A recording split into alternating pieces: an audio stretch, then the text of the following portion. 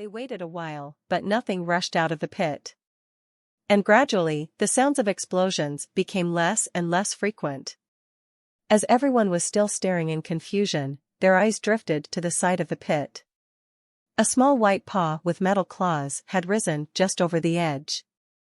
The claws looked ferociously sharp, but the paw was only the size of a baby's hand, though. The small paw felt around for a grip on some surface. When it grasped the ground and started hauling itself up, a white metal face became visible. Its eyes were circular, and the skin looked like the skin of a lotus. When it emerged fully from the pit, everyone was able to get a good look at it. The little white beast looked sort of similar to a pangolin. With the tail included, it probably wasn't more than a meter long. Compared to the metal statues around it, the white metal beast looked like an ant. After the little beast pulled itself onto the surface, its chubby body waddled toward them. It was not fast, though. And its tail and its butt shook like a baby's bottom. Hansen looked at the beast with visible confusion. It might have looked like a pangolin, but it wasn't exactly like a pangolin. Hansen thought of a creature that looked even more similar to it. Metal Eater. Hansen remembered the Metal Eater he once adopted. This creature was a little smaller than the Metal Eater he had befriended, but other than that, it looked incredibly similar. Considering that this planet is formed wholly of metal, this might indeed be a Metal Eater. But that being said, its size suggests that it is a baby. Perhaps there is an adult one hiding in the cave? Hansen thought with worry.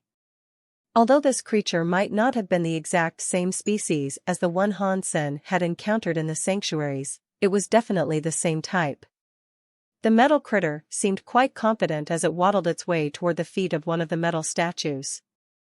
Grab it! Klinsmann barked to his fellow metal statues. He was thinking similar thoughts to Hans Senator. If the beast was the child of something far more dangerous lurking elsewhere, he wanted to capture it immediately. Doing so might prove useful. The destroyed that controlled the nearest metal statue heard Klinsmann's order. He immediately moved the statue to pick up the little beast. That beast was small and slow. The giant statue looked like it would have difficulty picking up the little creature without pulverizing it. As the enormous hand came down to grab the creature, it stared up at the hand helplessly. But before the big hand landed, the critter opened its mouth. At that moment, everyone's eyes opened wide. Even Hansen's. He had seen many scary creatures in his lifetime, and he had seen many animals devour others, but he had never seen a creature behave like this. The little thing was so small, but when it opened its mouth, the head became extremely large. The entire creature turned into a gigantic metal mouth. Its throat looked like a dark abyss. The statue was a few hundred meters tall, but the tiny creature ate the statue in a single bite. The sight was incredibly disturbing. It was more shocking than an ant eating an elephant. But it happened, with no applause or fanfare. That metal statue vanished into the mouth, taking its destroyed pilot along with it. One bite. It was just one bite. The little metal fiend swallowed and burped happily, and nasty chills started to run down the spines of everyone assembled there. Even the destroyed that were controlling the metal statues for Klinsmann were rattled. The little beast licked its lips with a long tongue, then looked at another of the metal statues that were near it. It jumped forward. Kill it! Klinsmann shouted. He controlled a statue with 3 heads and 6 arms, and he used it to unleash 3 different lights to attack the metal fiend. The other metal statues also moved to attack the creature. Waves of fire and ice came shooting out of the metal statues to repel the beast. The little creature's body was suddenly wrapped up in a transparent shield. The shield intercepted the oncoming attacks and completely nullified them. They didn't even rattle the transparent shield. In a flurry of sparks, their attempted attacks fizzled away. Metal Eater. It is a Metal Eater. When Hansen saw that shield, he received the final confirmation he needed that this creature was a Metal Eater. The powers they possessed were way too similar. The Metal Eaters from the sanctuary could produce shields just like that. While the shield of Han Sen's Metal Eater had been much weaker, the similarities between the two were obvious. Catcha! The little beast ran toward the nearest metal statue, and its originally amusing waddle had now become quite sinister.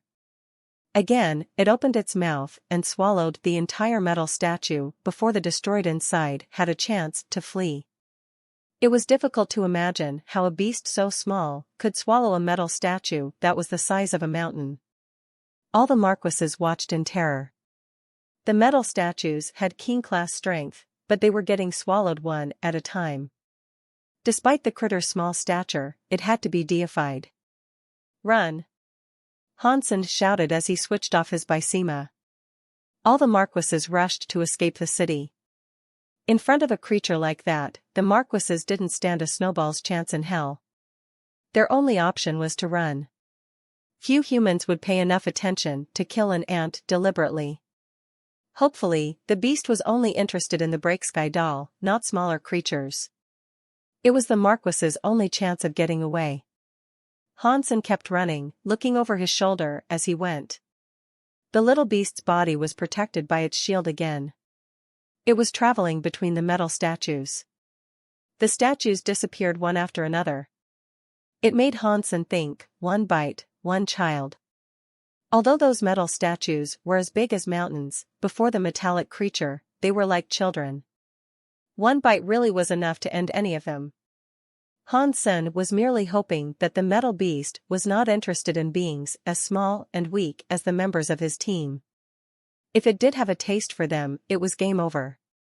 Their only hope was that the Metal Eater would stay occupied with the statues.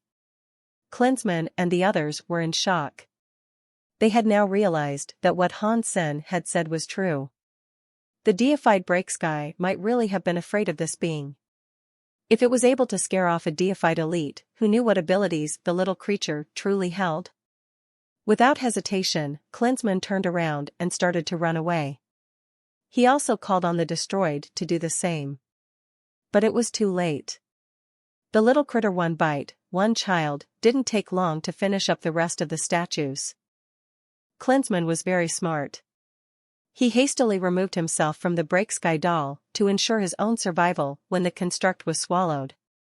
But when Klinsmann was still in the air, the little beast's tongue flew out and snared Klinsmann, then jerked him back into its mouth. Klinsmann didn't even have a chance to scream.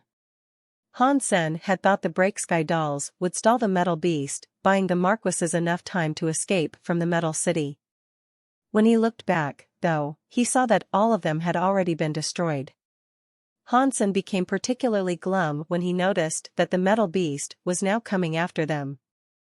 The body of the critter was quite chubby, and it had originally looked like some sort of modern art sculpture forged of metal. Not now, though. Now, it looked like a demon that wanted their blood. Seeing it head their way, everyone felt a huge chill run down their spines. Spread out and scatter. Khan shouted, before turning to flee in a different direction. The other races also realized that splitting up was their best option. They had to escape, but if they all ran together, the beast could swallow all of them in a single bite. By spreading out, there was a chance some of them could survive. Yui used his sword marks to inform all the Sky Palace students of the directive to scatter. The crew split up into 10 different teams. Hansen's team had 9 people. He glanced over his shoulder again, and his face turned black.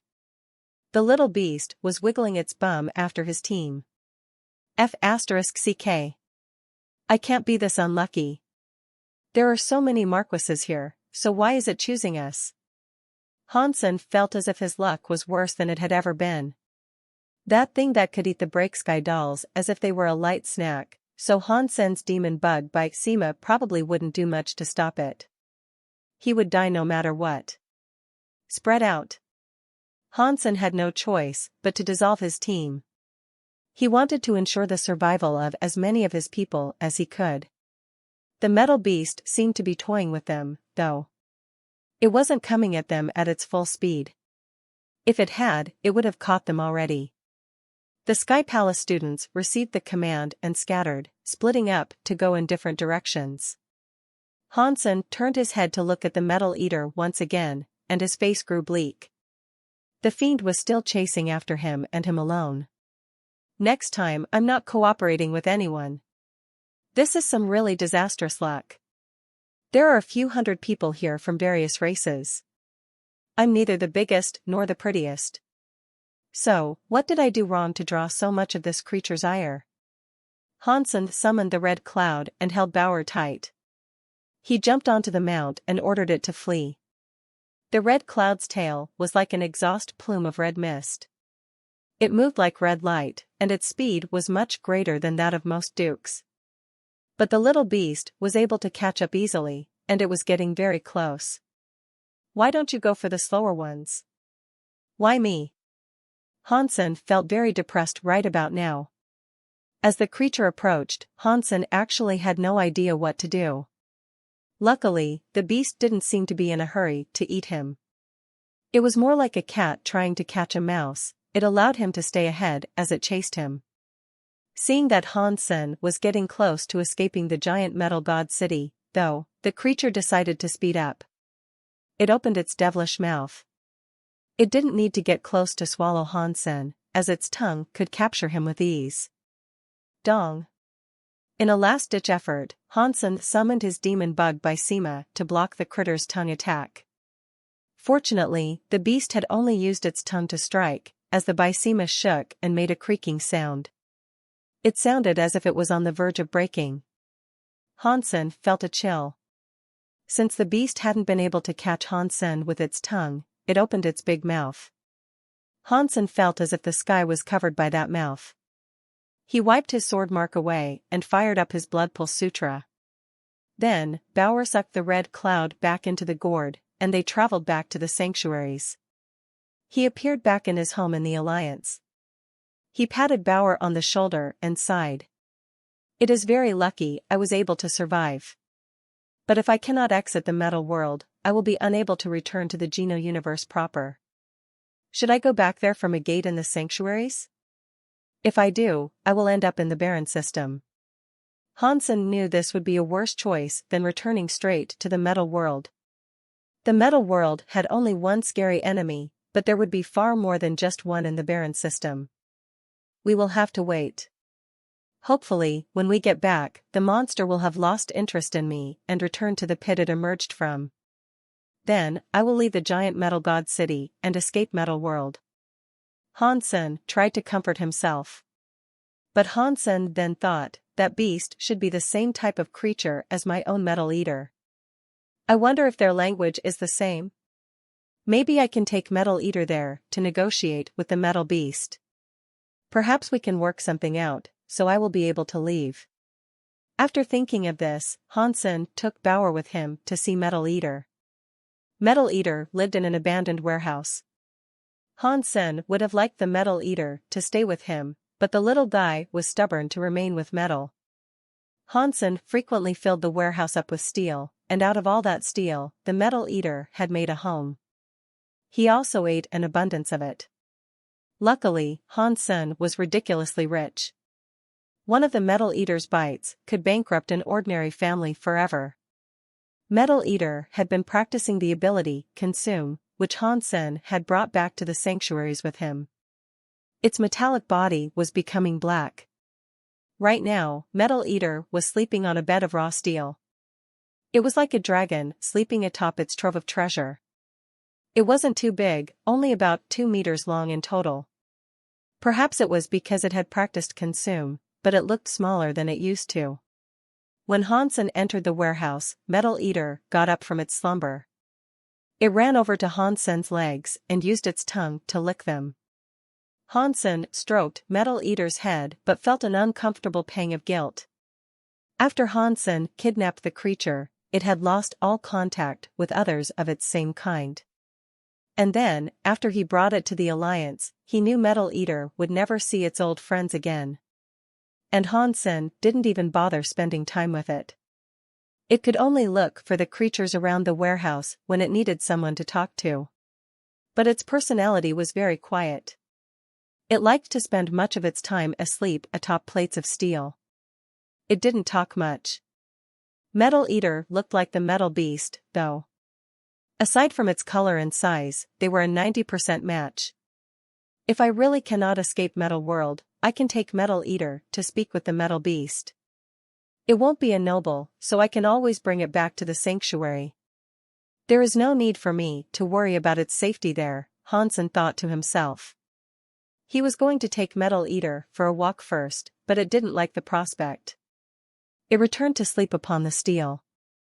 Hansen stopped in on the other creatures around the warehouse, then took some time to look over the collection that he kept there. He saw he had collected many things in recent years. One of the most important items of his collection was the body of the gold raven baby, but when he looked for it, he found that it had disappeared. How could it have vanished? Hansen mumbled in confusion. The sun raven was a baby, but it was a deified creature from the Geno universe. Its deified genes were so stable that Hansen was unable to absorb them. It would be pointless for a creature in the Alliance to steal it. On top of that, that entire place belonged to Han Senator. Many scary creatures lived there, and they could take over the entire Alliance if he wanted them to. Who would dare to steal anything from him? Hansen wouldn't make the mistake of forgetting where he had put the body, but he didn't think it had been stolen, either. It was too large to move easily anyway. When Hansen first got the Sun Raven body, he had been unable to absorb it. So, he had kept it inside the warehouse for safekeeping. Over the past 2 years, he hadn't looked at it once. With so much time having gone by, he didn't even know when it had gone missing. Hansen used his Dongxian aura to scan the area, but there was no trace of the bird's body.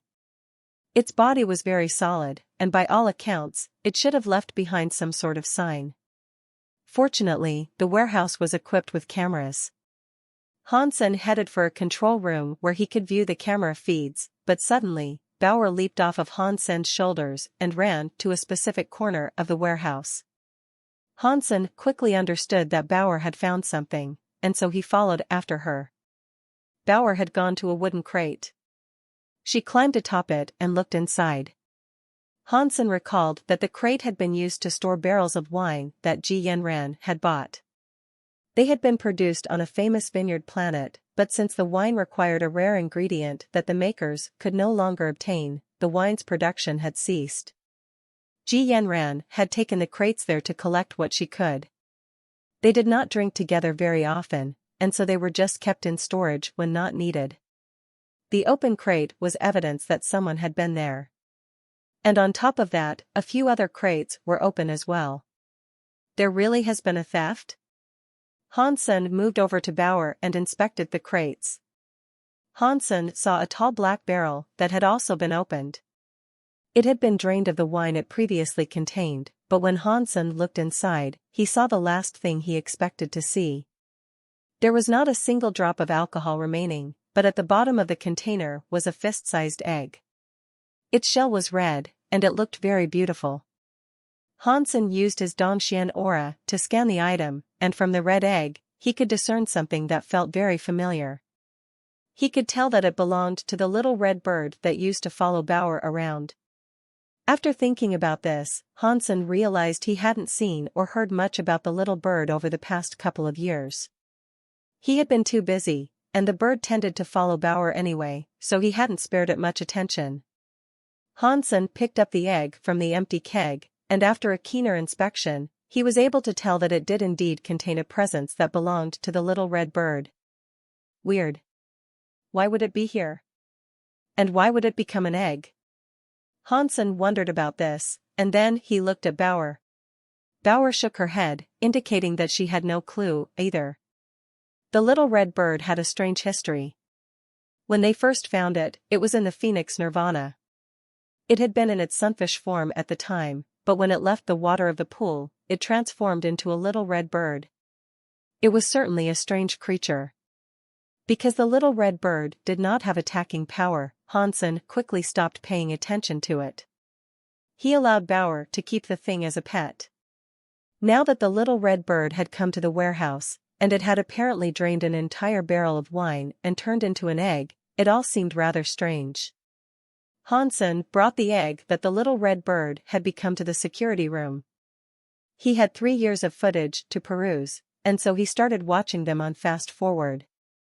After a while, Hansen saw motion on the monitor. Around 2 years ago, not long after he brought the sun raven's body to the warehouse, the little red bird flew in and began eating it. Although Hansen had been unable to refine the sun raven's body, the little red bird munched on it with no problem. But it had only been able to eat a small amount of it each time. The little bird was like a woodpecker, and after a whole year of nibbling, the entire body was consumed. As it ate the sun raven's body, the little red bird underwent a metamorphosis that changed its body continually over the course of the year. Eventually, its body became a red crystal that burned with a constant flame. After the little red bird ate the entire sun raven's body, it flew towards one of the crates and opened it, then pulled the top off a barrel. The little guy splashed down into the alcohol and became a little red fish. The fire that enveloped it was extinguished, but the heat must have vaporized the alcohol inside. Within a few minutes, the barrel was as dry as a bone. And then, the little red bird came out of the egg. It went into each and every barrel and did the same, ruining the whole supply of alcohol. After the little red bird reached the final barrel, it hadn't emerged again until Hansen came along and took it. D***MN. What is this thing? It ate the sun raven and evolved. Hansen looked at the egg in his hand in shock. Hansen was unable to refine the deified body, so it was difficult to imagine how the little red bird had done so. Whatever. I couldn't refine the body, anyway. I just hope that whatever it becomes will be something of moderate usefulness. Ultimately, Hansen decided to put the red egg back. Hansen did not know what it might take for the creature to successfully incubate, but if it had selected that place by its own volition, then that was probably the best bet. Hansen rested at home for the next few days. He didn't return to the metal world just yet. He did, however, worry about Yuya. Unfortunately, there was nothing he could do about that right now. He only hoped that the others had found safety after escaping the giant metal city. Hansen held Hanlinger while Bauer sat next to him. The three of them watched movies and ate snacks. Hanlinger was holding a milk bottle which she drank from, just like Bauer used to do when she was younger. Ji Yanran returned from the company and its business, and there, she saw Hansen and Bauer asleep on the couch. Hanlinger was asleep atop Hansen with a pacifier in her mouth. There were snacks and toys everywhere. Seriously? This is how you choose to be a father? Ji Yanran complained, but she did so with a light-hearted smile. She didn't wake them up, either. She draped a blanket across them and tidied up. 4 days later, Hansen went back to the warehouse where Metal Eater resided. He planned on taking Metal Eater with him now, in the hopes that he could negotiate with the metal beast if he encountered it again.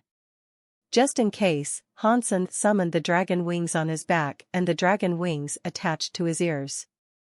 If something went wrong, he could teleport away with Metal Eater and gain enough space to escape back to the sanctuaries again. Being alive was more important than anything else. After completing his preparations, Hansen brought Bauer and Metal Eater to the metal world. After they arrived, Hansen didn't waste time looking around for a threat. He grabbed Bauer and Metal Eater in a hurry and teleported away from the area. Fortunately, his greatest worries were unfounded. The little metal beast wasn't waiting to attack him on his return. But when Hansen had a look around, depression sank into him. The worst scenario might not have transpired, but that didn't mean his arrival had gone unnoticed. Rather than returning to the pit it had emerged from, as Hansen wished, the metal beast was sleeping atop a ruin constructed of rubble as if it were a mountain. Hansen's teleportation had roused the metal beast. It got up and looked at Hansen. D***MN. If I knew this would happen, I wouldn't have teleported. I should have snuck away. Hansen groused. Upon seeing Hansen, the metal beast stood up. But then, when it noticed Metal Eater, its eyes widened. Hansen's Metal Eater looked at the metal beast with equal amounts of curiosity. The black and white metal beasts stared at each other. It worked. Hansen was happy. The white metal beast stared at the other for a while. It squealed at Metal Eater. It seemed to be saying something, but Hansen had no clue what. At the very least, it didn't sound threatening. Metal Eater wriggled out of Hansen's arms and dropped onto the ground. Then, it made some noise at the white metal beast in return.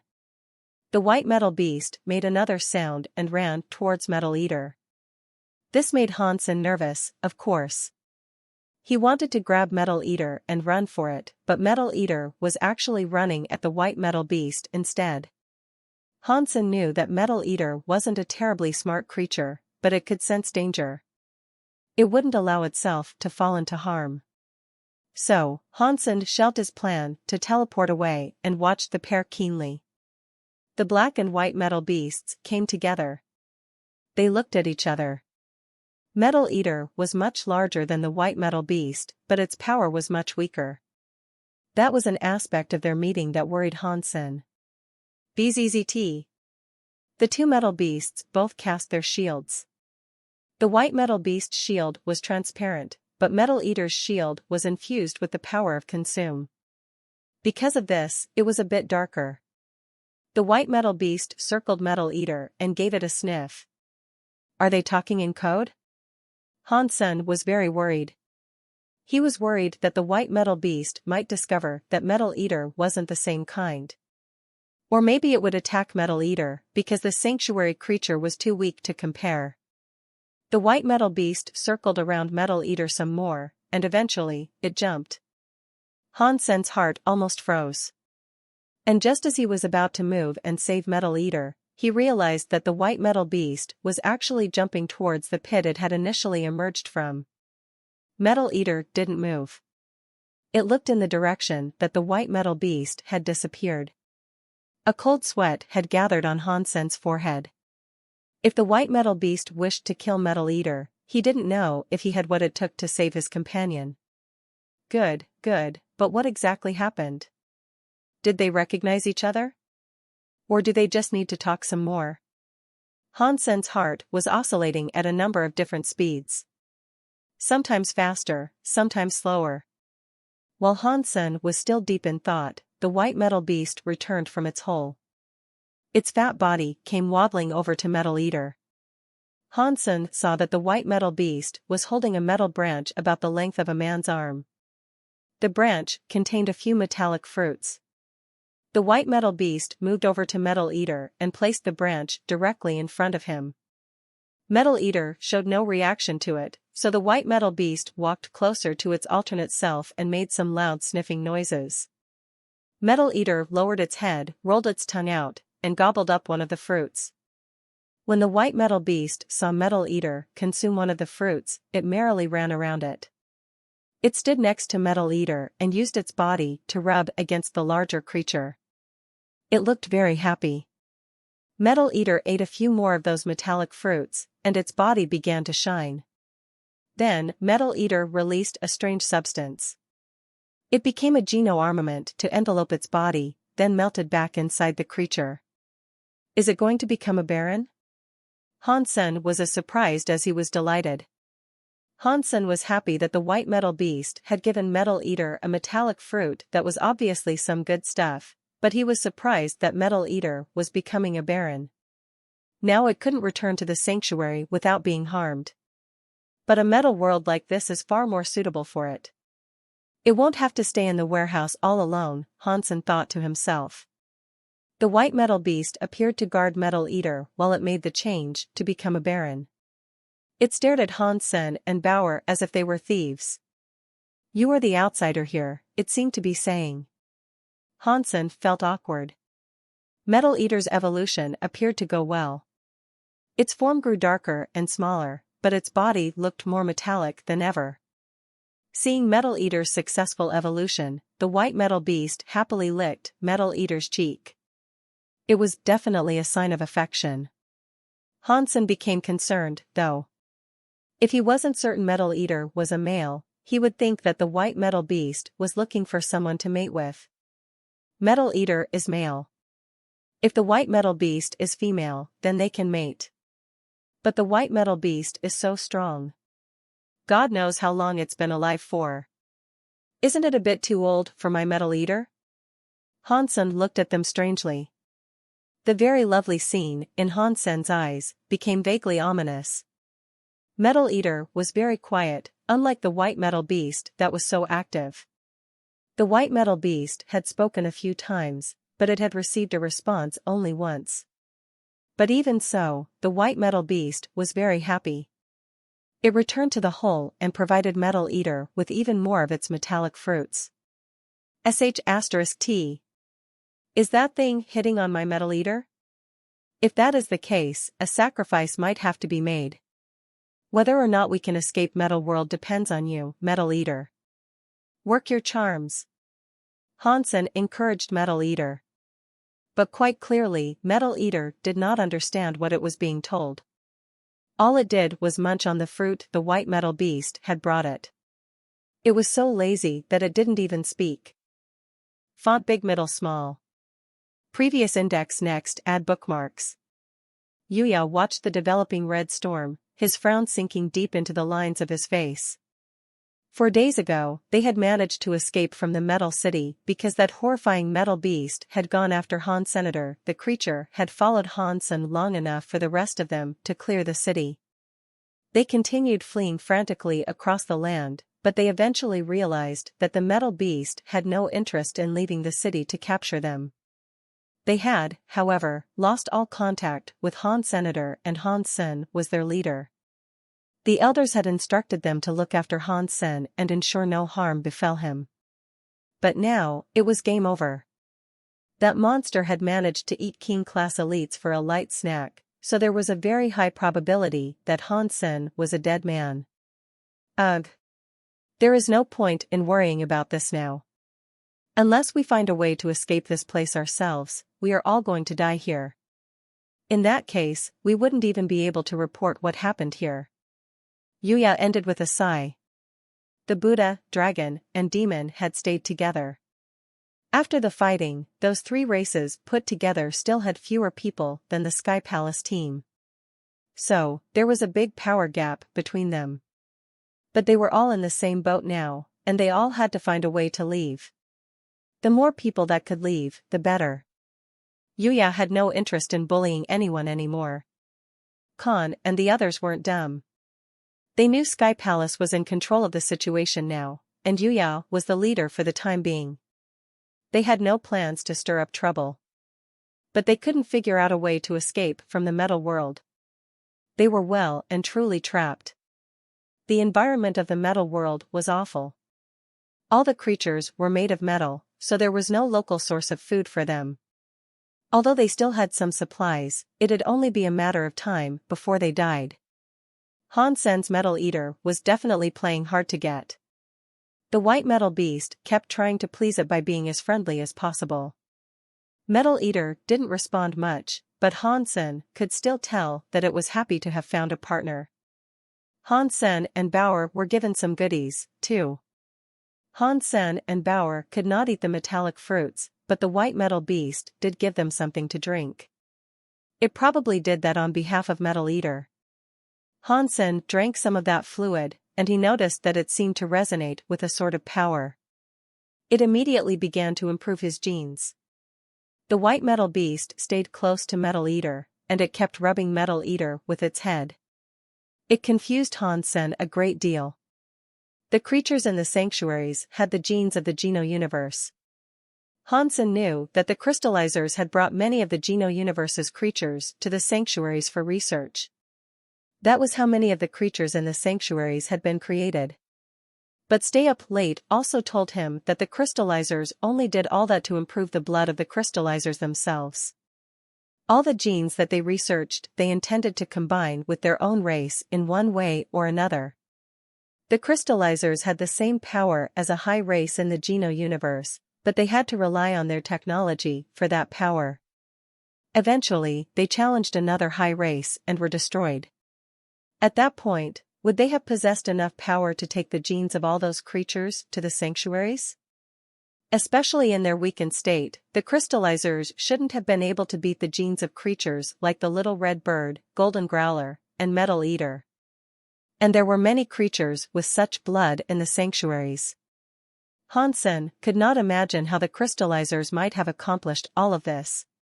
Stay Up Late said that the crystallizers did not build the sanctuaries.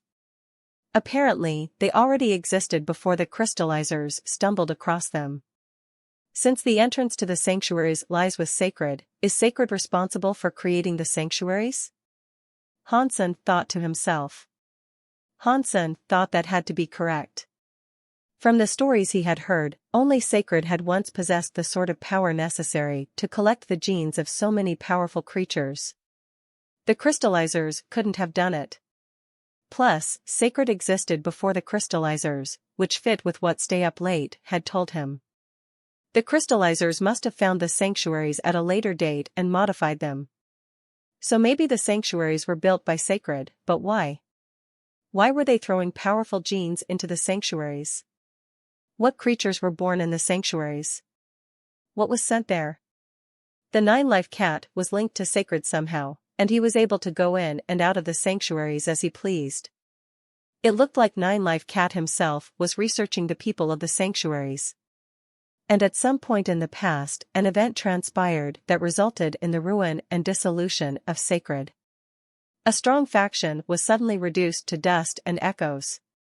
Sacred became a barren system, and somehow, the crystallizers stumbled onto another way to enter the sanctuaries, claim them, and modify them. When their race was almost destroyed, the remaining crystallizers sought refuge in the sanctuaries and continued their research on genes. What Hansen couldn't determine was whether the crystallizers conducted all their research by themselves, or if they carried on with the research left behind by Sacred. But all of this was just theory devised by Hansenator. Nothing could be taken as fact. Only that old cat can answer the questions I have, Hansen thought with frustration. Everything hinged on Sacred and that hated cat. Hansen lacked the power to get in and explore the barren system, so for now, he couldn't learn the truth. As Hansen was lost in thought, Metal Eater approached. It warbled at Hansen and then looked towards the hole. The white metal beast stood beside the pit and seemed to be indicating that they should enter. Metal Eater went first, and Hansen followed with Bauer. He wanted to see what the nest of a deified creature might look like. The entrance to the hole was massive, but its walls sloped down like a huge funnel, becoming narrower as it went. At the bottom was another cave that was about 1 meter wide. The white metal beast and Metal Eater entered it, with Hansen and Bauer following. Hansen thought it was a cave, but when he looked down, he froze. How can this be here? Hansen stared, having a difficult time believing his eyes. Beneath the pit, there was a space that was reminiscent of a warehouse. Inside that space, Hansen saw many giant metal cubes sitting in lines. They looked like storage containers, but they were bigger than the sort of boxes you'd expect to find in a warehouse. When Hansen got closer, he realized that each cube was covered in giant handprints. He had seen one of these metallic cubes before in Narrow Moon. The blue metal cube the rebate had retrieved from the Ligu ruins looked just like the boxes he was seeing now. When that blue metallic cube was opened, it released a collection of blue-gold demon bugs. They assaulted Narrow Moon, dealing great damage to the system. And while that was bad, Hansen had managed to obtain his demon bug by Sema through the ordeal, which had saved his life numerous times already. That entire scenario, and the subsequent results, were an affair Hansen would never forget. Hansen counted 24 cubes sitting in front of him. The cube he had seen before was entirely blue, but 12 of these were gold and 12 of them were green. And while the symbols upon the two types were similar to each other, they were different from engravings on the blue cube. Also, each cube seemed to have its own unique set of handprints. If the handprints were passwords, then each cube had a special password. Are the Ligu ruins connected to the Break Skies? If so, then the Break Skies have many bloodlines, Hansen thought to himself. Hansen wasn't worried about the demon bug cubes opening, though. They wouldn't unfurl unless the password was punched in, and even if they did open up, the demon bugs wouldn't stand a chance against the white metal beast that had led them there. Speaking of the white metal beast, it moved between two cubes. Hansen followed, with Bauer held tightly in his arms. As they traveled by the giant cubes, Hansen stumbled across many dead metallic xenogeneics, metallic fruits, and metallic plants. It really did seem to be the home of the white metal beast. Not too far away was a number of transparent tanks that were each as big as an oil truck. Some of the tanks were empty, whereas 5 of them were full to the brim with a transparent liquid. Hansen took a look and quickly concluded that it was the very same liquid he and Bauer had been gifted by the white metal beast earlier on. The transparent tanks all had a name written on them, spelled out in the common language of the Geno universe. They each read, Metal Xenogeneic Fluid. The text also went on to explain the effects that the liquid would have after consumption. If metallic creatures drank that liquid, they would turn into xenogeneics immediately. If a metal xenogeneic drank it, the liquid would make them stronger. There were a few hundred of those canisters, but the white metal beast appeared to have already drunk most of them. There were only 5 left, and one of them was not as full as it could have been. The critter must have been actively drinking from that one. The white metal beast directed Metal Eater to eat more of its metallic fruit. The creature also encouraged Metal Eater to drink the metal xenogeneic fluid. As the Metal Eater ambled over, Hansen brought out 2 cups. He dipped the cups into the metal xenogeneic fluid and filled them up, with one for Bauer and one for himself. The cells inside him underwent strange changes when he drank the liquid. Hansen quickly fired up the story of genes to refine the metal xenogeneic fluid. The story of genes was finally growing, and this made him incredibly happy. Hansen walked around the warehouse and came across something strange. It must have been something left behind by the brakes guys, but Hansen couldn't quite tell what it was. Neither could he tell how to make use of it. He could see bite marks on it where the white metal beast had bitten off chunks. He supposed it could have been a food of sorts. The warehouse was mostly composed of metal, and it appeared that the metal cubes were the only things that the white metal beast hadn't been gnawing on. Hansen felt unnerved by this fact, though. He curiously pondered why the white metal beast had decided not to eat the demon bug cubes. Hansen got close to the metal cubes and realized that the outside of each cube was covered by a layer of something. It looked almost like a sheet of rubber or wax, but it was transparent and very thin. Hansen had to use the Donshien Sutra to see it properly. I wonder if I can talk to the white metal beast. After opening the metal cube, he might be able to eat the bugs inside, and leave me a half-dead demon bug king. Perhaps I could even snag myself another demon bug king beast soul. Hansen pondered this. Hansen tried to think of a way that he could communicate with the white metal beast. They did not speak the same language, so it wasn't as if they could really speak to each other.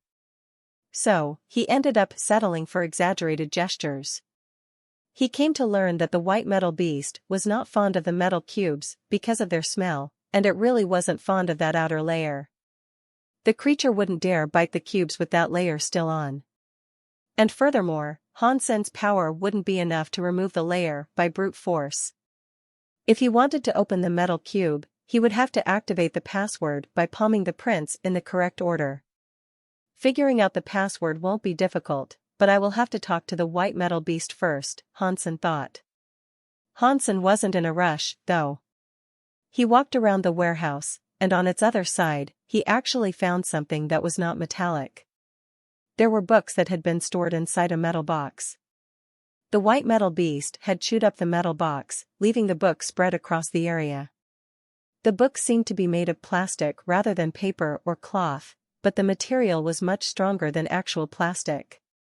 Hansen tried burning them, but they appeared to have no reaction to the touch of flame.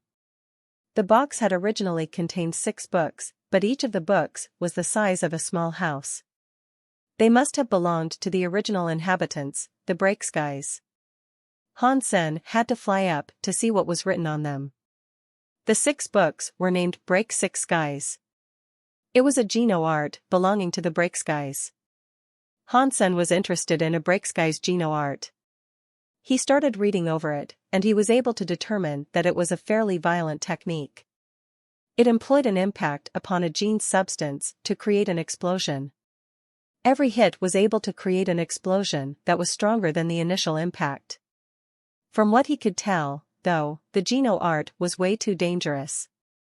The explosions would harm everyone, even the user, so you could blow yourself up if you weren't careful. That was 2F** King Cruel. It is very violent, but I must admit I do like the concept. Hansen quickly memorized all the content of the Break 6 Skies he had just read, and he made plans to learn and practice it when he found the time. It was such a violent Geno art that it could easily be used to challenge enemies that were a higher level than he was. Still, it did seem particularly difficult to learn. It was a very rough and visceral Geno art, but wielding it required a lot of precise skill. The difficulty level was definitely up there with Sky Palace's Suppress Evil. As an analogy, the Geno art was like a human nuke. Even if the user understood the principles of how it worked, trying to make use of it without blowing yourself up was a difficult feat to achieve. Hansen was not worried about the level of precision required, of course. And he had his Dongxian Sutra. With that, he could control any substance. That made it far easier for him to practice other skills than it would be for any other person or creature. Even so, training this skill would require a lot of time. He currently had a lot of other skills to practice, and he wasn't even in the mood to start, so he wasn't going to do anything with it just yet. Hansen looked around the warehouse some more, but he didn't find anything else that was half as interesting. He eventually returned his focus to the metal cubes. He started talking with the white metal beast, despite the fact that there was a rather severe language barrier. Hansen put in a lot of effort to overcome it, and he used Metal Eater as bait to entice the metal beast to cooperate with him. Hansen was eventually able to confirm that the white metal beast would leave him the half-dead, half-deified demon bug king. Upon settling on that, Hansen went over to one of the metal cubes. The white metal beast had eaten the demon bugs before. The only thing it didn't like was the layer atop the cubes. When Hansen asked the white metal beast to leave an ordinary demon bug xenogenic gene for him, he was met with a stern refusal. That wouldn't be allowed, and even making Metal Eater seduce the white metal beast did not change its mind. So, Hansen gave up on that prospect. 24 Demon Bug Kings. I should be able to get a Demon Bug King beast soul, for sure. Just one is all I need. Hansen thought to himself as he stood before a gold metal cube. The handprint pattern passwords of the Breakskis gold metal cubes were all different from each other. And figuring out each combination was a headache. Getting the right code by chance was less likely than winning the lottery. The chances were as slim as a supernova creating humans. But Hansen did not need to rely on luck. As he examined the gold metal cube, a purple color flowed into his right eye. The black pupil became entirely purple, then split into 4. It became a purple pupil composed of 4 petals. That was the spectacle beast soul Hansen had received from killing Evil Eye. It was called Purple Eye Butterfly, and it was a deified beast soul. Although that was not a beast soul used for fighting, Hansen still treasured it. He considered it more of an asset than any fighting-type beast soul. Even a deified weapon beast soul was just a weapon with deified powers. Although possessing it would make Hansen more powerful, it'd still be useless against an actual deified enemy. The purple-eyed butterfly spectacles were different, though. Even against a deified enemy, they would be very useful. Hansen stared at the gold cube with his right eye, and the 4 petals in his eye began to spin. It looked very weird. As the petals spun, Hansen's right eye could see something he would not have been able to see otherwise. It was different from the purple eye godlights. The spectacle couldn't restrain an enemy, but it could allow Hansen to analyze a substance's structure and thereby research it more effectively. When Hansen looked at it with his purple eye, It was like he was playing back the entire sequence of the gold cube's creation. He saw its components stripped away one by one until it was only a pile of raw material. Hansen was able to see every step of how the thing was made. If he had his own materials, he figured he could create one himself. With the whole process unfolding before him, Hansen looked for the password that had been input into the gold cube. Hansen didn't actually plan on making a cube of his own, though, so the only thing he decided to memorize was the password. After doing that, he put away the spectacles. He gathered up power in his hands and started smacking the prints. When Hansen's last strike landed on a print, he retreated without a moment of hesitation. He pulled Bauer and Metal Eater close, then summoned his demon bug, Bysema. They all hugged each other tight so that Hansen could make the Bysema as strong as possible. That way, even if a half-deified demon bug king came to strike them, the shield wouldn't break under the force of a single blow. Catcha! The gold cube started to split open, and before long, it wholly shattered. The metal cube became a rapidly unfurling swarm of gold demon bugs. They were each half as big as a fully grown human, and in a few seconds, gold demon bugs were frantically flying everywhere. Hansen looked at the gold demon bugs, and he noticed that they looked almost exactly like the blue demon bugs. It was obvious that they were the same species. Upon seeing all those demon bugs, the white metal beast looked extremely happy. It only disliked the layer that coated the cubes. He found the bugs themselves quite tasty. Before the gold demon bugs could spread out, the white metal beast opened its mouth and swallowed the entire swarm of them. Hey! Hey! You said you'd leave the gold demon bug king for me. But you went and ate them all. Hansen shouted in frustration. The gluttonous creature had eaten every single bug. Hansen had put in a lot of effort to open that cube, but despite that, he had gotten nothing for all his work. While Hansen sulked, the white metal beast opened its mouth and spat out a few things. There were many gold bug crystals. They all glowed with golden light, looking like the rarest of gems. There was one amongst them that must have been the king-class xenogenic gene. Aside from those gold bug crystals, a gold demon bug was spat out, too. Its body was half melted, and its organs were even oozing out in places. It struggled on the ground, writhing around. It looked as if it would give up the ghost at any second. Thanks. Hansen was absolutely thrilled.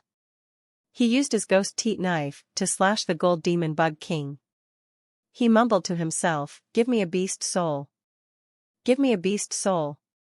Even if your demon bug king beast soul is the same, it'd still be the best beast soul to have. I can give one to my wife and kids. I could hand them out, one each. And then, they could survive anything. Only a deified elite might pose a threat." Hansen slashed the dying demon bug king's wounds. With the cut, the demon bug king moaned, but it didn't die. He gathered more power and used tusk alongside his ghost teeth knife. He had to strike the bug 14 times before hearing the familiar sound he enjoyed oh so much. Mutant xenogenic king hunted, gold demon bug king. Xenogenic gene found. Hansen was disappointed by this result. That mutant gold demon bug king hadn't given him a beast soul. Well, there are still 23 more of these F***curs to kill. There's no need to panic just yet, Hansen thought to himself. He turned back to the white metal beast. The white metal beast swallowed the mutant gold demon bug king's body. And like it had with the lesser variants, it spat out the mutant gold demon bug king crystal. That crystal was even prettier than an ordinary king class. The white metal beast pushed the mutant king class and a few of the king class crystals towards Metal Eater. It seemed like Metal Beast intended them as a gift. Hansen felt depressed about this. He had never encountered anyone kind enough to gift him such a bounty of worthwhile gifts. Metal Eater did not seem to be able to digest those king-class bug crystals, though. It tried to bite down on the crystals, but despite the effort, they did not break. If he cannot eat them now, why not let me keep them? Hansen asked with a smile. The white metal beast ignored him, though. It merely took the bug crystals and stored them elsewhere. It wasn't planning on Hansen walking away with them. Hansen could do nothing except shake his head in dismay. The white metal beast then walked over to another gold cube. It made some noises at Hansen, as if telling him to do his thing and open that one next. Hansen wanted to do this anyway, so he hastily ran over to the gold cube and put his deified spectacle back on. With it, he swiftly unlocked the password of the gold cube and opened it. BZZT. The gold demon bugs swarmed out of the cube again. Just like before, the white metal beast was able to swallow them all. But this time it did not spit out the bug crystals. After a while, though, it did spit out a mutant gold demon bug king. And just like before, the poor bug was on the precipice of giving up the ghost. Hansen slashed it. The strike felt incredibly satisfying. Killing a king-class xenogeniac wasn't a thing many marquises could ever hope to accomplish. And on top of that, this wasn't just an ordinary king-class creature, it was a mutant king-class creature. Hansen was very weak right now, in the grand scheme of things. Ghost Teeth Knife slashed the demon bug king's wounds, and after a few good swings, he finally slew the thing. Mutant xenogeniac king hunted, gold demon bug king. Xenogeniac gene found. Hansen sighed. Again, there was no beast soul for him. He would need to open the next cube to get what he sought. One after another, they went through the cubes. After the 7th gold demon bug king was slain, Hansen was delighted to hear the announcement that informed him of his acquisition of a beast soul. Mutant xenogeniac king hunted, gold demon bug king. Xenogeniac gene found. Obtained mutant gold demon bug beast soul. Filled with excitement, Hansen hurriedly checked out the mutant gold demon bug beast soul he had just managed to snag. Mutant gold demon bug king beast soul, by SEMA type. Upon seeing it, Hansen laughed. Ha! Ha! I really do get whatever I want. My luck is back. Now, Hansen couldn't wait to open the rest of the metal cubes. The white metal beast was having a good time, too, so it merrily followed along to eat its fill of the bugs that Hansen was providing. The next few mutant gold demon bug kings did not provide him with any more beast souls, but just as he was resigning himself to the fact that he might not receive another mutant gold demon bug king beast soul, the last mutant gold demon bug king gave him another. Hansen was grinning ear to ear. He then went on to open the green cubes. He released the green demon bugs so that the white metal beast could eat them. Mutant xenogeniac king hunted, green demon bug king. Xenogeniac gene found. Obtained mutant green demon bug beast soul. Lady Luck is head over heels for me, isn't she? Hansen was ecstatic. He had received a beast soul from the very first mutant green demon bug king. That was quite a mood booster. Seeing that the green demon bug king's beast soul was also a by SEMA, he was incredibly joyful. But then, something changed. Hansen kept killing the rest of the creatures that the white metal beast left for him, but he didn't receive any more beast souls. Every time Hansen believed he would get another beast soul, he didn't. Their progress quickly devolved into a mutant demon bug king murderfest. I am still quite happy to have gotten 3 mutant king beast souls. That haul is pretty impressive. Hansen didn't complain about it too much, as he really was quite pleased to receive the 3 he had. Complain about it too much, as he really was quite pleased to receive the 3 he had. The white metal beast scoffed down every demon bug it could, but it kept spitting out the king-class bug crystals for Metal Eater. He didn't take them back, either. They were like toys for Metal Eater. Hansen had concluded that the white metal beast could access another dimension. He was only storing the bug crystals, not eating them himself. Ultimately, however, that did not matter to Han Senator. Having 3 demon bug king beast souls made him a very happy man already. Let's see if the gold by SEMA and the green by SEMA are as strong as the blue one. Hansen summoned the gold demon bug king's beast soul. Hansen saw a gold light appear around him. Aside from the color being different, there did not seem to be anything separating it from the blue demon bug king's Bysema. After checking out the green Bysema, he noticed that it was exactly the same, as well. All that was different was the color. The defensive properties were identical. Can I use these Bysemas together? Hansen thought to himself. Then, he summoned all of the demon bug king Bysemas.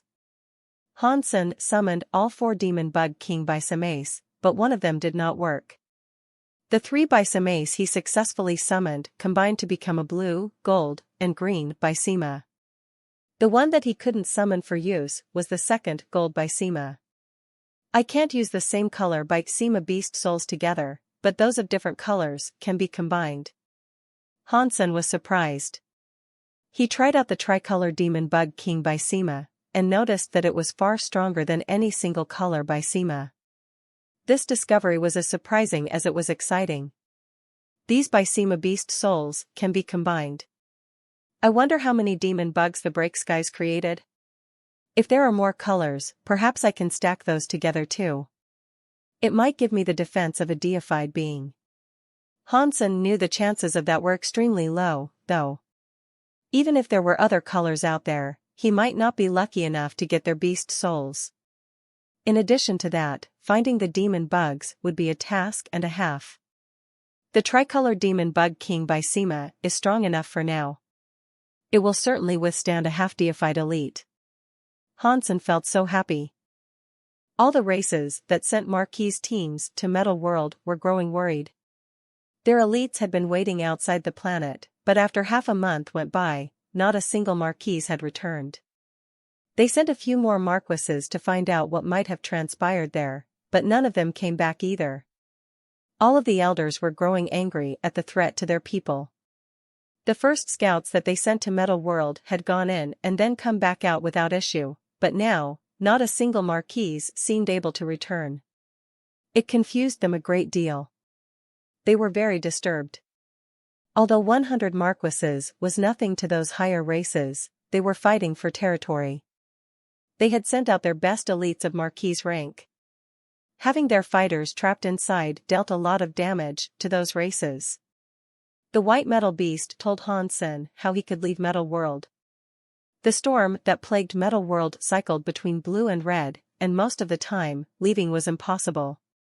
Every 10th swap of color, however, there would be a brief pause in the storm. It was only during that time that the planet could be escaped. When the demons and the Buddhas first traveled there, it was during that small window. That was how they were able to enter and leave. Now, they needed to wait for 10 red and blue storms to pass before trying to leave the surface. In total, that would be a month and a half. There was still a while until the window opened again, so Hansen wasn't in a rush to move just yet. Hansen was enjoying the benefits of being friends with Metal Eater, and he was able to consume the metal xenogenic fluid each and every day. He actually didn't want to leave the cave for the time being. He wanted to drink as much as he could so he could level up the story of genes. Hansen went to search for Yuya and the others. They were staying with the remainder of the dragon, Buddha, and demon. They were surviving under the protection of a secluded cave. They weren't really in any danger, but their supplies were swiftly dwindling. Thus, they were becoming desperate to find a way out. Unfortunately for them, they'd yet done so. Hansen didn't meet with them, though. He stayed close to the white metal beast and kept drinking its metal xenogenic fluid. As he waited for the 10th cycle of the storms, he spent most of his time practicing the story of genes. For some reason, the white metal beast had no interest in leaving the metal city. Hansen couldn't lure or take it away from there either. Hansen kept refining the metal xenogenic fluid, and after a whole month, the story of genes finally began to change. It was becoming Marquis. Is it finally happening? Hansen was excited.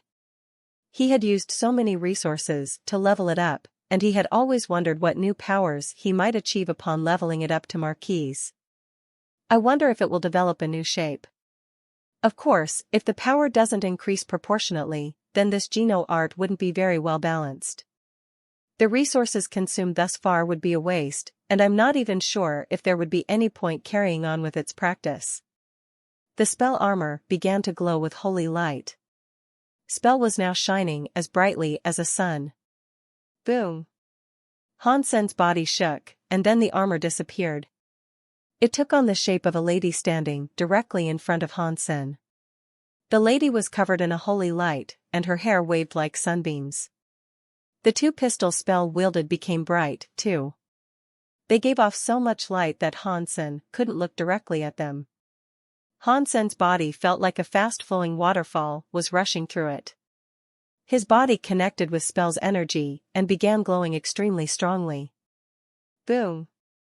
Finally, Spell's light started to explode like a volcano, and a holy light fired into the sky. Spell's body floated in the midst of that holy geyser of light, and a strange spell symbol appeared on her forehead.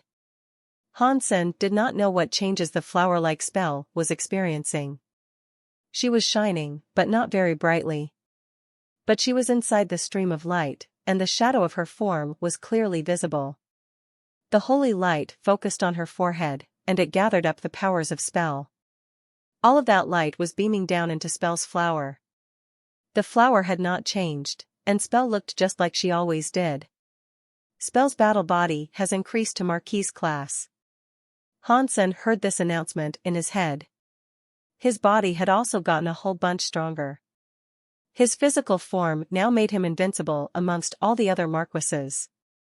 Even a top-class dragon Marquise wouldn't have a body that was remotely comparable to Hansen's. What confused Hansen was that Spell did not gain a new form, her forehead was just imbued with a strange spell symbol. He had no idea what the symbol even meant. Yuya, Khan, and the others all looked glum. They had been looking for a way to leave Metal World for the longest time, but their efforts had all failed. They were on the verge of running out of supplies. It was usually safe when they left the cave during a blue storm, but this time they met a few metal dragonflies. They killed the insects, but more appeared and chased them back to their camp. They relied on the constricted entrance of the cave to fight off their enemies, and at first, it worked. But there were some dukes among their attackers, and as a result, they were unable to hold the enemy off. D***MN. We are losing men. Should we retreat? A dragonfly sank its teeth into a Buddha, and a whole chunk of his arm's flesh was torn out. He let out a blood-curdling scream. All of our resources are here. If we lose those, we won't survive long no matter what we do. Plus, there are too many xenogeneics for us to risk splitting up. That would just get us all killed, Uni coldly said. If we don't run now, we will surely die here, the Buddha Marquise shouted back. There are too many xenogeneics in the blue storm this time. And there are dukes amongst them. We cannot fend them off forever. Dragon 8 and Yuya remained silent as the others argued. At this stage, there could be no falling back. They would settle for either getting out of Metal World or dying. The group kept killing what they could, but some Marquises fled the cave. They wanted to take their chances outside the cave. But the dragonflies, upon spotting the deserters, came from everywhere. There was nowhere they could run that the dragonflies wouldn't follow. They would have to fight until exhaustion claimed them, and when that happened, their bodies would be devoured. Dragon 8 roared, and the rest of his dragon followed him to abandon their camp. When he saw what was outside, however, he felt hopeless. Not even his gold dragon body could keep up this fight forever. Yuya brought the Sky Palace students out with him, too. All those dragonflies swarmed them, and they had nowhere to flee. As despair came to claim their hearts, something weird appeared inside the swarm of xenogeneics. Boom! Yuya and the others were fighting hard when they heard an explosion echo from afar. There was a light blooming among all those xenogeneics. The swarm of xenogeneics all started to churn, as if they were super nervous. Boom! There was another explosion, and its sound made the Marquis's ears hurt. A mushroom cloud rose visibly over the landscape this time. The shockwave spread, and swathes of the dragonflies were blown into nothing but bits. Boom. Boom. Boom. Boom. Many more mushroom clouds exploded amidst the army of xenogeneics that had descended upon them. Great numbers of the dragonflies were destroyed, and the ensuing vacuum sucked living dragonflies back into the wreckage. A red shadow emerged from the dust and haze. It looked like a man holding a rocket launcher, and again, rockets leaped out of the cylindrical launcher. Everything in sight was being blown to pieces. Rockets exploded continually, creating mushroom clouds. The metal ground and the dragonflies were being sundered in equal measure, as bodies and metallic chunks were strewn across the region in a mind-blowing display of carnage. Over the wreckage and corpses drifted fire, smoke, and dust. The red shadow was like a crazy killer. It moved forward steadily as it fired rockets, reducing the whole place to ruin and rubble. On the shoulders of that crazy red shadow was what looked like a 6-year-old girl. She seemed curious, and she kept looking around. Her calm expression was a ridiculously stark contrast to the insanity of the explosions destroying everything around them. Hansen, Yuya and the Sky Palace students, upon seeing the shape of the body more clearly, began to cheer. They thought Hansen had been murdered by the white metal beast, which had appeared to single him out. But instead of being killed, he showed up when they needed help the most. Seeing that Hansen's rockets could blow up both Marquis and Duke Xenogeneics, it was obvious that his power had increased in the time they had spent apart. It appeared to them as if he must have reached Marquis' class. Otherwise, there was no way he could have brought harm to those beings. Hansen had intended to rejoin the Sky Palace team when the storm ceased, as he wanted to remain in the cave and drink as much of that metal xenogeneic fluid as he could.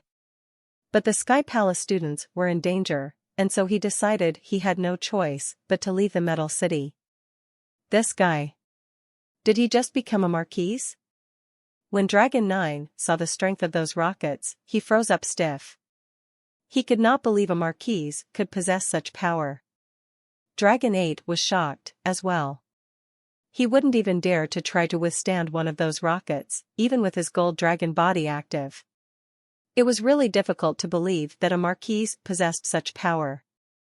And on top of all that, the attacks were long-range and area of effect. They weren't single-target attacks only. Seeing the dukes that Hansen was knocking out of the sky, Khan's face looked ashen. What frightening power. And it's coming from the body of someone that is only a Marquis? If he had become a Marquis sooner, perhaps he could have fought against Dollar and Lone Bamboo. What is his Geno art? What makes him so powerful and scary? Across the whole universe, I am afraid that Mr. Han has to have the most impressive Geno art by a wide margin. Not even Dollar or Lone Bamboo would be able to fight him, a Buddha Marquis whispered in awe. Everyone listening actually agreed with what the Buddha Marquis had said. That power was something they had never expected to see from a Marquis. Even if Dragon 8 used his Evil Breaker Dragon powers to summon his maximum strength, it wouldn't compare to the power of each of those rockets. The scariest thing about this, though, was the attack being an area of effect. The power was so strong, it was difficult to believe it all came from a Marquis. Under Hansen's attacks, the fearless Xenogeneics started to shake and shiver. Hansen was like a walking cannon, merrily killing each and every Xenogeneic he could see. Even dukes were being blown up with ease, all by the might of those explosions. Boom! Boom! The whole ground trembled. The Xenogeneics were squealing. The explosions were sounding from everywhere across the land. If there was ever a matter a rocket could not solve, he'd just use another. Boom! Hansen held his rocket launcher like a minigun. He kept firing at the swarm, and the shockwaves and clouds melted the Xenogeneics in the throttling haze. Marquis Xenogeneic hunted. The killing announcements kept overlapping. It was all mixed up, and Hansen couldn't properly discern what was being said. This wasn't just the power he had gained when Spell became a Marquis. This was Han Sen's power, combined with the Break Six Skies art he had just learned. Han Sen's power was scary, there was no doubt. He was definitely the best out of all the Marquises now. And the impacts he could deliver via Break Six Skies could enable him to kill everything that was coming at him. He felt as if he could destroy a galactic warship. When Spell became a Marquise, Han Sen had nothing to do. So, he spent the remainder of his free time researching Break Six Skies. His Dongxian Sutra and deified spectacles made Break Six Skies incredibly simple for him to learn. Han Sen used a couple of tricks of his own, too. Not even he could handle the full extent of Break Six Skies at close range, so he infused their powers with Spell's projectiles. Firing them from a distance would not hurt him. So, this was the perfect marriage. The rockets and the bullets had the power of Break Six Skies. Although Han Sen had only learned the first tier, his rocket launcher was already very strong. Not even a duke could withstand it. The rocket's power suppressed the whole Xenogeneic army. Dragon 8 and Yuya moved to help Han Sen, but they soon stopped. They just stood back and admired Han Sen's handiwork. Ruins, bodies, and smoke were all that was left in his wake. The whole Xenogeneic host had been blown to pieces by Han Senator. He gave an evil chuckle. Everything around Han Sen was exploding. Everyone was thinking, this guy has destroyed more than those F*King destroyed did. It's like he is one of the destroyed. The Xenogeneics were running now. The whole place was like a graveyard in the middle of hell itself.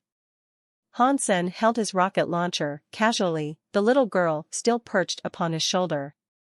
He approached the Marquises from the ruins. Dragon 8 and the others felt a large chill strike them. They couldn't help but stumble backward. Yuya, are you okay? Han Sen asked, looking over the fighters assembled before him. No. Yes. I mean, we are okay.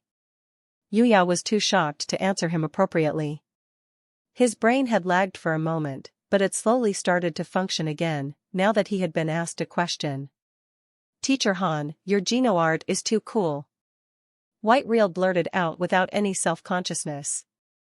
That was awesome. This skill is invincible. He blew up dukes. This is crazy. If Teacher Han is a Marquise, Dollar won't be considered the #1 Marquise anymore. That's for sure. All the students spoke about this happily. They all referred to Han Sen with the teacher title, as all the explosions had been incredibly impressive. They admired him too much to speak as if they were on the same level. The elites of Sky Palace, the dragon, the destroyed, the Buddha, and the demon were still waiting outside of Metal World. 2 months had elapsed by now, and they had yet to see any of their Marquises return. As each new day passed without any sign of their students, their moods became darker and darker. They were finally beginning to settle on the painful acceptance that their people might never come back. Something is coming out of Metal World, murmured a dragon that had been keenly watching Metal World. As he spoke, everyone else began to react, as well. The elites that were waiting outside of the planet inched closer, staring intently at the magnetic storms that shrouded the surface of Metal World. Someone emerged from the clouds. 1, 2, and then there were more. The dots emerging from the clouds continued to grow until they resolved into familiar faces. Dragon 8. It's Dragon 8, a Dragon King screamed. The elites of the other races reacted the same way when their people emerged from the storm. But as the last of them came through the clouds, the Sky Palace elders looked more ecstatic than ever, while a gradual glumness crept into the hearts of the others. This was because there were more Sky Palace students than the students of all the other races combined. The Sky Palace team was entirely intact, but the same couldn't be said of the others. The other groups were in a sorry state, and even the survivors had sustained grievous injuries. Han Sen took Yuya with him to debrief the Sky Palace elders on what had transpired. The elders were delighted to see 100 students all accounted for, only a little worse for wear. One elder was so exuberantly happy with the results, he said, "Good. Well done, you guys. There is no need for you to say anything more. You should go home and take a well-earned rest. Yes. Hansen, Yuya, and the others were ready to leave alongside the elders. But suddenly, they found themselves surrounded on all sides by the dragon, the destroyed, the Buddha, and the demon. They positioned themselves threateningly around the Sky Palace group, clearly not intending to let them leave. What is this? The leader of the Sky Palace elites, Green Crane Elder, looked at them darkly. The Sky Palace members prepared to fight. A king of the destroyed looked at Han Sen and all the others and said angrily, all these races entered Metal World, and they were obliterated. But you haven't lost a single soul. Have you performed a trick to harm our marquises? It was understandable why the destroyed king was so angry. Every race except the destroyed had a few marquises return. They had lost their entire team. They were confused and angry, and they desperately wanted to know more about what had transpired on Metal World. The other races weren't filled with the same rage as the destroyed, but they had still lost a great many people. They were still feeling that loss, and they didn't want Han Sen and the others to leave so casually. With everyone there to stop Sky Palace from leaving, this was the perfect opportunity to find out what had happened. Once the Sky made it back to their home, negotiating with them would become much more difficult. So, right then and there, all the elites were going to demand some answers. If this was going to happen, it had to happen now. Green Crane Elder chuckled after hearing the destroyed king. Your people are weak. How is the demise of your people our business? The destroyed king laughed grimly and asked, are you saying all these races are not as strong as you? Even if that were true, there is no way all our own died of mere circumstance, whereas not a single one of yours was brought grievous harm. If you do not explain the reasons for this, we destroyed, and the others, will not be allowing you to walk away from here. They were obviously hoping for the dragon to support them. The destroyed couldn't stop Green Crane Elder on their own. Explanation? Sky Palace doesn't owe an explanation to anyone for anything, Green Crane Elder grunted. He had already instructed Hansen and the others not to speak because he had suspected something like this might happen. Green Crane Elder actually thought the same thing that the other elites did, the Sky Palace marquises must have done something to the other teams. Otherwise, how could they have returned without losing a single member, while the other teams were in such disarray? Destroyed King bared his teeth and growled, don't use the influence of Sky Palace to scare us. The Sky are strong, yes, but none of us here are weak. If you do not give me an explanation, none of you will be permitted to leave. Mr. Green Crane, why do you not clarify this situation before you leave? One of the Buddha Kings asked tonelessly. The Dragon King spoke as well. If the Sky Palace students weren't responsible for any of this, what harm can there be in staying for a little while and providing us with an explanation? Green Crane Elder frowned, and he started to say something. But before he could speak, Dragon 8, Khan, and the others that had still been making their way up from Metal World arrived. They all moved to their respective kings and spoke quietly with them. Aside from the destroyed, when the other races heard of what happened, their expressions grew even darker. Moments ago, they all had their weapons raised at Sky Palace, but now, their hostility had turned to the destroyed. Destroyed, it looks like you all are the ones who need to explaining yourselves. A Dragon King looked at the destroyed with icy eyes. The other races were giving them severely unfriendly looks. The destroyed were confused, as they suddenly had no idea what was going on. Green Crane Elder asked Hansen and Yuya to explain what had happened. After he heard it all, he was left in shock. His mouth hung wide.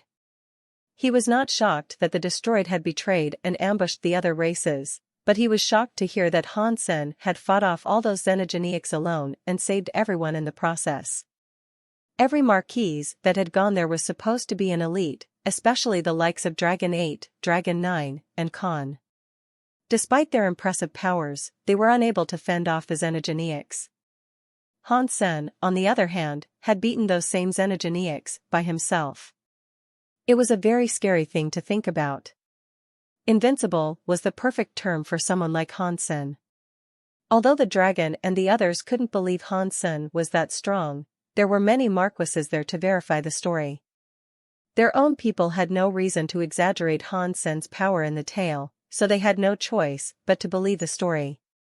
After this, Han Sen was being talked about everywhere. Whoever heard the story knew now that Sky Palace was the home of two very prestigious individuals. One was Lone Bamboo, and the other was Han Sen. Because the deified metal beast still lived on the planet, everyone gave up on the idea of claiming Metal World for themselves.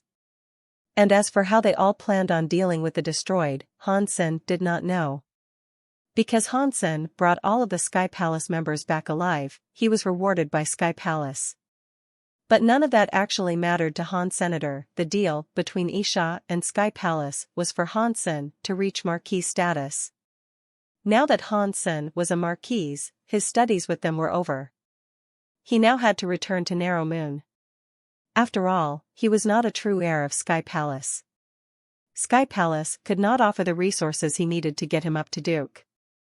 Before Han Sen went back to Narrow Moon, he had some things to wrap up in Sky Palace. Half a month after his returning from Metal World, Han Sen finished all his outstanding business issues and went to meet with the Sky Palace leader. Go. Leave your name upon the ocean monument. Wherever you go, remember you have Sky Palace to call a home, said the Sky Palace leader. The ocean monument was very large, so it had room for many names. Sky Palace had many famous members that were recorded there. When their practice ended in Sky Palace, they were permitted to leave their names upon the ocean monument. That way, people would forever know that they had been members of Sky Palace, and they had lived in that amazing place. Isha had left her name on the ocean monument, and now it was time for Han Sen to add his. This was always the last act a person would perform as a student of Sky Palace. When Han Sen went to the ocean monument, many Sky also went to watch. The people of Sky Palace had a lot of mixed emotions upon seeing Han Sen journey to the monument to leave his name behind. Han Sen was a very smart and unique person. Sky Palace was home to many geniuses, but he was the only one that could equal Lone Bamboo. Not everyone had that level of honor or talent. A lot of people thought it was regrettable that Han Sen was so good. He had so much more difficulty gaining rank than others did, and everyone could see that. With his difficulty in leveling up, it was hard to say if he would ever reach King class. It would be a shame if he never made it that far. Others, however, found that thought pleasant. They were happy that Han Sen had great difficulty when it came to leveling up, and they hoped that becoming a duke took him as long as possible. The ocean monument was a floating island that hung amidst the clouds of Sky Palace. The entire island was a single mountain. Standing 10,000 meters tall, the Black Mountain was an intimidating sight. It hung in the air like a sword perforating the sky. The mountain was a piece of history, as its entire surface was scrawled with a great many markings. People had left their names, sword marks, carvings, and even paintings on its rocky slopes. Sky Palace did not restrict what a departing student could leave behind on the monument. Before they left, they could draw or leave anything they wished as a lasting testament to their legacy in Sky Palace. It was something for people to remember them by. But leaving behind a name on the ocean monument was a very hard thing to do. The mountain's name came from the material it was made from, ocean stone. Like a vast ocean that hid a little of everything within its depths, ocean stone could absorb the properties of many elements. Using power upon an ocean stone didn't have much effect, because the stone quickly grew a natural resistance to whatever power was used against it. Leaving their name behind would be a headache for an ordinary marquis. Many travelers had left sword marks on the mountain's surface because they lacked the power to leave their whole name upon it. So, a mark would be left instead of their name. There were many elites that were able to leave their entire name upon the ocean stone, of course. Some of the greatest were even able to carve a poem into the stone. There were some even greater exceptions, too. The peak of the mountain was once as sharp as a needle, but 4 meters of the peak had been sliced off. It was Isha who had done that, when the time came for her own departure. It was proof she had been a student of Sky Palace, at one point in time. That part of the stone was later brought to Narrow Moon by Isha herself. On Planet Blade, she placed the thick stump of mountain carefully in her garden. She called it My Little Ocean Mountain. Hansen observed the ocean monument before him, and he thought he should bring a souvenir home for himself, since Isha had done the same. Should I take the peak back with me? Hansen stroked his jaw as he eyed the peak. Isha had already cut off the sharpest point of the peak. The base of her cut was now a flat top that was around 8 meters wide. With the toughness of the ocean stone, cutting it would be a difficult task. When Isha left, she left as a duke. But right now, Hansen was only a marquise. He was very weak compared to Isha, and even if he used 6 break skies, he'd only be able to remove a little. The thought crossed his mind that taking more would make him look bad. He was there to leave behind a memory. He was there to give, and not to steal something like a thief. Hansen thought of himself as a civilized man, so he wasn't going to do something so crude. But also, he felt as if it would be wrong to leave without really using his talents. Even if he was unable to remove the peak like Isha had, he thought he should at least return with a small stone. Ocean stones were very expensive, and they made for sturdy construction materials in high-end houses. The rooms that were built from ocean stone could not be penetrated by a thief. Even a king-class burglar would also need to exert all their strength to open one. And surely they could be used in other ways as well. A training room and punching bag made from ocean stone would be absolutely perfect for him, he figured. Hansen's mind circled the idea of a training room again and again. With some memory foam, it would be perfect. When he needed to train Geno arts or practice with his friends, he would not have to be afraid of destroying his base. It is just a shame I'm only a lowly marquise. I'm too weak. If I was a king, I could cut the mountain in half and take it back with me. Sky Palace has a lot of resources, and even this mountain is just a monument. I'm sure they'd be okay with me taking half of it. But it is a shame I am too weak for that. I'll probably only end up with a piece large enough to replace one of the tiles on my bathroom floor, Hansen thought. Whatever. I guess I'll just have to take one piece as a souvenir. It's better than nothing, I suppose. Hansen went on to think, and even if I do only end up getting a piece, I should at least try and get as much as I am able to. I only have one chance at this, after all. Hansen fell deep into thought, and his eyes suddenly squinted. The black pupils of his eyes became purple, before segmenting into 4. 4 different petals manifested, blooming to cover his irises. Hansen was looking at the ocean mountain, wondering where it would be best for him to strike. The Sky Palace leader watched Hansen, and as he did, his throat constricted. When Isha left, she had stared at the mountain with the same intensity that Hansen was currently using. Fortunately, he is going as a marquise. If he left as a duke like Isha, I am afraid a big chunk of the ocean mountain would be gone. This way it will only be a small piece, so that's okay. It'll be fine, the Sky Palace leader reassured himself. Hansen looked at the ocean mountain with his right eye. Under the effects of the purple-eyed butterfly beast soul, the history of the ocean mountain played across his right eye like a movie. Deified beast souls were truly wondrous. It was impossible to fully imagine what using one was like if you never had.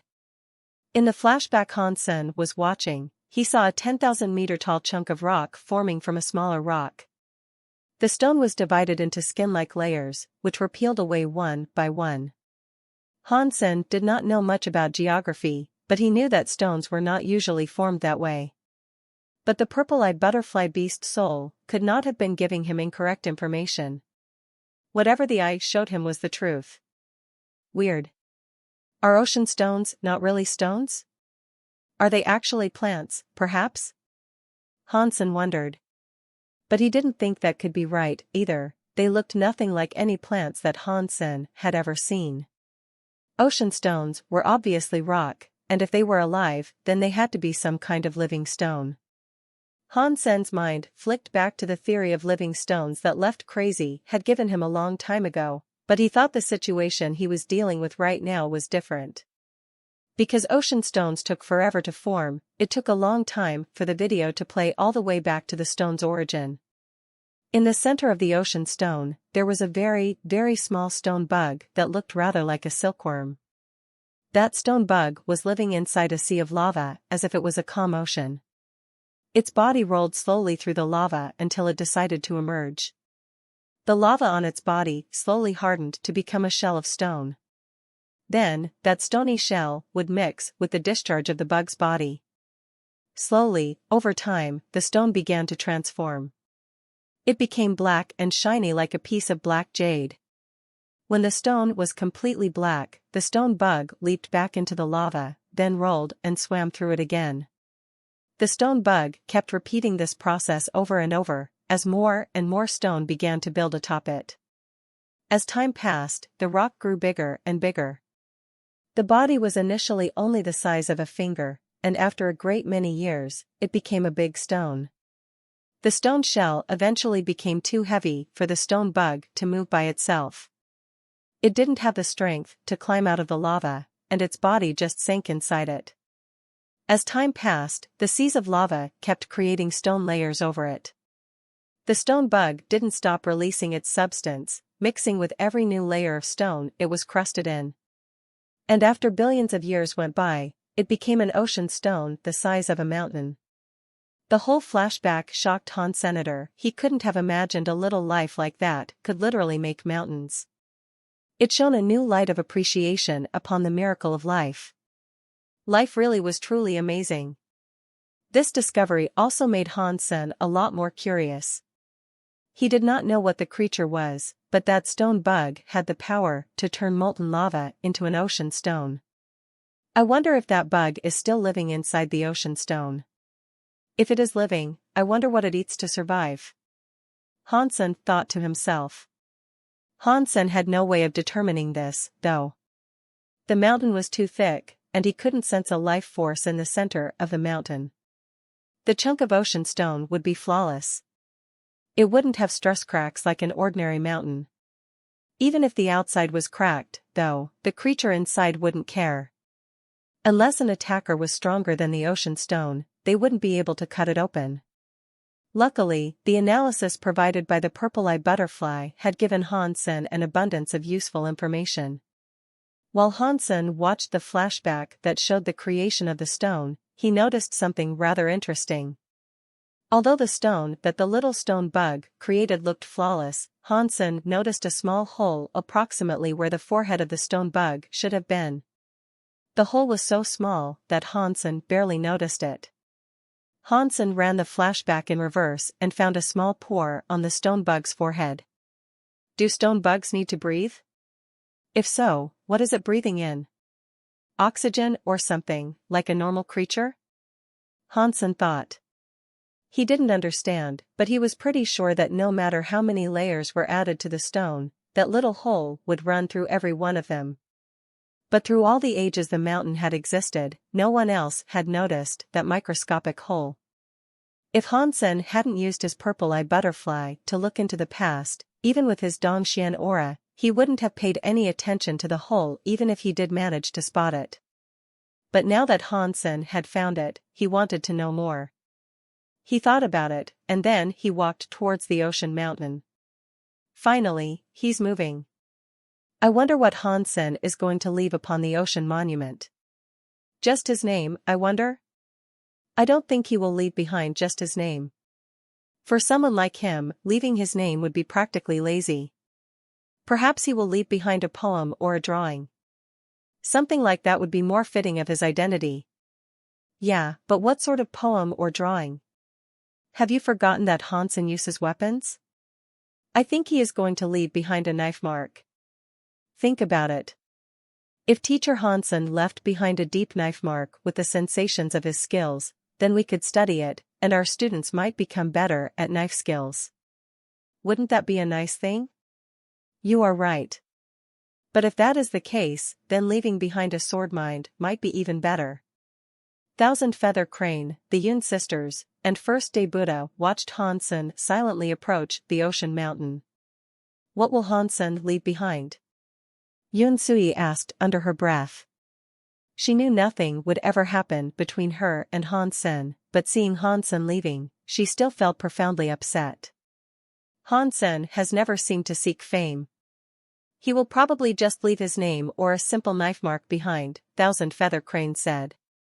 That is possible. Hansen is good at everything, so why is he always so withdrawn and lonely? Yun Susang said while nodding. As everyone discussed this matter, Hansen used his red cloud to head to the top of the mountain. Not long after, he reached its peak. The move surprised a lot of Sky Palace's elders, because when Isha left, she had done the exact same thing. He isn't going to copy Knife Queen and remove a part of the peak for himself, is he? Asked the black-masked woman.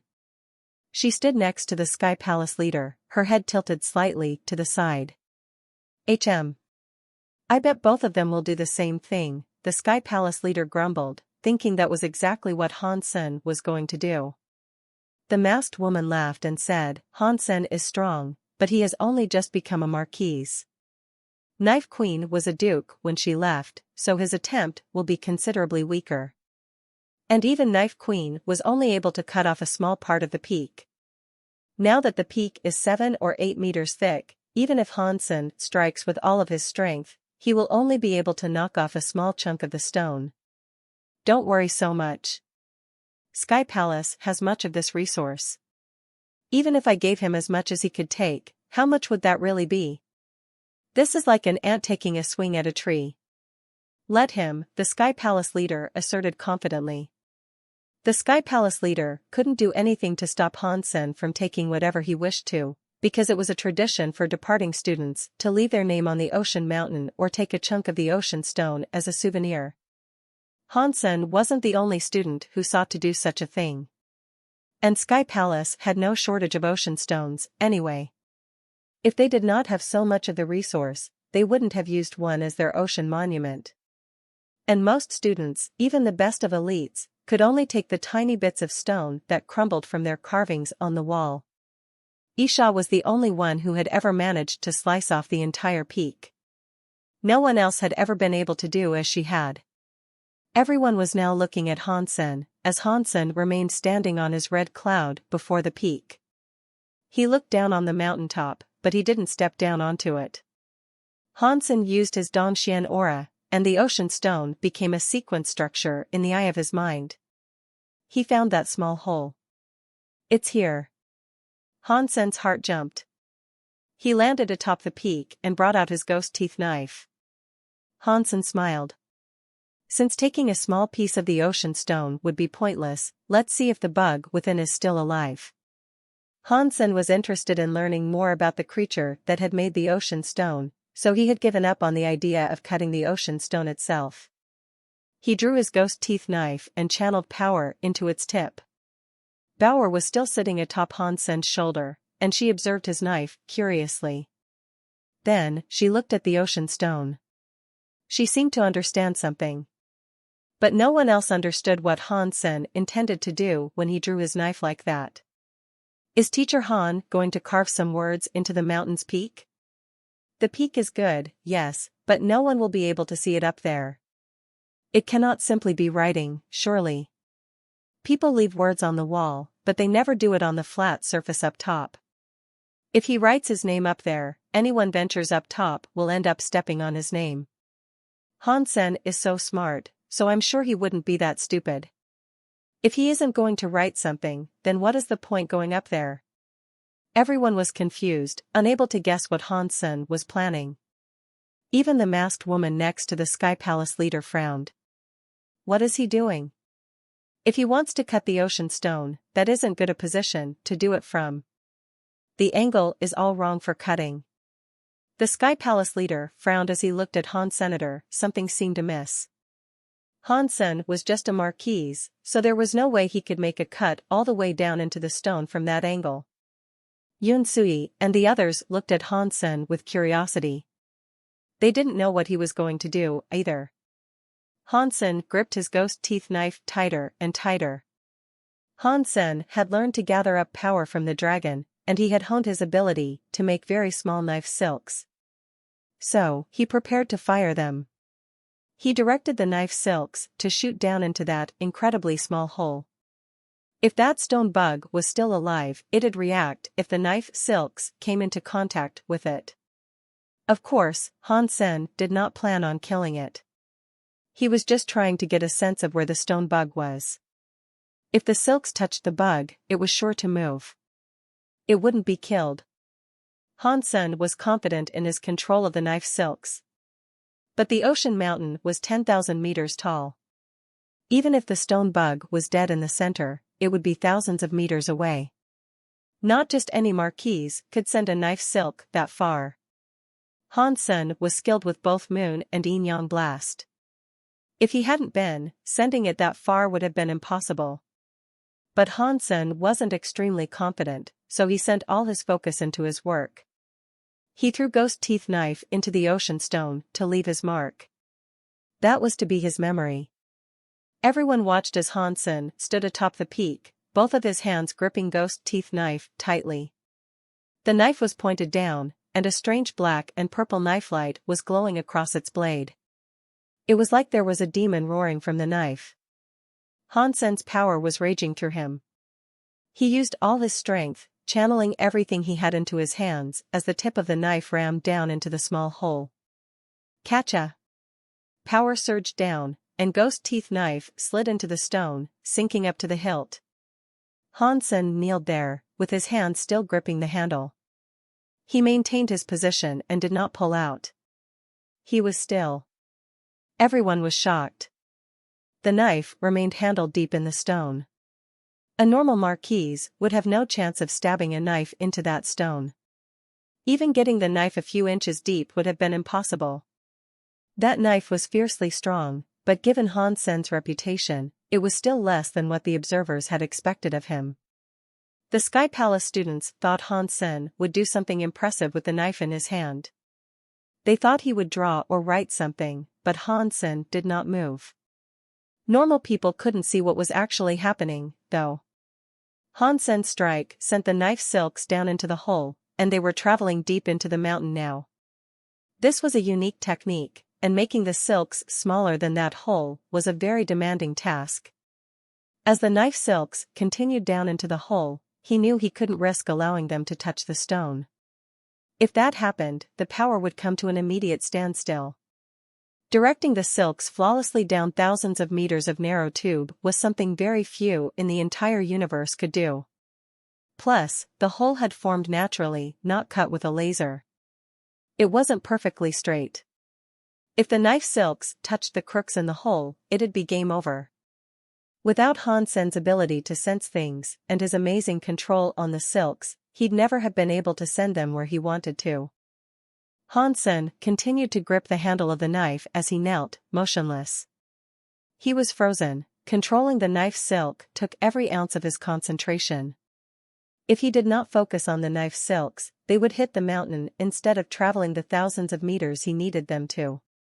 Hansen's refusal to move made people rather confused, though. The Sky Palace leader eventually seemed to notice something, and his eyes went a little wide. What is that kid doing? Many of the Sky Palace students wanted to know the same thing. They fervently discussed his behavior between themselves. This cannot be over, surely. He only left one mark? I thought this would be exciting, but he just left behind a single mark. What profound meaning will that have? Why didn't he choose to draw something instead? Yeah. I've been waiting for this for so long. All the students were disappointed. After all, the ocean mountain was a way for departing students to show off their power.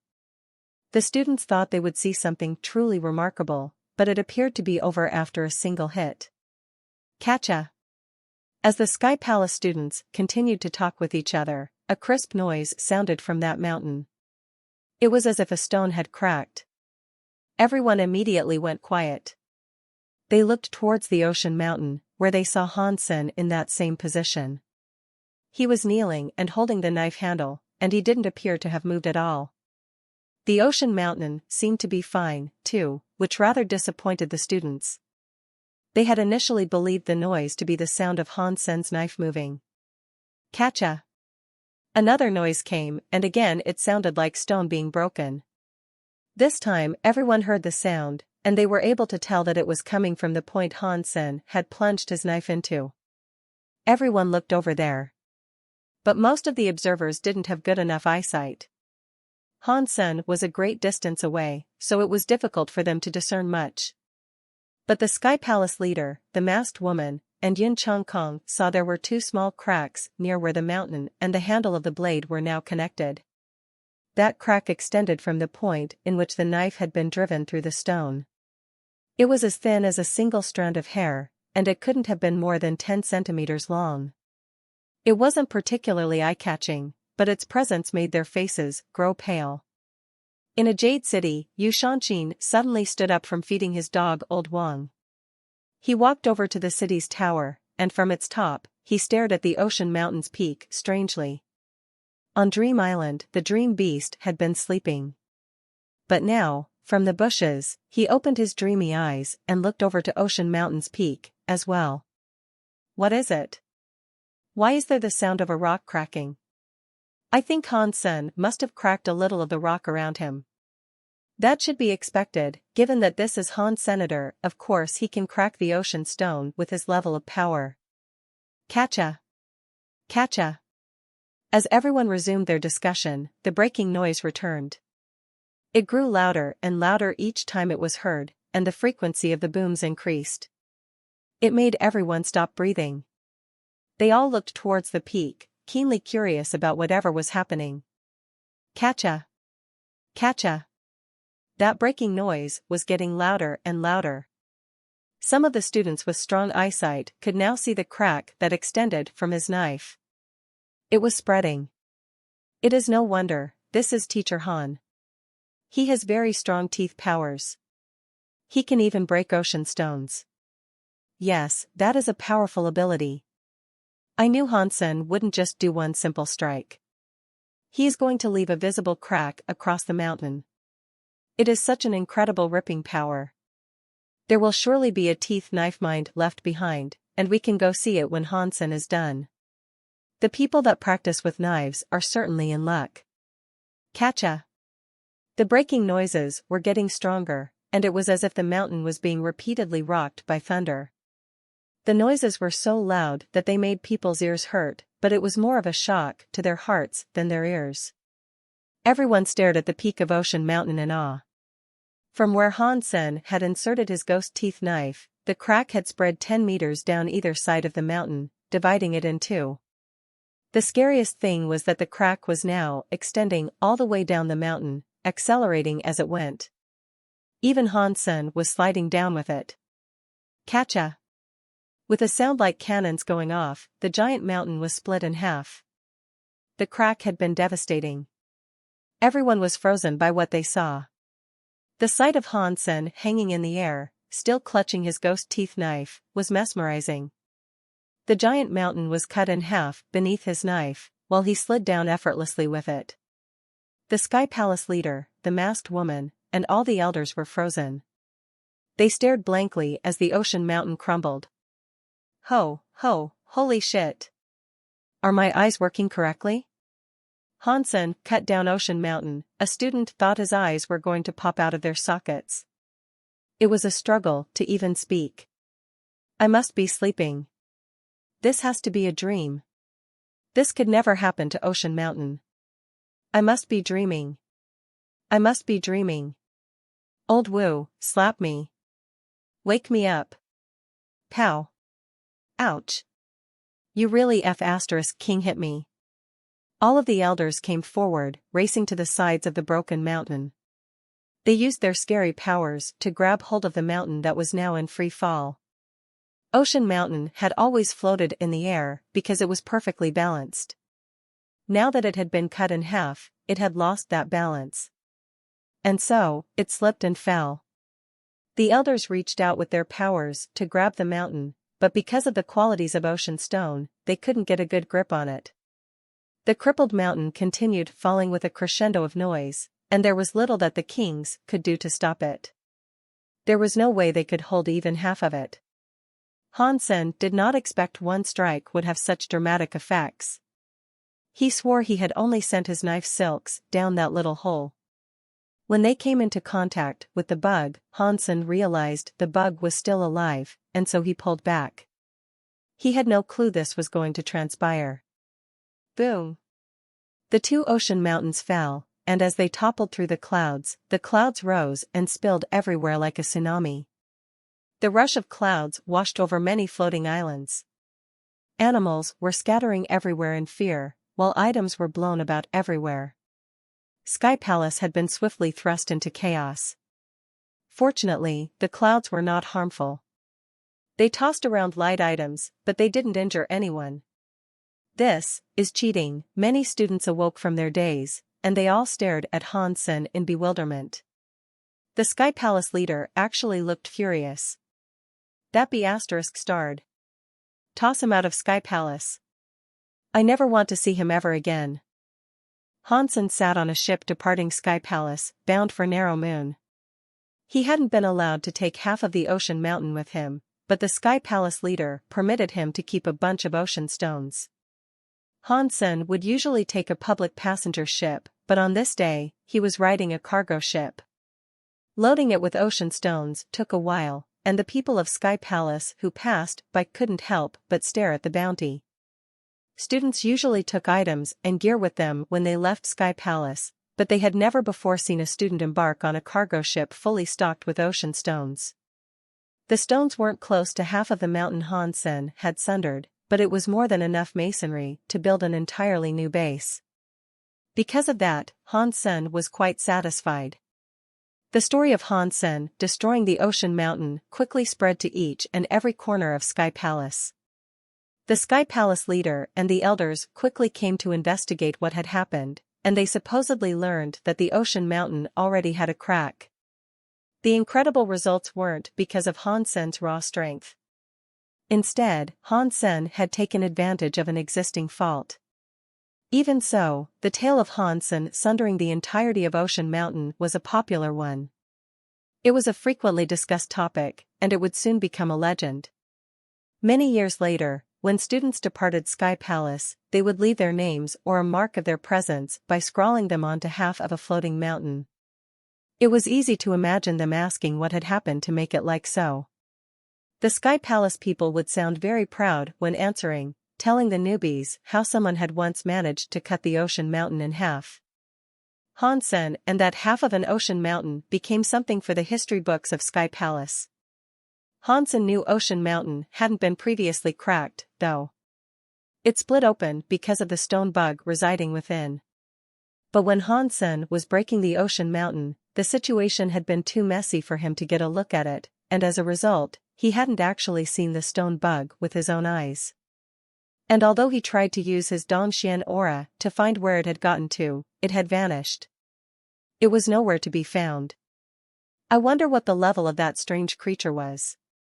Perhaps it was deified? As Hansen thought about this, Bauer suddenly summoned her little gourd. Hansen thought that was odd. Bauer rarely summoned her gourd willy-nilly, and he hadn't a clue why she had summoned it now, all of a sudden. Amidst Hansen's confusion, Bauer shook her gourd. She slapped its bottom, and when she did, something fell out of it and landed on the table. Hansen saw it, and when he did, he was both surprised and happy. A stone bug that looked an awful lot like a silkworm flopped out of the gourd. It was the one that had resided inside Ocean Mountain. No wonder I was unable to see the stone bug. Bauer had taken it. Hansen watched Bauer curiously poke the body of the stone bug. The stone bug raised its body, but it did not have any limbs, and Bauer's fingers kept it constantly moving. It couldn't resist the push of her fingers. That was unexpected. That stone bug had produced the stone mountain, but despite that, it did not seem to be all that powerful. By the looks of things, it did not even have the strength of a baron. Planet Eclipse has an active volcano. Maybe I can throw this thing into it and see if it can generate more ocean stones, Hansen thought to himself. Bauer was still playing with the stone bug. While she did, Hansen went to find more information on ocean stones and the stone bugs that produced them. The biggest place that stored ocean stones was Purgatory Rock Sea. Please visit our l.istnovel.com. It was a strange xenogenic space that was composed almost entirely of lava. Sometimes islands would appear in the midst of the lava, and those islands were composed of ocean stones. But Purgatory Rock Sea had many fire xenogenics to contend with, too. Many of the xenogenics were king class, and some were even deified. Going there in pursuit of ocean stones was a dangerous job. The death rate for those that went there was very high. Ordinary people would only be able to find bits of pre-shattered ocean stones. Only deified elites could bring back a whole mountain's worth, like the one Sky Palace had possessed. Hansen was able to learn much about the ocean stones, but surprisingly, he was unable to learn anything about the stone bugs. It seemed as if no one knew how ocean stones were created. No one had seen one of those stone bugs before. Hansen had a look at the ocean stone bug. After Bauer annoyed it for a while, it stopped moving and played dead. It realized that the more it resisted, the happier Bauer would become. After it decided to stop moving, Bauer's interest in the creature quickly disappeared. Hansen observed the stone bug closely. Its body was like gray rock. It felt warm to the touch, and that was it. Its life force was not very strong, so Hansen was unsure how it had managed to break the ocean mountain as it had. Hansen let Bauer put the stone bug back in the gourd. He was going to experiment more with it once he visited the volcano. If he took the critter to an environment like that, something might happen. The ship was guarded by a number of Sky Palace's elites. Hansen was delivered back to Narrow Moon safely, with the ship packed to the gills with ocean stones. On a primal planet covered with many cruel creatures, a man stood holding a knife. All the creatures that went by him were killed. No bones were left after their death, as the knife consumed them whole. That knife was strange. It was made from bone and shaped like some creature's spine. The knife was serrated like teeth, and it was around 2 meters long. But when the man swung it, it killed any cruel creature that it came against, and all of the beast's flesh would be absorbed into that bone knife. The blade appeared more and more bloody as the creatures died. The man that gripped that bone knife looked a little strange, as well. His head had 3 faces like a destroyed. But he only had 1 pair of arms, and those 3 faces looked very different from a destroyed. The average destroyed had 1 bird head in the center, with the faces of a man and woman on either side. But this man's 3 faces all looked like men. The center face was emotionless. The left one looked like a ghost, and the right one looked handsome. The man kept killing, his expressions never looking bored or annoyed. Countless lives were harvested by his bone knife, but his emotions did not change once. While the man was killing, his beautiful face looked up to the sky. A ship breached the atmosphere and came down to land near him. A robot departed the ship and walked in front of the man. Bar, someone is willing to offer you a high sum to kill Knife Queen's student. Will you accept this contract? The robot made some electronic noises. You know the rules. The man named Bar continued to kill as he spoke. He cut a creature in half with his bone knife right then and there. The teeth-like blade went on to munch on the body, and eventually the knife swallowed it up. The bone knife looked even stronger after that. Its red color had grown even darker. This video should be sufficient. I assure you that this target is worth your time. The robot proceeded to display a video of Hansen. Bar watched it, and he was attracted by what he saw. A short time later, his eyes flashed and he said, I will accept this task. Hansen returned to Narrow Moon, where he was kept busy for the next few days. When all that was sorted out, he went back to Planet Eclipse. The base was as he had left it, with Zero, Hanlinger, Little Angel, and Isha looking after the place. Consequently, Planet Eclipse was doing fine on the whole, as well. While Hansen had been gone, Zero, Little Angel, and Han Linger were able to level up to Marquise.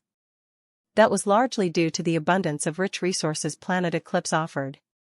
There were many xenogeneics on Planet Eclipse, but the highest ranked were only dukes.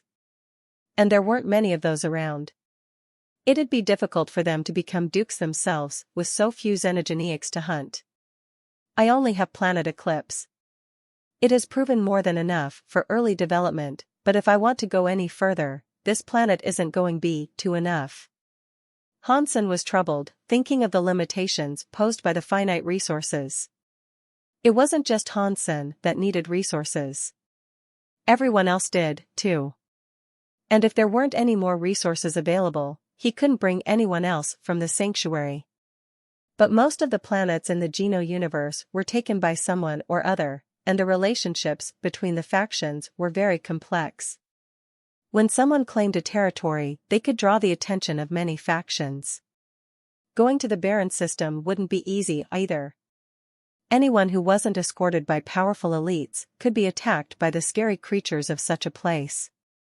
Even if he successfully claimed a place there, it could be taken away by force if he didn't have the protection of a big faction. Hansen was in an awkward position right about now. He couldn't get a hold of any more resources, and the resources available to him on Planet Eclipse were not enough. Hansen mulled over this for a while, but he failed to come up with a viable solution. Hansen leaned back from his computer and rubbed his head. Seeing the ocean stone bug playing with Bauer, Hansen suddenly remembered that he had wanted to experiment with it. He took the stone bug and Bauer to a nearby volcano. The ocean stone bug's attack power was practically non-existent. Keeping it with him would be pointless, so when Hansen entered the volcanic zone, he set the bug down near the lava. The stone bug saw the lava, and when it did, its eyes brightened as it immediately rolled forward. Splash! The stone bug fell into the lava, and not long after, it was covered in a layer of lava. After a while, the lava cooled and turned into stone. When the stone turned black, the stone bug rolled into the lava again. It kept repeating this until it was a plump ball that was around the size of a hand. Hansen wasn't in the mood to watch much longer, though. At that speed, God knew how long it might take the bug to create another ocean mountain. I'll wait until it grows bigger before taking the ocean stone. Hansen left the stone bug there and returned to the base with Bauer. When he arrived at the base, Hansen was shocked to find Isha sitting in the plaza. All the creatures were there waiting on either side of the plaza as if a queen was visiting. My queen. Hansen bowed. His mind raced through possible explanations for why she had come to visit him on Planet Eclipse. Isha looked at Bauer, who was holding Hansen's hand, and stood up. Take a walk with me. I want to see how much you have learned over the past few years. Hansen thought to himself, I haven't been around here for the past 2 years. You know Planet Eclipse better than I do, so it's not like you need to inspect what I've done with the place. Hansen might have thought those things, but he would never dare to speak them out loud. He led her on a short tour of the base and its surroundings. They approached Mirror Lake, and while Hansen was describing that place to her, Isha suddenly interrupted him. Hansen, have you heard stories of the rebate alpha? I have only heard a little, Hansen answered after a brief moment of thought. He wasn't interested in the rebate, and so he hadn't spent much time exploring their history. But during his time in Narrow Moon, he had indeed heard some stories about the rebate alpha. After all, an alpha was the pride and identity of any race. Isha kept walking, and she said, the rebate are a higher race, but compared to the long stretch of history, we are also a fairly new race. We cannot compete with the older high races. It was incredible luck that we gained an alpha such as that, who was able to lead us to where we are today. Do you not know about her history?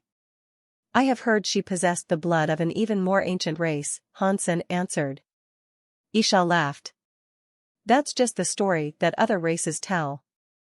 Over time, we have come to start believing it ourselves. After a pause, Isha went on to say, our alpha was a slave. Our race used to be a primal society, and we couldn't even get off a single planet. We didn't know anything about fighting or practicing Geno arts.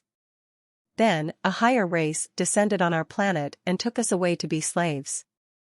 Sometime after, our Alpha started to travel around the galaxy, collecting skills and strength. After many great trials and difficulties, we were able to light the lantern and become one of the higher races that many cannot help but envy. But do you know what she did, then? She must have been really talented. And she accomplished all that through her own efforts? Hansen thought a little bootlicking on his part would be appropriate here. Isha smiled and said, back then, the Rebate were just another race. And our Alpha was just an ordinary being, as well. When she started practicing, she only had Geno armor. And then, she managed to claim a xenogeneic fruit that let her ascend and become a Baron. This kind of talent is very common in the universe. There are probably millions of people like this out there.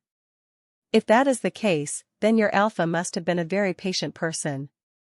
She had more intelligence and patience than ordinary people, Hansen told her. Isha shook her head. She might have been smart, but she was not fond of suffering. She liked to sleep, and she liked long baths. She created teeth power because she was lazy. She liked to finish things with one hit, without needing to attack again. Hansen did not know what to say, because the Rebate Alpha was now being portrayed as a very normal woman. But for a normal woman like that to have escaped a slave planet and led her race to light a lantern. That was incredible. Are you curious why our Alpha gained such talent with that personality? How such a lazy person managed to raise her race up to loftier heights and bring the Rebate into the Geno Hall? Isha smiled at Hansen. I am curious, Hansen answered honestly. Isha's expression looked conflicted. My Alpha didn't get that far on her methods and talents alone. She depended on the Extreme King. Extreme King? One of the top 3 lanterns in the Geno Hall? That Extreme King? When Hansen heard the name, he was surprised. He thought Narrow Moon depended on Sky Palace for protection, but hearing her say this, that didn't seem quite so likely. Isha nodded and said, it was the Extreme King that first landed on planet Rebate and took us as slaves. Our Alpha was raised by a famous member of the Extreme King, and so that is how she garnered so many resources and achieved what she did. Hansen's face kept changing. Sky Palace, Dragon, and the Destroyed were in the top 10. The Demon and the Buddha were in the top 100. But the truly powerful races were the top 3 of the Geno Hall. The top 3 were stronger than any other race. Not even Sky Palace, in all their might, could challenge them. In the Geno universe, most of everything was split between those top 3 races. All of the factions were sub-factions of the 3 of them in some capacity. Extreme King was the 3rd, but right now, they were the best-known race in the entire universe. The first 2 races were quite mysterious. They were almost never seen, and no one knew where they lived. One of them was a complete loner race that never allied with anyone else and kept to themselves. They never allowed outsiders into their midst, and they never accepted new members. Someone might occasionally be allowed to work with them, but that was exceedingly rare. Big factions like Sky Palace were connected with the first race. It was called Very High, but Very High was also very mysterious. It was rare to see their people, and very few could actually interact with them. There were rumors about the Buddha having an association of some kind with the Very High, but so far, that was just a myth. No one knew any of the specifics. The likes of the Dragon and the Destroyed were more connected to the second race. They were called Ancient God. Isha and Sky Palace's relationship was a close one. Hansen had thought the Rebate belonged to Sky Palace, so it was odd to find that they were connected to Extreme King. Isha nodded and said, right now, the Rebate are considered one of the higher races. We have many things, but we still need the support that a race like Extreme King can provide. After pausing, Isha went on to say, I wanted to tell you this, because I need you to know how important resources are. Especially since you are practicing the story of genes. For someone like you, resources are more important than ever. Thank you for telling me this. Hansen gave Isha a slight bow to show his respect. He knew Isha wouldn't randomly tell him all this. She must have had some plan that involved acquiring resources. Otherwise, she wouldn't have come here. It wasn't as if he needed any bedtime stories, after all. In about a month, I will be going to the Extreme King, Isha coldly said. Hansen was shocked. Seriously? When will you get back? Isha did not answer. She just looked over the glittering surface of Mirror Lake and said, everything I have achieved will be for naught if I do not become deified. If I don't ascend, it won't matter if I come back at all.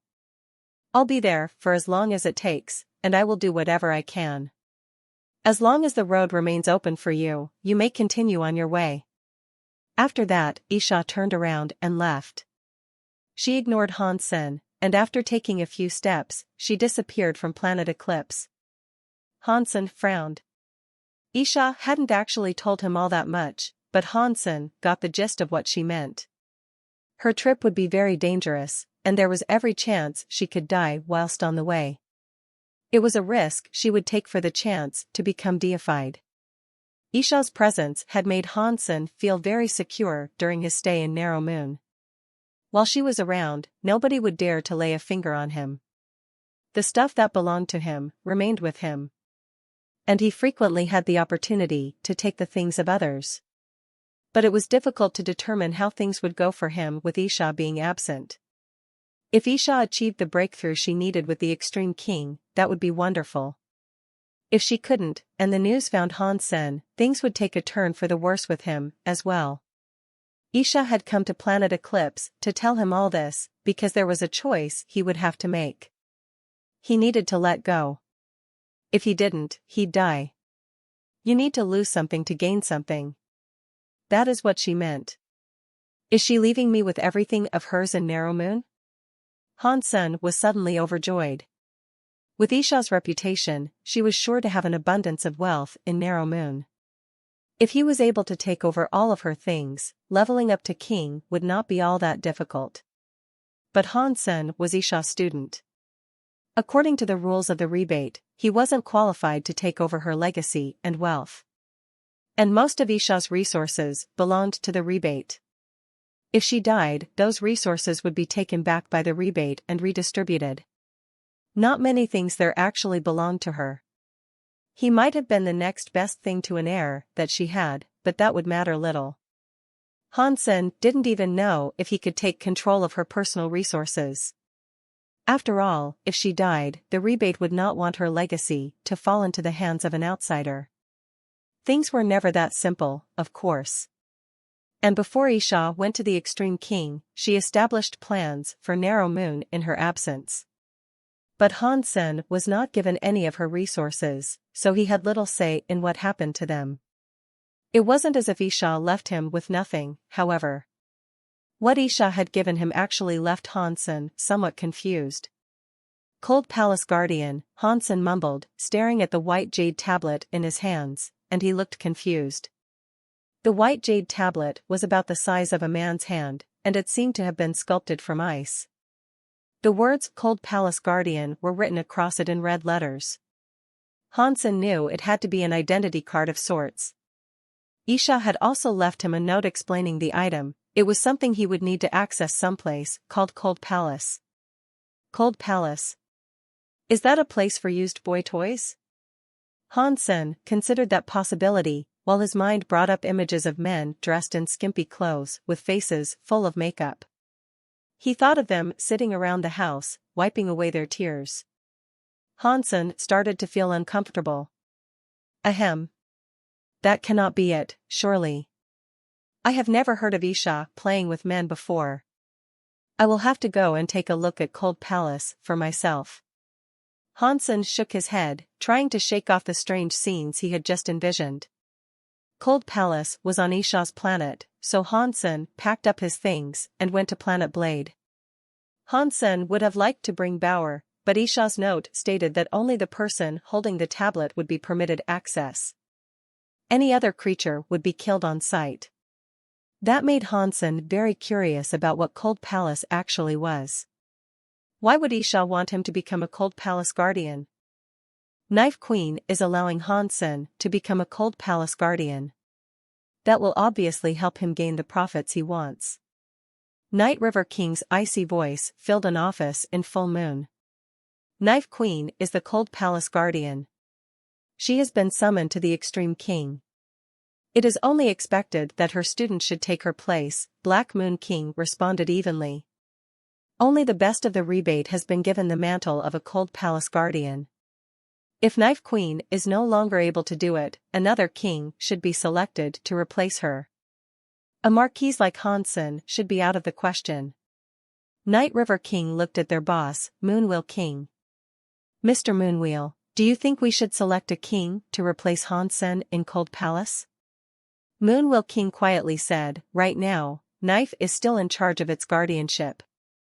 It would be poor form to overrule her decision now. Why shouldn't we? The guardian should be a king. Hansen is just a marquise. What if something happens? To safeguard the future of our entire race, no one of low rank should take that responsibility, Night River King said. That does make sense, Shadow King said. Flower King did not say anything. He had receded into thought, and that was where he remained. Black Moon King laughed coldly. Night River, you are in too much of a rush. Hansen is temporarily filling in for Knife Queen.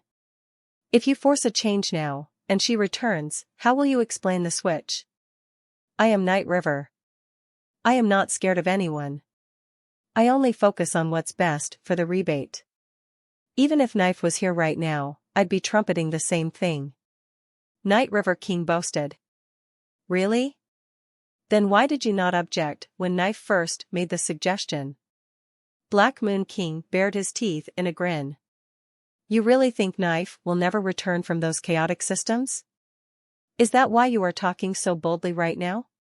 Do not forget that there is every chance she will not be killed. If she returns, she will return deified. And if she returns deified and sees that you have again mistreated her student, you know what her fiery personality will spur her to do. You will be well and truly doomed. I only care about the matters themselves, not the people involved. Black Moon King, do not speak to me so condescendingly. Night River King continued to argue, but he sounded a lot weaker now. If Hansen is Knife's replacement, the least we can do is let him try. If he does a bad job, then one of you can swap with him. What do you think? Moonwheel King looked at Flower King and the others. Flower King smiled and said, I don't have an opinion. If Hansen fails as a guardian, I'm not letting it be my fault. Good, Shadow King said. Black Moon King did not have an opinion either. Night River King looked gloomy, but he didn't say anything. 2 days after Isha left, Hansen arrived on Planet Blade. Snowbird Duke was in charge of the place with Isha absent, and she had been instructed to serve him. When Hansen saw Snowbird Duke, he was shocked. Snowbird Duke looked almost exactly like Icebird Duke, right down to her cold expression. Icebird Duke was still locked up in Purgatory Heaven where Hansen had left her. He kept her there to prevent his identity from being leaked and to stop the secrets surrounding Purgatory Heaven from getting out. So, he had no choice but to leave her imprisoned. Seeing Snowbird Duke standing before him now was very strange. Snowbird Duke was very sensitive to such emotions, and she immediately noticed Hansen's discomfiture. But she misunderstood what was making him uncomfortable. Stop wondering. Icebird Duke is my little sister. I see. That is why you two look so similar. Hansen then went on to ask, how come I've never seen you before? Before Knife Queen accepted you as a student, I was sent away for work. I returned only a little while ago, so of course we haven't met. Snowbird Duke didn't seem too interested in talking with Han Senator. She simply stood up and said, follow me. Queen told me to escort you to Cold Palace. Hansen, noticing her brusqueness, did not respond. He simply followed Snowbird Duke to the back door of Cold Palace. Cold Palace is not in the palace? Hansen asked. No, Snowbird Duke answered emotionlessly. The question had been rhetorical. Hansen sighed and continued following Snowbird Duke until they reached a mountain behind the palace. Hansen was wondering where Cold Palace was when Snowbird Duke stopped just short of the mountain slopes. That is where you need to go. I do not have permission, so my guidance must stop here. Snowbird Duke pointed up the mountain to a waterfall. Nestled beside it was a small stone house. It looked to have been built from rocks, and it was surprisingly short, probably 2 meters tall at its highest point. Looking at the stone door, it seemed that Hansen would have to bend double just to avoid bumping his head. The old stone house made Hansen confused, though. Is that Cold Palace? Hansen thought that this little shack surely couldn't be the palace he was supposed to guard, but there was a sign over the door frame that read Cold Palace. Queen said that you must come here on the 1st and 15th of the month to guard the entrance of Cold Palace. You must protect it for a whole 24 hours. Aside from those times, you may do whatever you please. But do not be tardy when you are expected to guard here. After that, Snowbird Duke turned and left. Hansen had no choice but to hike up to the waterfall alone. The waterfall was pretty, and it was very wide. It felt as if an entire galaxy was descending from the space high above. The sound of surging water was deafeningly loud, but despite that, it carried the wonderful fragrance of trimmed grass. When he neared the stone house, however, Hansen noticed the temperature drop. It didn't affect him, but it did seem fitting for the title of Cold Palace. It was a sharp contrast to the humidity and heat of the rest of Planet Blade. Hansen looked at the stone house, but he did not see anything too strange about it. Aside from the lower temperature, it looked like a fairly ordinary house. It looked old and rarely visited, but other than that, it was unremarkable. Why was a stone house like this built here, with not even a fence around it? What could it contain that's actually worth protecting? Hansen wondered. But today was neither the first day nor the 15th, so there was no point in him being there. He looked back over the way he had come to memorize it, then turned to leave. But just as Hansen was about to walk back down the mountain, his heart jumped. His body tensed as he looked down the mountain path. Someone was coming up that path, and while he seemed to be meandering along, the power he carried was like a tsunami. Every step he took felt intimidating. It felt like the ground was rumbling beneath him. Hansen squinted his eyes. That scary presence carried enough overwhelming force to sunder the sturdiest stone. It rolled over the region like a wave. The man was approaching, and he was terrifying. Hansen felt as if the sky itself had changed color. The man's presence battered him over and over, like a ceaseless tide. Who are you? Hansen stood and squinted, peering at the oncoming form. The wind was tugging his clothes back, making them ripple in the gusts. But Hansen stood strong. He held his position as if that power did not exist at all. The person walked onwards without saying a word. And with every step the form took, it sounded like rocks were being broken underfoot. Dong. A very light footstep then took its place, reverberating through Hansen's ear. But it had the impact of an explosion inside Hansen's head. It made Hansen squint his eyes even harder. Dong. Dong. Dong. Dong. The shadow approached, closer and closer. The footsteps were like a chain of explosions, going off inside Hansen's head, one after the next. And along with all that, the person's presence was becoming scarier with every step. Hansen looked at the body, and he noticed that they were both of a similar height. But in Hansen's eyes, the person seemed greater than him. He got the sense that the other person was a god that towered over him, making him feel small and insignificant in comparison. Hansen knew that this had to be an illusion. But even so, if this person could use their powers to such a degree, it was unlikely that an ordinary person could fight against it. Since when does an elite like this exist within the race of the rebate? Hansen was confused by this presence. The body and its presence were scary, to say the least. But its life force certainly wasn't king class. It was a duke, at the most. Still, Hansen couldn't think of anyone else across the entirety of Narrow Moon that carried an aura such as that, especially as a duke. The person continued approaching, but try as they might to subdue Hansen with fear, the attempt failed. Hansen did not move. The person eventually stopped walking at a distance of 10 steps away from Hansen. She stood where she was and just looked at him. Now Hansen could tell that the person was actually a woman. She was clad in black armor and also a helmet. Her face would have been revealed, had it not been for the face mask she wore. The features of her face were covered, save for the beautiful golden eyes that gleamed from her mask. But it was evident how fit the woman was based on the curves that the armor revealed. She was as tall as Hansen, and so her longs were very attractive. But Hansen's gaze wasn't drawn to her eyes or her legs. He was actually looking at her left hand. Her right hand was covered in a black gauntlet, revealing only the length of her fingers. Her left hand, however, was bare. The skin of her hands was pure white, her fingers were slender, and her delicate nails were like crystal gemstones. But Hansen was not merely admiring the prettiness of it. He looked there because of the power that swirled in her palm. It was a power he could not accurately describe. With no shocking godlight or scary flames, the hand suddenly closed into an elegant fist and shot toward Hansen. Hansen's eyes locked onto the fist that was headed his way. And as the fist traveled to Hansen, he quivered. He did not shudder in fear, though. His twitch was him activating all the power inside him. Hansen's body gave that single shiver, and all of his power surged up, ready to be unleashed. The pressure he felt from that incoming punch prompted Hansen to gather up all the power he could. Standing before the black-armored woman, he felt a grave sense of danger. Hansen had no intention of dodging, though.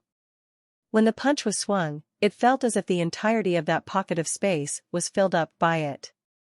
That fist was everywhere, and it seemed as if there was no place for him to run to, even if he wanted to do so. Naturally, Hansen was not actually planning to hide. He clenched his right hand into a fist, filled it with the gathered power of his trembling body, then sent a return punch at the woman. The fires that carried the fist were very demonic. They were tinged with scary teeth powers, and they came right at the woman's fist. The fists came against each other, and the power inside Hansen's fist shattered. The jade fist had collided with Hansen's own with tremendous force. Boom! Hansen felt the unstoppable powers coming from that jade fist. It was like a supernova, and the unleashed force hurled Hansen away. Hansen used his legs to cleave a trench through the stones and the earth, trying to stabilize himself. But the power that sent him flying was too great. He tore through the ground for a few hundred meters before crashing into a stone wall that exploded on impact. And while the wall might have been destroyed, Hansen was still standing. His right hand was injured, and his bones were cracked, though. "Who are you?" Hansen asked the woman again. The woman's fist was so strange. It felt like something entirely indestructible. Even someone as strong as Hansen could not withstand the force it unleashed. And after Hansen had taken that punch, he knew for certain that the frightening, black-armored woman was actually a marquise just like he was. That surprised Hansen more than anything. With this power she wielded, there was every possibility that she was even stronger than Lone Bamboo. That scary punching power was a testament to that. Hansen thought he might have to retaliate with Break Six Skies. That could be the only way to combat her fist effectively. "You can withstand my Extreme King final punch? It is no wonder you are regarded as being as good as Lone Bamboo. You have passed." The woman's golden eyes peered at Hansen. Her voice was icy, but also very seductive. "I will give you a chance to join the knights." "You are of the Extreme King?" Hansen looked at the woman while he spoke. "Yes," the woman answered. "Did you come all the way over here just to cause me trouble?" Hansen asked. The woman replied in a toneless voice, "I was here to deliver a recruitment paper for Isha. I was going to leave, but I heard that you were in the vicinity. So, I came to take a look at the individual who is said to be as strong as Lone Bamboo himself. You have most certainly passed, and so, I extend you an invitation to join the Knights. I'm sorry, but I've made no plans to abandon Narrow Moon." Hansen was on high alert as he spoke. He was prepared for the possibility that the woman might attack again. But the woman wasn't planning to. When Hansen declined, she turned around and left. Hansen watched her fit body as she walked away, her long blonde hair rippling behind her. But the sight was tinged with sorrow, as if to tell Hansen that he had no idea what he had just missed out on. What an arrogant woman, Hansen thought to himself. After leaving Planet Blade, Hansen did not see the woman again. He asked Black Steel about her, and he was told that Extreme King had indeed sent someone there. But aside from Moonwheel King and the other kings, no one had been granted an audience with her. Her identity was still a bit of a mystery to them. Hansen had a bit of an interest in the entities of Extreme King now, especially after witnessing the punching skill employed by that woman. Their levels and bodies were of a similar capacity, but that punch she unleashed was truly frightening. Hansen had many Geno arts, but he believed the only one that could effectively combat her was Break Six Skies. And in regards to using his super spank powers, Hansen could only use that while he was Dollar. If he used it as Hansen, he might be recognized. After all, that was like a signature power of Dollar.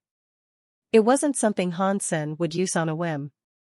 But ever since that first encounter with the Extreme King woman, Hansen hadn't seen her again. It was likely she might have left Narrow Moon. Hansen went to Cold Palace just before the first day of the month, planning to wait there until the next day rolled around. If Isha had asked him to handle this matter, he knew it had to be something special.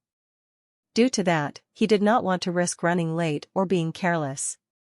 Hansen settled himself on the porch in front of the stone house. The porch was clean, as if it had been frequently visited and used. It was far cleaner than the stone house, and it looked as if Isha sat in the same place he was right now when she kept watch over the construct. Hansen sat on the porch and observed the stone door, waiting for 12 o'clock to come. He didn't see anything inside the house. Time passed and eventually, the clock struck 12. At that moment, Hansen felt the temperature drop. Hansen looked at the stone house, and he immediately noticed that the chill air was coming out of the house itself. The stone building was releasing a cold air that was actually quite overbearing. No matter how cold it became, though, no frost appeared on the walls. The stone house looked like it always did. The only difference was the coldness it was exuding. As Hansen observed with curiosity, the stone building's door began to open soundlessly back into the house. It revealed a cave-like entrance that was completely dark. When Hansen looked closer, he realized that it really was a cave. There was a cave inside the stone house, and the chill was creeping out of that black space. The chill now swept out in full force, gushing through the open doorway like a tide. It froze the nearby rivers and even the waterfall. The ice crept up the grand waterfall, turning the entire river into a solid chunk. That's a very strong frost air, Hansen thought in shock. The Cold Palace Guardian tablet, which was attached to his waist, had also started to glow. It protected Hansen from the chill draft, separating him from it. Hansen wished to use the cold air to practice Jade Skin, but the tablet was keeping the chill air from touching him. He wanted to put the tablet away, but all of a sudden, noise sounded from the stone cave. Hansen looked towards the stone cave. It was obscenely dark. Even Hansen's vision could not pierce that impenetrable veil of darkness. But he was still able to hear something moving around in there. Not long after, a body emerged from the dark. It was half a meter tall. Hansen stood there stiffly, trying to guess what it was.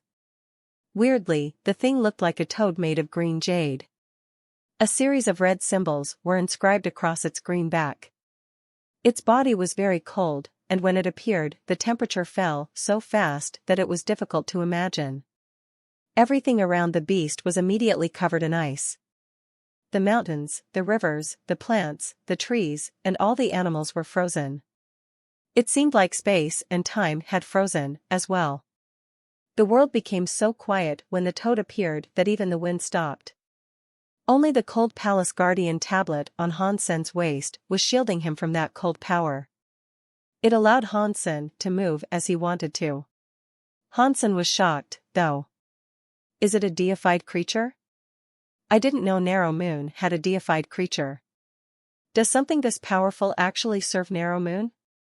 As Hansen pondered its presence, the green toad fully removed itself from the stone house. It looked like a slippery thing as it slid out of the doorway and turned to look at Hans Senator. It noticed the cold palace guardian's tablet, then ignored him. It ventured over to the frozen waterfall. Hansen felt as if he was in a lot of danger. It is fortunate I didn't put the tablet away. I do not know if my jade skin can resist this much cold power. And this thing only seems to recognize the tablet. The fiend would probably kill anyone who wasn't wearing it. That must be why everyone needs a tablet to come here. The jade toad hopped its way beneath the waterfall, and the ice around it began to melt. In the blink of an eye, a small pool of water formed beside the toad. The waterfall remained frozen, so there was no more water coming down to fill the basin. The green toad then dove into the water and quickly disappeared from sight. Hansen did not know how deep that water was. He could only see the first 100 meters, and he had no idea what lay at the bottom. After the toad sank into the water, no further sign of the creature emerged. Hansen was supposed to be on guard, and he did not know when he could expect the toad to reappear. Isha wanted me to guard this place, but why? So I could watch a toad go for a dip? Hansen pondered this entire scenario, but he couldn't come to any satisfying conclusions. I don't care. I don't know when the deified toad will come back out, so I'll make the most of this and use the cold air to try to refine my jade skin. Hansen cast jade skin, and his entire body became an icy figure. He then set the tablet down beside him. As soon as the tablet left Hansen's body, he felt the true power of the cold air suddenly pound into him. In no time at all, he knew it would freeze his body and solidify his blood. Hansen was shocked by the power. His Marquis's jade skin granted him the ability to freeze others, so his resistance to the cold should have been extremely high. But now, he could hardly withstand a single ounce of the chilling power that the toad had unleashed. It was difficult to comprehend. A very powerful deified creature. Before Hansen became completely frozen, he grabbed the guardian tablet and put it back on his belt. A cold light gleamed across his body and separated him from the cold air. Some of that cold air remained in Hansen's body, though. The guardian tablet's power was like a shield. It was unable to clear out the cold air that was already within him. Hansen felt very cold, and numbness began to creep through his limbs and into his chest. He quickly used jade skin again, refining the cold air that had invaded his body. The deified toad's freezing powers were unusual. Even Hansen, with his jade skin, was still being frozen by the ice inside him. Try as he might, he could not remove the frosting from his skin. Without Jadeskin's cold elemental abilities and great resistance to ice, any ordinary Marquis would have been frozen stiff long before this. Even so, Hansen felt as if he was going to lose consciousness. He kept casting Jadeskin as powerfully as possible in a bid to refine the cold air that was afflicting his body. Hansen cast Jadeskin again and again, doing his best to refine the cold air invading his flesh.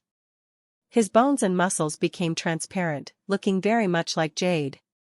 While Hansen was refining the toad's cold power, he realized just how scary the deified toad really was. This was more than the simple cold elements Hansen was used to dealing with. There was an inclusion of space and time in the mix. This power could actually freeze places in time. Although this was Hansen's first time seeing something like, he immediately knew how frightening the beast was. Hansen spent the next 10 hours trying to eliminate the deified toad's cold air, but he was unable to completely remove it. Normal dukes would have died merely attempting to hold off such potent power.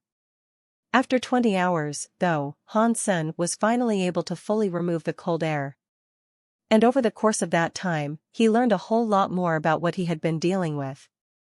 The final realm of ice powers isn't how cold they can be. I used to use jade skin to summon the ice jade skeleton. Now that I think about it, that is the true path of jade skin. Its practice in the sanctuaries is just a smidgen of what it is capable of in the Geno universe. It is like, by making preparations ahead of time, things become easier to accomplish in the future. It is easier to complete the path, and it will be easier to go further. I don't know who built the sanctuaries. To enable this amazing effect, there was still too much mystery surrounding the sanctuaries. Like creatures in the sanctuary could max out their super genes and gain a super god body. Hansen's super god body was titled Super King Spirit. Everyone's super body was different, but each one of them was quite spectacular. Any creature that left the sanctuaries with maxed out super genes would have talents that could equal a higher race in the Geno universe. Or even better, in some aspects. Even though there are no humans, the creatures and spirits that leave sanctuary are sure to be similar to the higher races I've seen populating the Geno Hall. It's scary to think about. Whoever created the sanctuaries must have been quite terrifying. That deified toad had not yet re-emerged from the water. So, Hansen used his deified spectacles to have a look at the cold powers and see what he could analyze. It was quite difficult to analyze the powers of a deified being. The analysis didn't go quickly, but it was progressing. When Hansen finally got a proper look at them, he understood the ice powers a lot better. On the 24th hour of the first day, ripples and waves began to appear on the surface of the pool. The deified toad came out of the water and headed for the banks of the river. Hansen watched the deified toad, and when it entered the stone cave, Hansen turned his attention to the pool itself. Hansen used his right purple eye to examine the pool. There, Hansen saw some jade tadpoles swimming around the basin. They were around the size of a fist, and they swam around the water like emeralds. The heirs of a deified creature? Hansen was quite shocked by what he was seeing. There had to be 30 or 40 of the tadpoles, far more than Hansen would have expected. If they all grew up, then they'd probably all become deified creatures. It was a prospect that was rather scary to think about. But the Geno universe was different from the sanctuaries. The heirs of a deified creature here would have better blood, but if they wanted to be deified themselves, they'd still need to level up slowly. Becoming deified was not a birthright, as it still required a lot of effort and luck. The deified toad crawled into the stone house, and when it did, the door closed behind it. Meanwhile, the green tadpoles were still flitting madly around the pool. They could not see the deified toad anymore, but even so, they seemed to swim around happily. The frozen river and the waterfall began to melt, and shortly after, they returned to running as they used to. Hansen finally realized that the task of the guardian was not to safeguard the toad, but to protect the toad's tadpoles. They needed to remain undisturbed while they were floating around in the water. Seeing those tadpoles swimming up the waterfall, Hansen used his Donqian aura to watch and observe. He was not going to allow any strong creature to appear and eat them. Hansen was overthinking things, though. The rebate had already slain all the powerful creatures that had once existed in the area. No other creature would appear and threaten those tadpoles.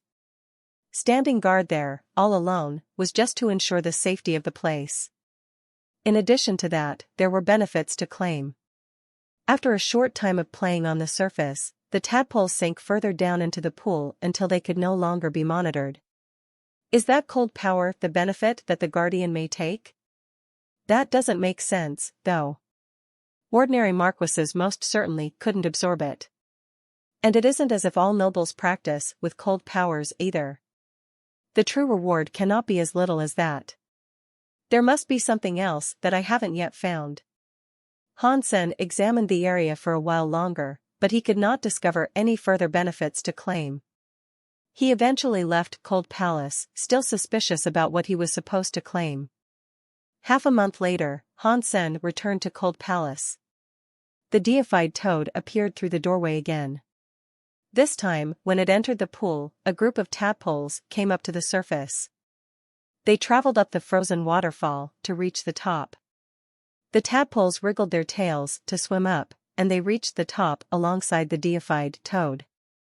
They surrounded it, and together, the group observed the countless moons that populated the skies of Narrow Moon. Suddenly, Han Sen saw the deified toad open its mouth. A bunch of full moons came out of its mouth and drifted up into the skies to be with the others. The moons seemed to have symbols that changed. Everything was shining under the strong glow of the moonlight, and eventually, they stopped their drift.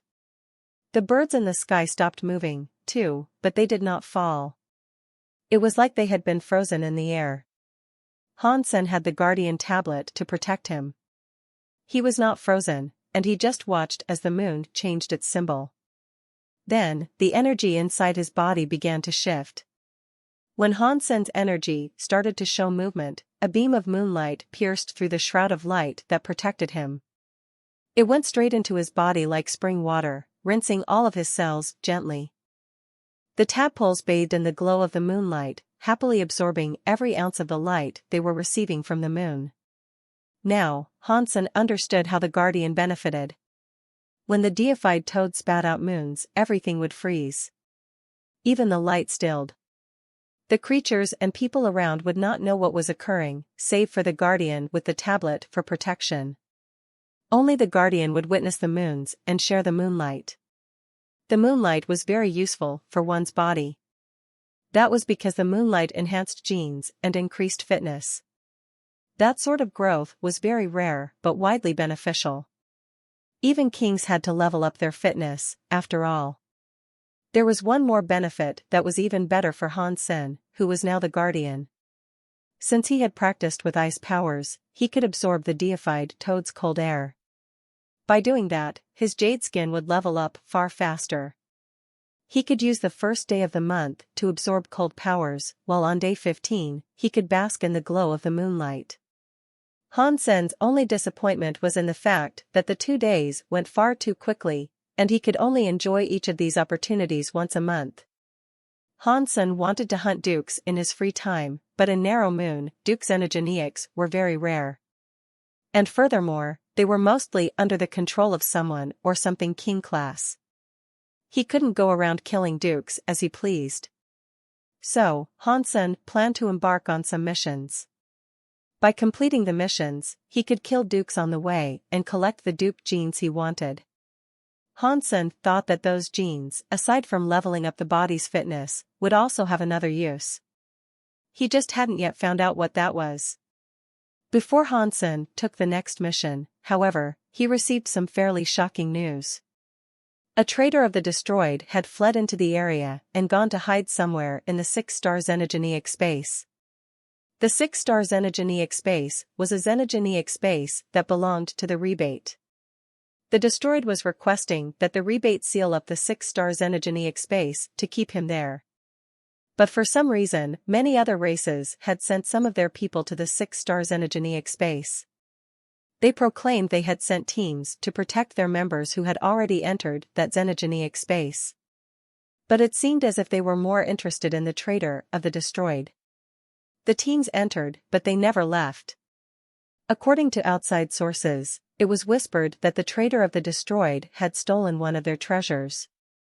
That was why there was a big fuss about all this. Because the 6-star xenogeneic space was an open business place of the rebate, many of the races went there. But even though so many teams had entered, quite strangely, the destroyed trader had yet to be located. Where he might have been hiding, no one seemed to know.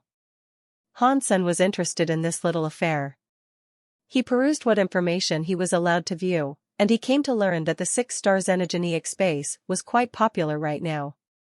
Many elites were headed there, and many teams comprised of marquises and dukes went there in an effort to find the traitor. Many king-class elites were sitting outside the place. That was one of the conditions of locking down the 6-star xenogeneic space. The rebate didn't want too many elites poking about the xenogeneic space, as they didn't want the news to become too big. That was a xenogeneic space belonging to the rebate, and so if something was to happen, it would be on them. There weren't that many kings anyway, so there weren't many participating in the teams that went into search. Right now, the 6-star xenogeneic space would only allow entry and not exit. The destroyed really wanted to find that traitor, and they didn't care what it took. Other races tried to search for the traitor, too. Or find the treasure he had stolen from the destroyed. What did he steal from the destroyed to bring the attention of so many different factions? Hansen wondered to himself. He planned to go to the 6-star xenogeneic space to see for himself. But Hansen wasn't interested in looking for the traitor of the destroyed. Many factions were already looking for him, and even many marquises and dukes that belonged to Narrow Moon were out in search of him. If Hansen went in alone, the chances of finding the traitor before everyone else were practically zero. Hansen was going to the 6-star xenogeneic space because it was now open. Even the xenogeneics that populated that space were up for grabs. So, Hansen fancied hunting down some Duke xenogeneics to collect their genes. Hansen messaged Zero, Han Menger, Little Angel, Bauer, Little Invisible, Little Silver, and Little Star, asking them all to meet at the 6-star xenogeneic space. When Hansen arrived, however, things quickly appeared to be worse than he initially thought. Moonwheel King and the other kings were there, and they were controlling the traffic of the elites that were allowed in. The 6-star xenogeneic space's interior was a bit of a mess, too, as many of the marquises and dukes that were looking for the destroyed traitor began to fight. Many of them died in the clashes. Hansen, this situation is too complex. You should not go, in case something bad happens to you. Black Moon King, who was guarding the exit, tried to convince Hansen. Although many king-class elites were blocking the way in, there were still many powerful dukes in there. They were a whole level higher than Hansen, which would make things very dangerous for a marquise. Hansen appreciated Black Moon King's concern, but he still took Zero, Little Angel, and the others in with him. He had his demon bug by Sema, so not even a king-class enemy was going to scare him. And if they didn't scare him, the Duke certainly wouldn't. He had 4 demon bug by Semace, and Hansen chose to hold one of them himself. The other 3 were given to Han Menger, Zero, and Little Angel. Bauer and Little Silver were always with Hansen, so they could share his. The 6-star xenogeneic space, in terms of size, was pretty average. That being said, the landscape was very complicated. Aside from the 6 planets that existed there were many asteroids. Finding a marquise inside the asteroid belts would be very difficult. The stories of the traitor Marquise said he was very good when it came to living in space. He could last in space for a few years without needing to eat or drink. So, many of the races compartmentalized their search radiuses and slowly locked down each area in which the traitor might have been hiding. Hansen did not search amidst the asteroids, though. He brought his companions to one of the planets. The one selected was called Planet Sodi. It had many xenogeneics, and many of them were dukes. That was why Hansen wanted to go there in the first place. People were used to paying large sums of money to hunt xenogeneics on Planet Sodi, but with the mess going on right now, the rebate couldn't enforce the tolls and so anyone could come and go. Hansen took his companions there, too, saving a lot of money in the process. Hansen had only just entered Planet Sodi when he was given a shock. Many people had been planning to do the same thing as him. People had spread all over the planet as they hunted xenogeneics. This is obscene. How can they take advantage of a situation like this? Hansen demanded angrily. He had totally forgotten he was there for the same reason. Hansen and company walked across Sodi for several hundred miles, and in that distance, he was unable to kill a single xenogeneic. There were too many dukes and marquises already taking advantage of the planet's offerings. Hansen saw many dukes and marquises fighting and killing xenogeneics before he could reach them. No one was leaving Hansen a single xenogeneic to fight himself. And if Hansen drew close to the others, they'd stare him down as if they were ready to start a fight if he took another step. Hansen walked forward, hoping to head deeper into the mountains. Hansen was at the foot of the rise when Qingli and a number of other rebates approached. Hansen, are you here to kill xenogeneics? Well, I don't think you'll be able to. I'm just taking a look around. Hansen coughed. Qingli lifted her lips. We have been walking across these mountains for over half the day, and we haven't been able to locate a single xenogeneic. Those B***stards down there are going to kill them all before we get a chance to. The few rebates of Duke and Marquis class looked tired. Everyone was using the excuse of finding the traitor to exploit the 6-star xenogeneic space. And because of that, the rebate were losing so much. But they had to relent and allow this due to the pressure that the destroyed were putting on them. If that powerful race hadn't been leaning on them so heavily, the rebate would have never let them in. As the two were speaking, however, someone else approached. It was a group of the destroyed. Most of them were marquises, but the leader of the bunch was a duke. That team of destroyed were out in pursuit of the traitor. But when they saw Hansen, they immediately looked hostile. That was because in Metal World, Hansen had taken the effort to protect the other races. The destroyed there, however, had been completely wiped out. And after those events, no other race was very fond of the destroyed. Their reputation had taken a tumble, and they had paid a high price. That was why they were not fond of Hansen. But still, they did not actually try to attack him. They just looked at him with distaste. They were still in territory that belonged to the rebate, after all, and they weren't arrogant enough to fight him there. Just as the destroyed were about to leave, the face of the Duke leader changed. He shouted at the mountains, "Bar!" Hansen and the others looked in the direction that he had called. They saw a man with bone armor. He was carrying a bone knife that was around 2 meters long on his shoulder. "That is one of the destroyed?" Hansen asked, looking at Bar with a quizzical expression. Bar had 3 faces, but he did not have the traditional 6 arms. His 3 faces were different than those of the destroyed, as well. The 3 faces were all masculine. Qing Li's face changed, and she quietly said, "Do not provoke him. He is, for lack of a better word, abnormal amongst the destroyed." "What is that supposed to mean?" Hansen quietly asked. Qing Li quickly explained, "He is a mix between one of the destroyed and someone of another race. He is very talented but also very cruel. The destroyed love violence, but even they call him by the name of Born Destroyer. See how scary he is?" A rebate duke quickly told Hansen, "Let's go. We cannot provoke him. He is also a part-time hitman, and he's killed geniuses that belong to all races. Many powerful people have died by his hand. To me, it sounds like you might be in danger." Hansen frowned, but he did not move. He had noticed that Bar was already coming after him. Bar's energy had already locked onto him, and he couldn't run.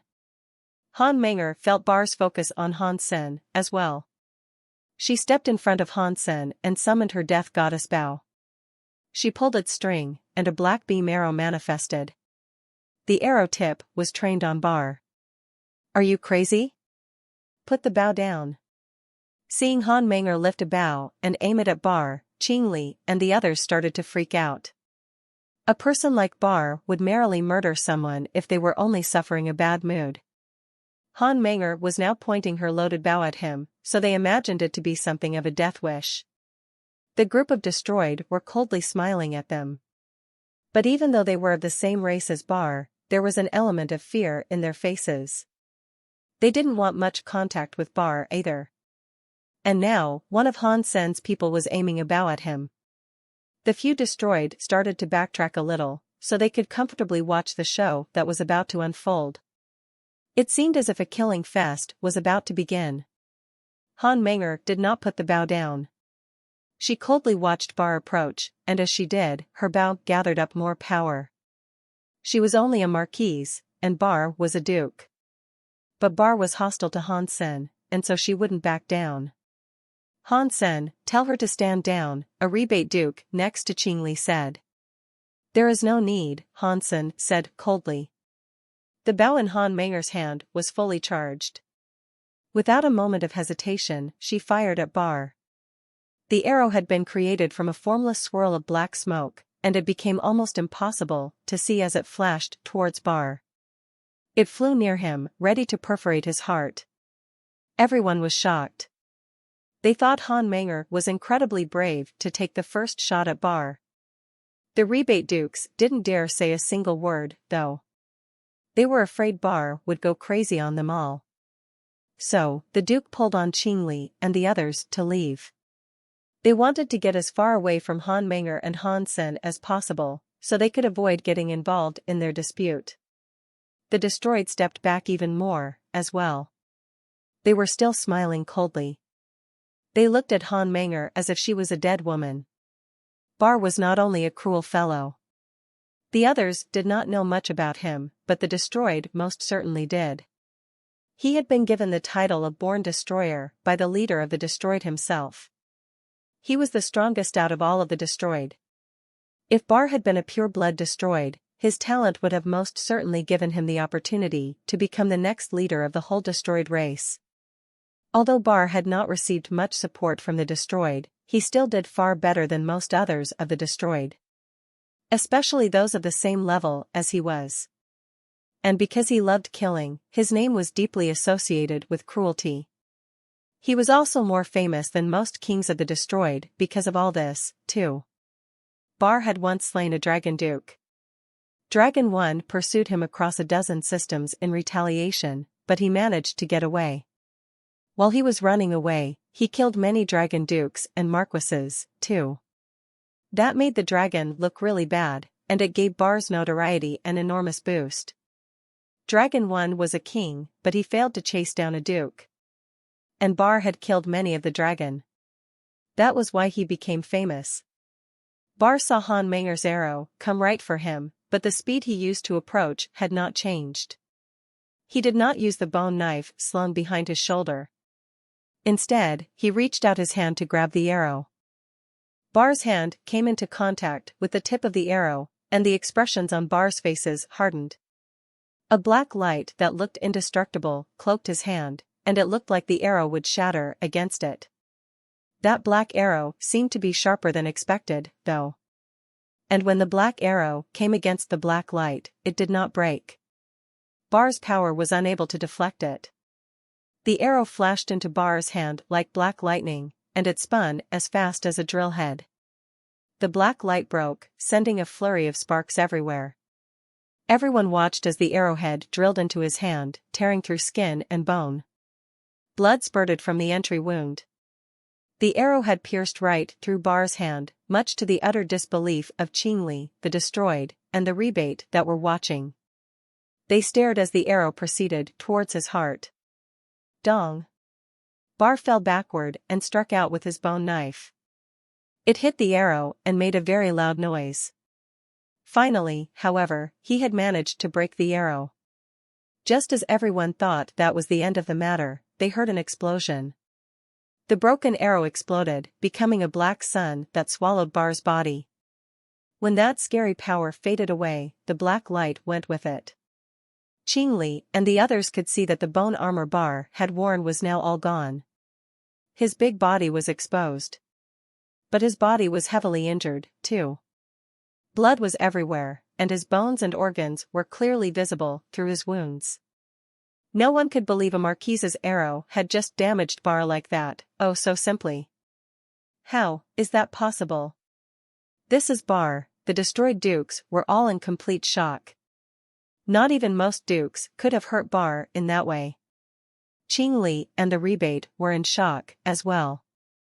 They didn't expect this sort of result. They never thought Han Sen's faithful marquise ally could wield such wicked strength. Han Sen was just as surprised as the others, though. He hadn't expected Han Menger to be that strong, but he knew that was her talent and ability. Power like that at Marquis level was definitely competition with what Break Six Skies offered. Pure and utter devastation, when wrought like that, was incredibly scary. If Menger learned Break Six Skies, combining her power with the explosive abilities of that Geno art, how strong could she possibly get? Hansen got excited as he thought about the prospect. This is amazing. The injured Bar looked very excited. He was still gripping his bone knife, and he now looked like a wolf that had found some prey. He began to shine red. Bar's wounds, as grievous as they were healing extremely quickly. The gashes on his body closed as they watched, and his power and presence were starting to erupt like a volcano. His black shadow loomed like a black beast. It was like the whole of the earth had been covered in the shadow of something terrifying. A roiling power was swallowing up the whole region. Han Menger did not move when faced with that presence, though. She simply drew the string of her bow. Immediately after, a black arrow went soaring through the skies and headed for Bar. It was like a black thunderbolt going right for him. Bar's unnerving excitement hadn't diminished, and he started to dance as he swung his bone knife. His faces were filled with demonic joy as he tried to strike the arrow. But when the bone knife almost came into contact with the arrow behaved like magic. It vanished into thin air, and when it appeared once more, it was already at his chest. The diamond-like arrow tip started to shred the flesh of his torso. The black arrow pierced through his chest and punctured his heart. Shtum! Shtum! Shtum! An entire murder of black arrows soared through the skies at him, fast as lightning. Bar kept swinging his bone knife, but he was unable to break a single arrow. All of those arrows were like magic. Whenever Bar's bone knife was about to come into contact with an arrow, it would just disappear. And by the time it reappeared, it would already be digging into Bar's flesh. In a split second, Bar's body had been riddled with at least a dozen arrows. It was like he had been pierced by black thunderbolts. Qing Li and the others were all frozen. They couldn't believe the sight that their eyes were relaying to them. The destroyed marquises and dukes were all thinking to themselves, how is this possible? That is Bar. Boom! Han Menger, still holding her bow, fired another arrow at Bar. And when this one plunged into him, it exploded. It split into a number of black suns that quickly worked to ravage and shatter Bar's body. Dong! When that scary bone knife fell from the hands that clutched them, it struck a rock. It quivered in the rock at an angle, the hilt rising over Bar's shattered body. You couldn't find a single complete muscle from the messy slop that remained. This was a very shocking turn of events. Qing Li and the other rebates all stopped. They looked at Han Menger, who was standing in front of Han Senator. Her cold but pretty face would forever be branded into their minds. Han Menger didn't rejoice, though. She frowned and looked at Bar's bone knife. Suddenly, the scraps of flesh that remained began to move. The bits and pieces were all drawing together. Not long after, the flesh started to assemble itself and come together. The tall muscles and bones recomposed and rebuilt themselves. The figure of Bar was wholly reassembled. He looked like a doll that had been ripped apart, then sewn back together. There was still a number of seams across his body, of course, they looked like centipedes writhing over him. The scars disappeared quickly, and a living Bar stood before them once again. He picked up his bone knife, looked at Han Menger merrily, and said, I haven't enjoyed a delicious fight such as this in a very long while. My stomach's already rumbling, you know. Feeling hungry is a wonderful feeling. Now, however, you are my prey. Tell me your name, so that I may remember and record the dish that you will become. The onlookers stared with open mouths. His body had been ripped apart, but then it had reassembled itself really quickly. Bar's power seemed to be stronger now, too. Impossible, impossible. The destroyed cannot heal themselves, can they? And no, that was far too incredible to be referred to simply as healing. It is as if he can actually revive himself. Qing Li looked at Bar in sudden fear. That is why Bar is Bar. And this is only the beginning. The destroyed dukes laughed.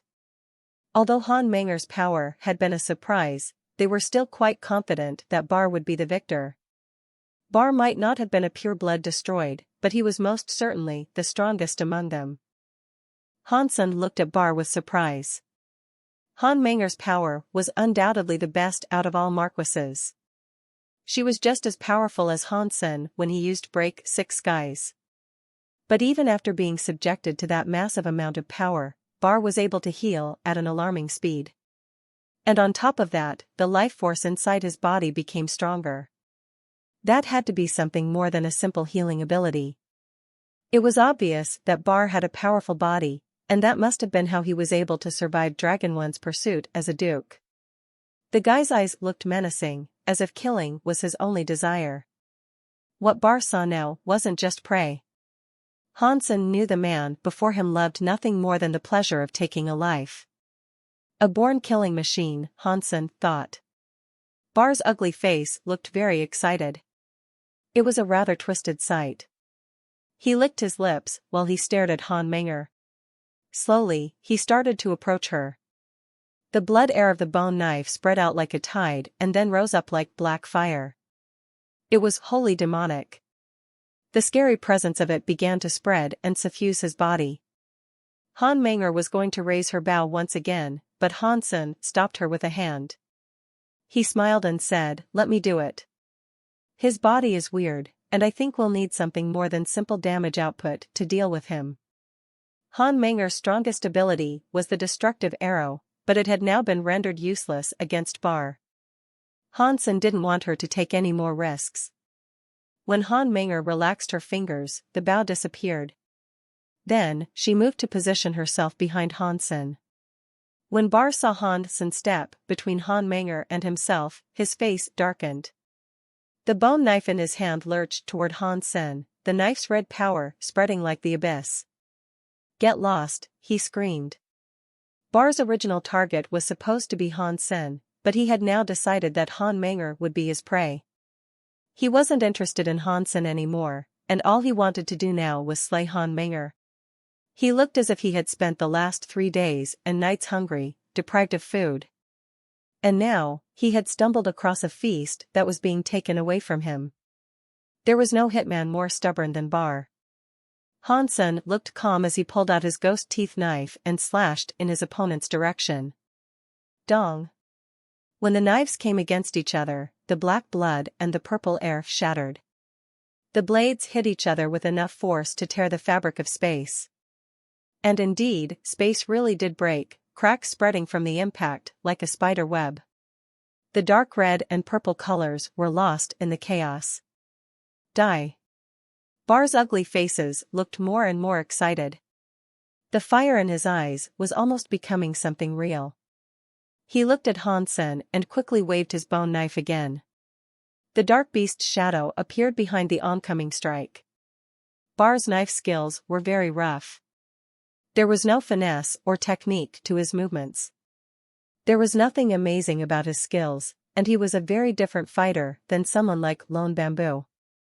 His knife skills were very rough, wild, violent, and flawed. He didn't care about the more granular details. His efforts were focused into brute force.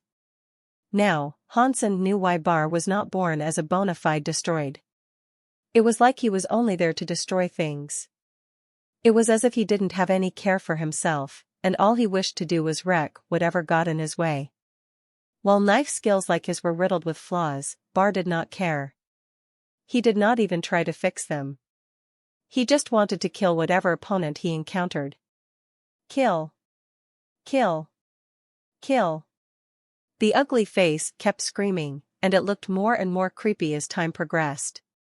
The bone knife was swinging wildly with the aim of consuming Han Sen's body. Catcha! Han Sen's ghost teeth knife slashed across Bar's chest. A deep red cut appeared, and blood and purple air began to leak from the seam. But Bar did not care. The wound did not slow down his assault. If anything, it made him look more excited than ever. Although the wound could not heal because it had been infused with teeth power, the attack wasn't strong enough to spread and tear up his body. The purple gash just remained where it was. Hansen went on to deal another 10 of those attacks. They did not work well, and it seemed like Bar was getting as strong as the devil. And all he wanted was to see Hansen dead. Dong. Ghost teeth knife and the bone knife struck each other again. This time, though, Hansen felt a powerful force come against him. He was sent flying 50 meters back through the air. In a few minutes, Bar's power had doubled. And furthermore, it was continuing to grow. The wounds weren't making him weaker. They were actually making him stronger. Hansen is strong. He cannot be any weaker than Lone Bamboo. Ordinary dukes definitely couldn't beat him. It is just a shame that he has picked on the wrong enemy. Bar is a genuine killing machine. During a fight, he continues getting stronger until he can destroy his enemy. Even a king like Dragon 1 was unable to kill him. A destroyed duke looked at Hansen and smiled confidently.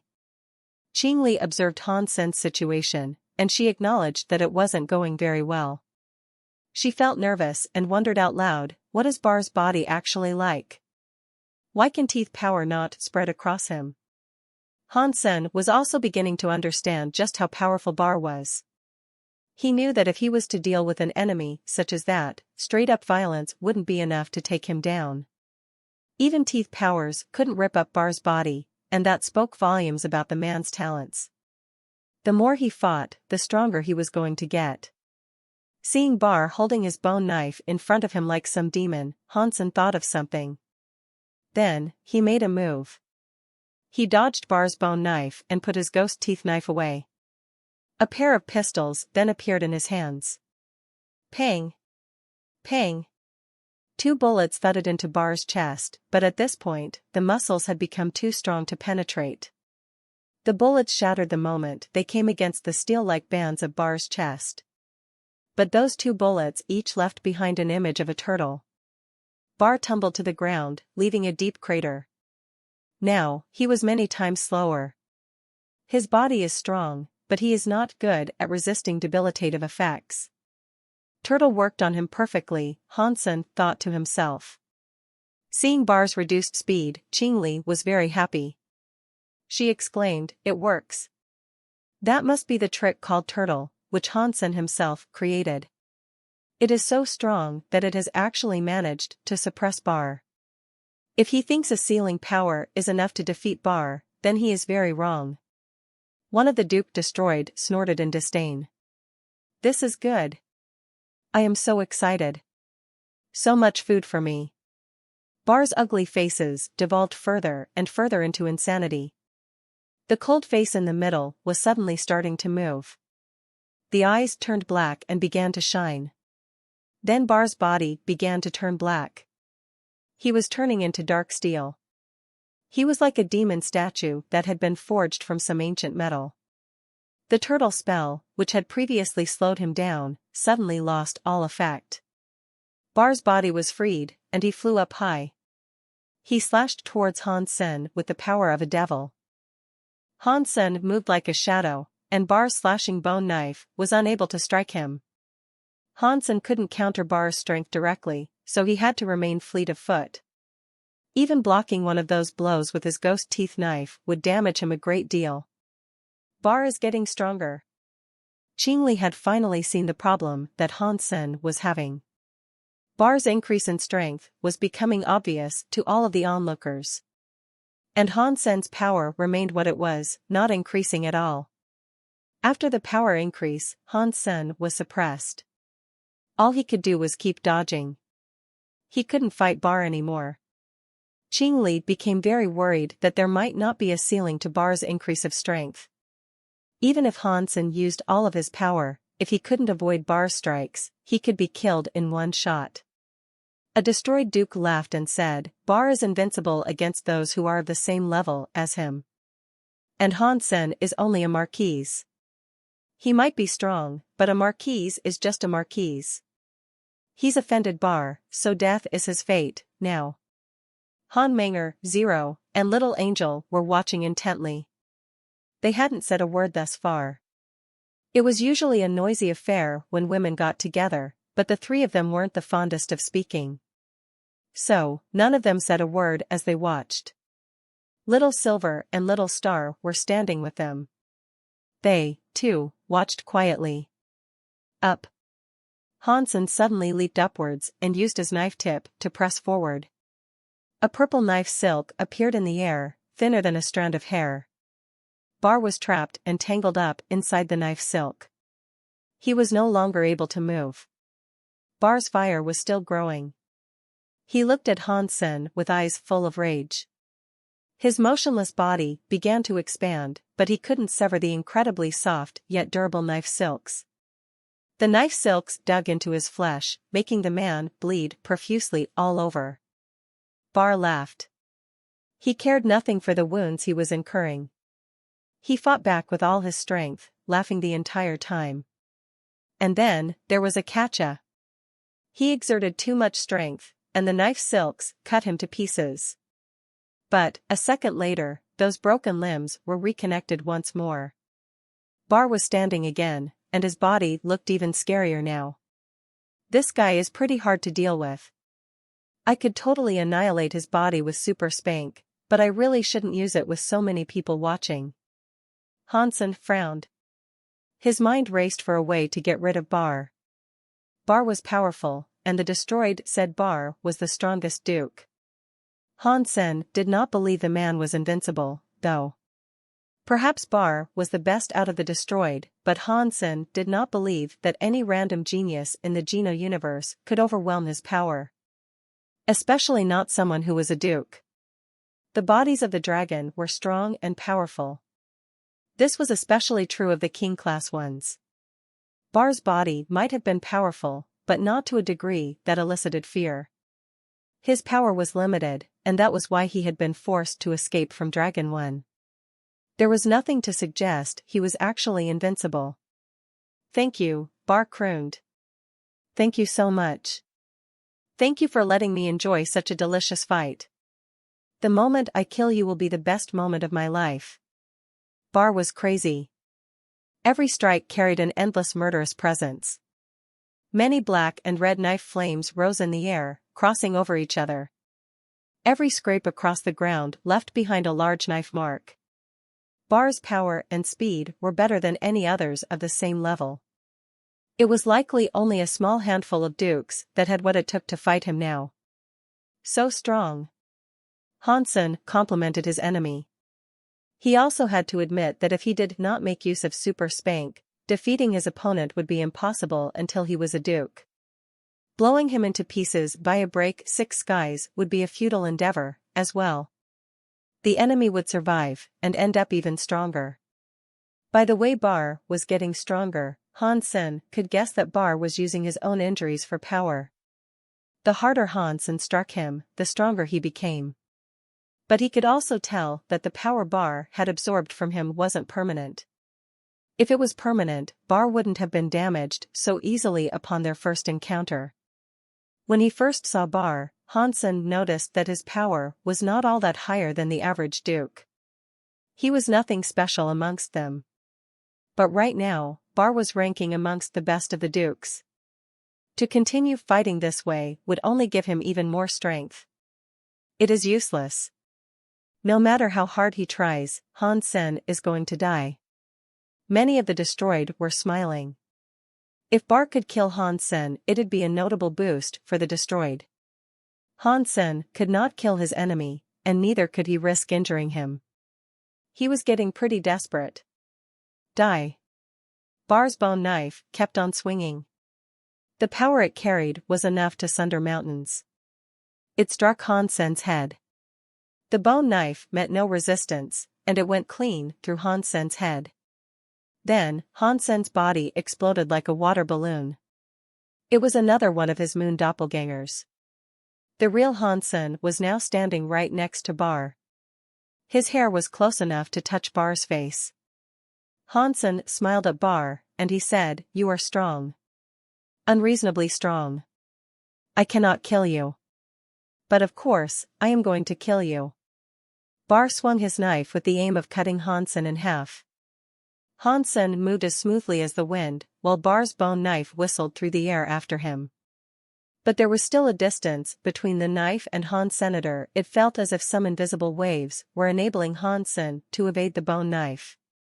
I cannot kill you, but I can still beat you. Hansen laughed. I think he is crazy. If he cannot kill Bar, then how can he defeat him?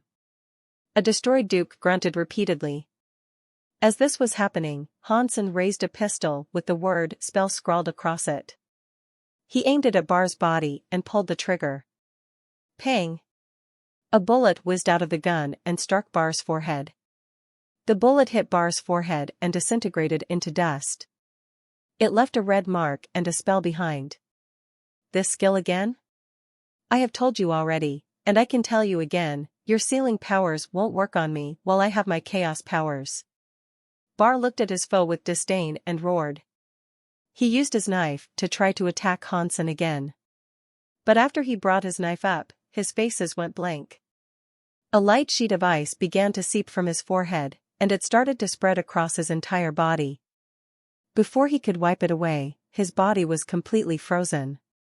He looked like an ice statue, sculpted into the shape of a person about to strike. The destroyed dukes saw Hansen use an icy force to freeze Bar on the spot. One of the dukes looked on Hansen with a sneer. Ice powers are worthless against the real might of Bar. His power is evil. He has a body of chaos and a spirit of disaster. An ordinary destroyed has 3 special talents. We can wield light, dark, and chaos powers.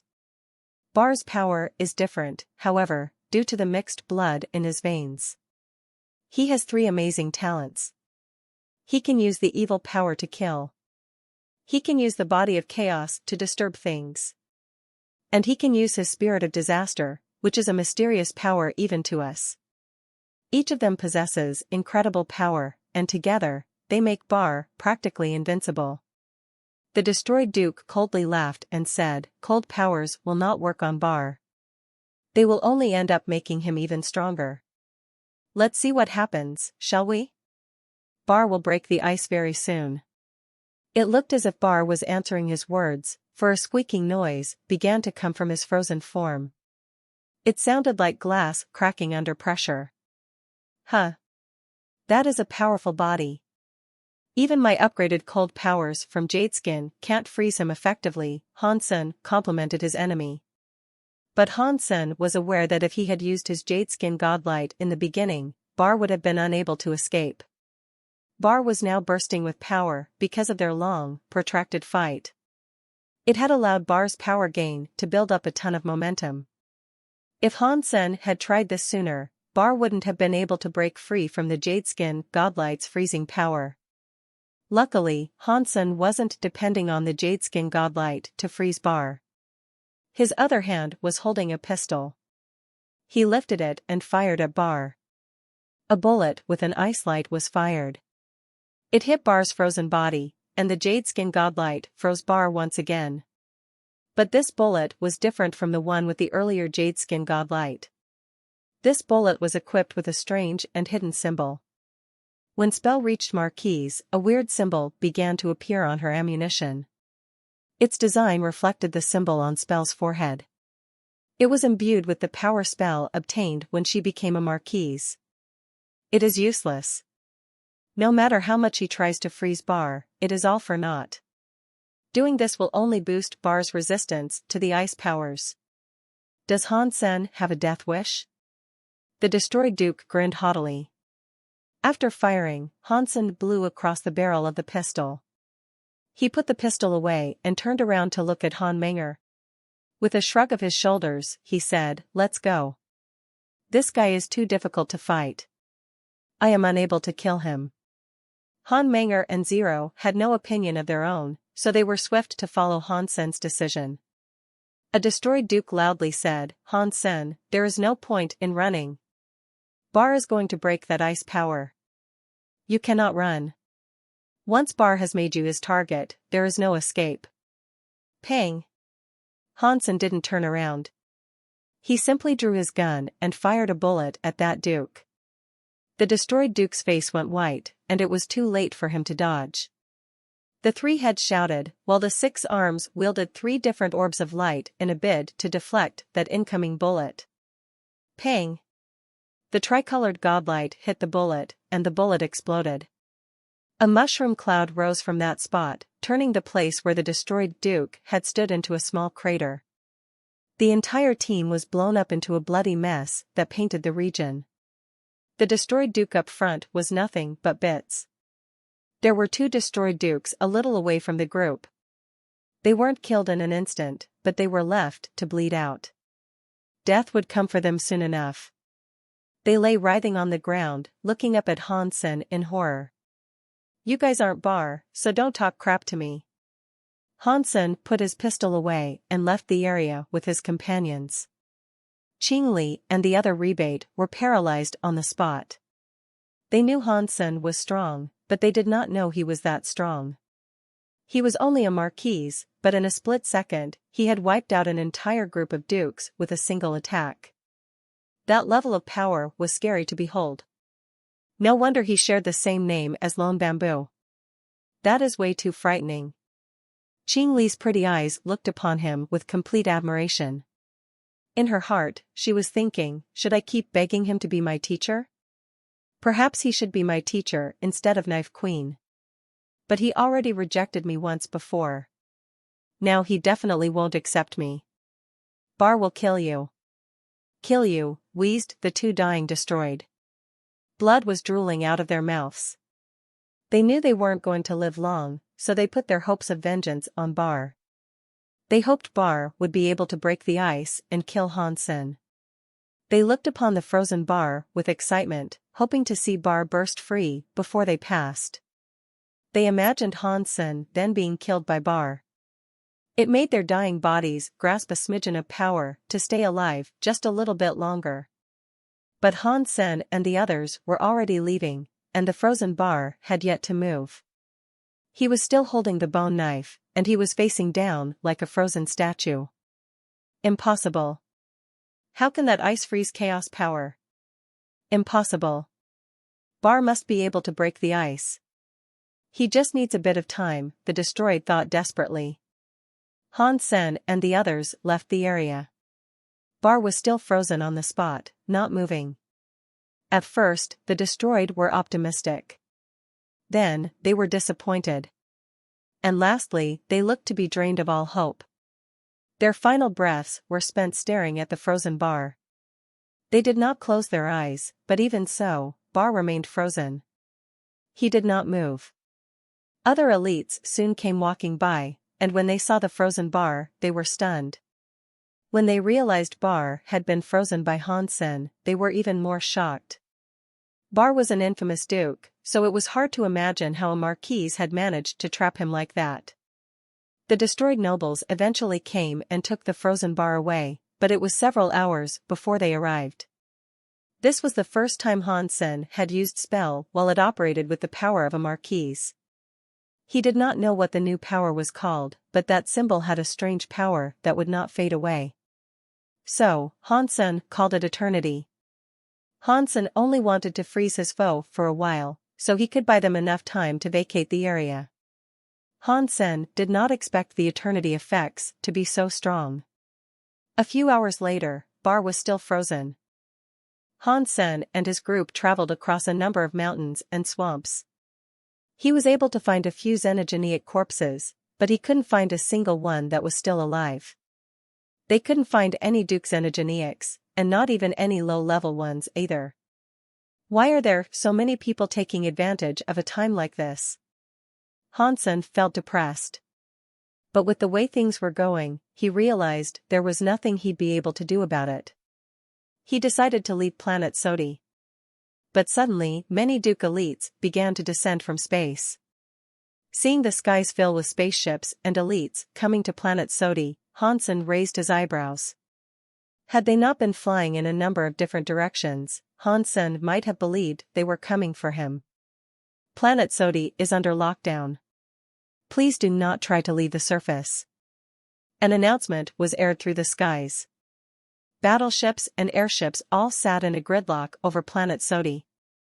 Even space fortresses were kept in the orbit of the planet. Weapons were aimed at Planet Sodi from every direction, as well. If they all fired their weapons, Planet Sodi would have been reduced to space rubble 10 times over. Many small aircraft flew out of the greater battleships, and they all seemed to be heading down towards Planet Sodi. Hansen was shocked, and he wished to know what was going on. That destroyed traitor cannot be on Planet Sodi, can he? If he is, then he must be a very brave fellow. He might have been hiding in plain sight, but it appears someone has exposed him. Hansen could not think of any more potential explanations for the current scenario. But still, he was just guessing. Nothing was confirmed yet. Hansen would know soon enough if the traitor was there, though. That much he was sure of. The whole of Planet Sodi was locked down. It was impossible for Hansen and the others to leave the planet now. All the battleships and space fortresses were put into combat mode. If Hansen's group forced their way out, they'd surely be attacked. This was a territory belonging to the rebate, so at least Hansen was a part of them. There was no need for him to try to run. So, Hansen took Han Menger and the others to the only city that existed on Planet Sodi. It was called Steel City. Hansen was something of a VIP amongst the rebate. When he entered Steel City, the workers there gave him a glowing reception. They heartily invited him in and gave him a room at the most luxurious hotel in town. I hope the lockdown doesn't last too long. I don't want to be late when I am supposed to guard the door. Hansen didn't think it would take too long, though. They had locked down the planet with a large host of dukes and marquises. It would be impossible for the marquises they sought to escape them. But 2 days went by, and those enforcing the lockdown still hadn't found the traitor. Hansen frowned. There were so many dukes and marquises there, the entirety of Planet Sodi had to have been searched from top to bottom by now. Despite their exploration of every nook and cranny, the destroyed traitor had eluded capture. There were only 2 possible explanations for this. Firstly, they might have been working on incorrect intel. Perhaps the traitor wasn't even on Planet Sodi, and that was why they were having trouble locating him. The second possibility was that the destroyed traitor wasn't actually hiding. Perhaps he really was walking around in plain sight, but he had changed his appearance. And as a result, nobody recognized him. Hansen didn't think the first possibility was correct. If they hadn't been able to confirm that this was precisely where the destroyed traitor was, there was no way they would have blanketed the sky with such a dramatic show of force. Apparently, the authorities were confident in their intel. The traitor was most likely there. If he really has disguised his identity, that is very bad news. There are so many marquises here on this planet. They cannot check everyone, and so if that is the case, they will be unable to find him. Hansen was worried that it might take too long for him to return to Cold Palace in time. Hansen and Han Menger and the others were all merrily eating in the hotel lobby. Eventually, Hansen detected a certain presence that was familiar to him. He lifted his head to take a look, and there he saw that same extreme king woman he had encountered before. She hadn't left the territory of the rebate yet. And on top of that, she had come to the 6-star xenogeneic space. She must have also been looking for the stolen treasure of the destroyed. What could he have stolen, I wonder? It has even prompted the people of Extreme King to come out in search of it. Hansen was shocked. The Extreme King woman saw Hansen, but she pretended that she hadn't. She walked right past Hansen and sat near the window. Hansen didn't concern himself with her too much. If she wanted to ignore him, then he figured there was little point in him approaching her. He might find himself asking for trouble. Not long after, Hansen saw many different races coming into the restaurant. Many of the elites that were out in search of the traitor had come to Steel City. They realized the problem now. The destroyed traitor was no longer hiding. The traitor had changed their identity, and now no one knew who it might have been. A few Buddha came into the restaurant. One marquise in particular came up to Hansen and bowed before him. Ba. Mr. Han. Thank you for saving me. Han Sen remembered that Buddha as one of the marquises he saved in Metal World. He hadn't learned the man's name, however. You are welcome, but I was just trying to save myself, Han Sen responded quietly. When Han Sen and that Marquise Buddha spoke, many marquises and dukes heard them and approached. Khan was amongst them. When he saw Han Sen, he smiled and sat down next to him. Brother Han, how much of a coincidence is this? We have met once again. I have heard that you froze Bar. That is very scary. You becoming a Marquise was a little late, wasn't it? If you were Marquise a little earlier, I bet that dollar would have met his match against you. You should have been the first name on the Geno being scroll. Khan had turned into a rather obnoxious bootlicker. All of the elites looked over to Han Sen, with a mixture of complicated expressions. Han Sen ignored Khan's praise. That guy was like a cockroach, and he never died. Although Khan was just a Marquise, Han Sen had tried to kill his giant golem body twice and failed. Khan was still alive, and everywhere Han Sen went, he kept bumping into the annoying man. Huh, Khan grunted, and his face went a little pale. That was because a large man had walked into the establishment, clutching a bone knife. Han Sen turned his head. Bar stood there, holding his bone knife. The freeze effect had vanished. Bar's appearance made the whole lobby stop. That cruel man would kill anyone, anywhere. He had no concern for law or morals. Khan saw Bar approach, and so he stood up. He forced a smile at Han Sen and said, "Talk soon." After that, Khan returned to the table he was at earlier with the rest of his demon fellows. Bar came in front of Han Sen and said coldly, "I'll eat you." After that, he did not wait for Han Sen's response.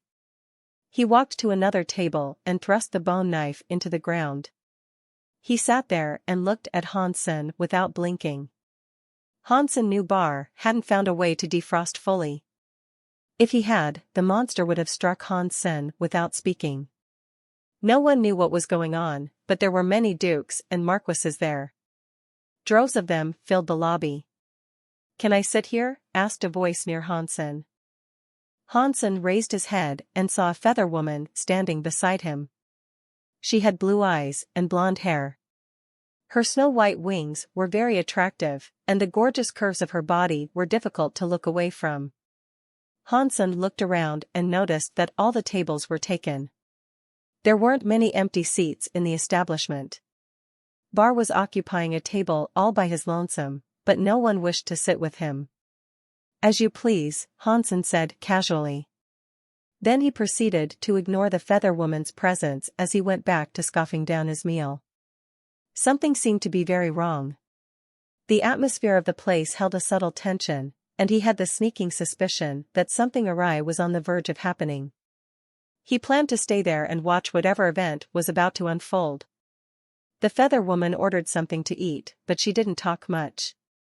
She just sat where she was quietly, and when the meal came, she began eating without making a sound. Many creatures came into the restaurant, but there were no more tables for them. They filtered through the building, looking for a spot to sit near someone else of the same race. When someone couldn't find a seat, they stood by the wall instead of leaving. Finally, a duke with the head of a bull arrived. He and a few of his kind moved over to the extreme king woman's table. They didn't say anything, and they just reached for chairs. Han Sen knew that what happened next would be entertaining. "Get lost," the extreme king woman barked before the bull-headed men had settled themselves. "Young one, don't be so cocky. That won't turn out well for you," the bull-headed duke looked on her coldly. He had no intention of heeding the extreme king's warning. He smiled as he pulled out a seat for himself. D****, Han Sen sighed. He knew those bull-headed people were brainless. Even if the duke didn't know that she belonged to extreme king, he should have known something was off when he saw one woman sitting by herself while every other table was packed to the gills with other people. And on top of asking for a seat, he dared to provoke her with harsh words. As the bull-headed duke sat down, the woman moved her arm. Before the bull-headed man realized what had happened, he had been sent flying. Pang! The Duke's airborne flight sent him crashing through a wall. He flew out of the hotel's restaurant and skidded across the ground. He struggled to get back to his feet, and blood spilled out of his mouth. Everyone looked at the extreme king woman in shock. The other bull-headed men in her proximity lurched back in fright, then started to run off. They picked up the injured bull-headed duke and fled without saying a word. Although the bull-headed duke was not a real elite, a minor slap from the woman had almost killed him. She obviously possessed a disturbing amount of power.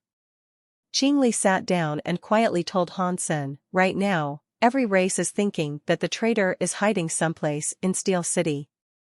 They are checking around everywhere in the hopes of finding him. The bullheads and the destroyed seem to have a connection, too.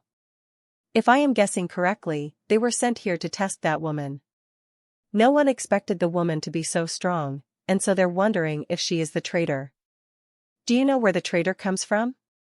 Han Sen asked. Qingli thought for a moment. The one that betrayed the destroyed isn't actually one of the destroyed himself. He was an outsider that joined them. The destroyed did not say which race the person belongs to, so we have no clue who it might be. According to our investigation, the traitor's race has yet to be determined. And there's a good chance that the traitor can shapeshift into any race. After that, Qingli looked at the feather woman. Her eyes narrowed slightly in suspicion. Han Sen nodded and asked, "Do you know what treasure the traitor stole?"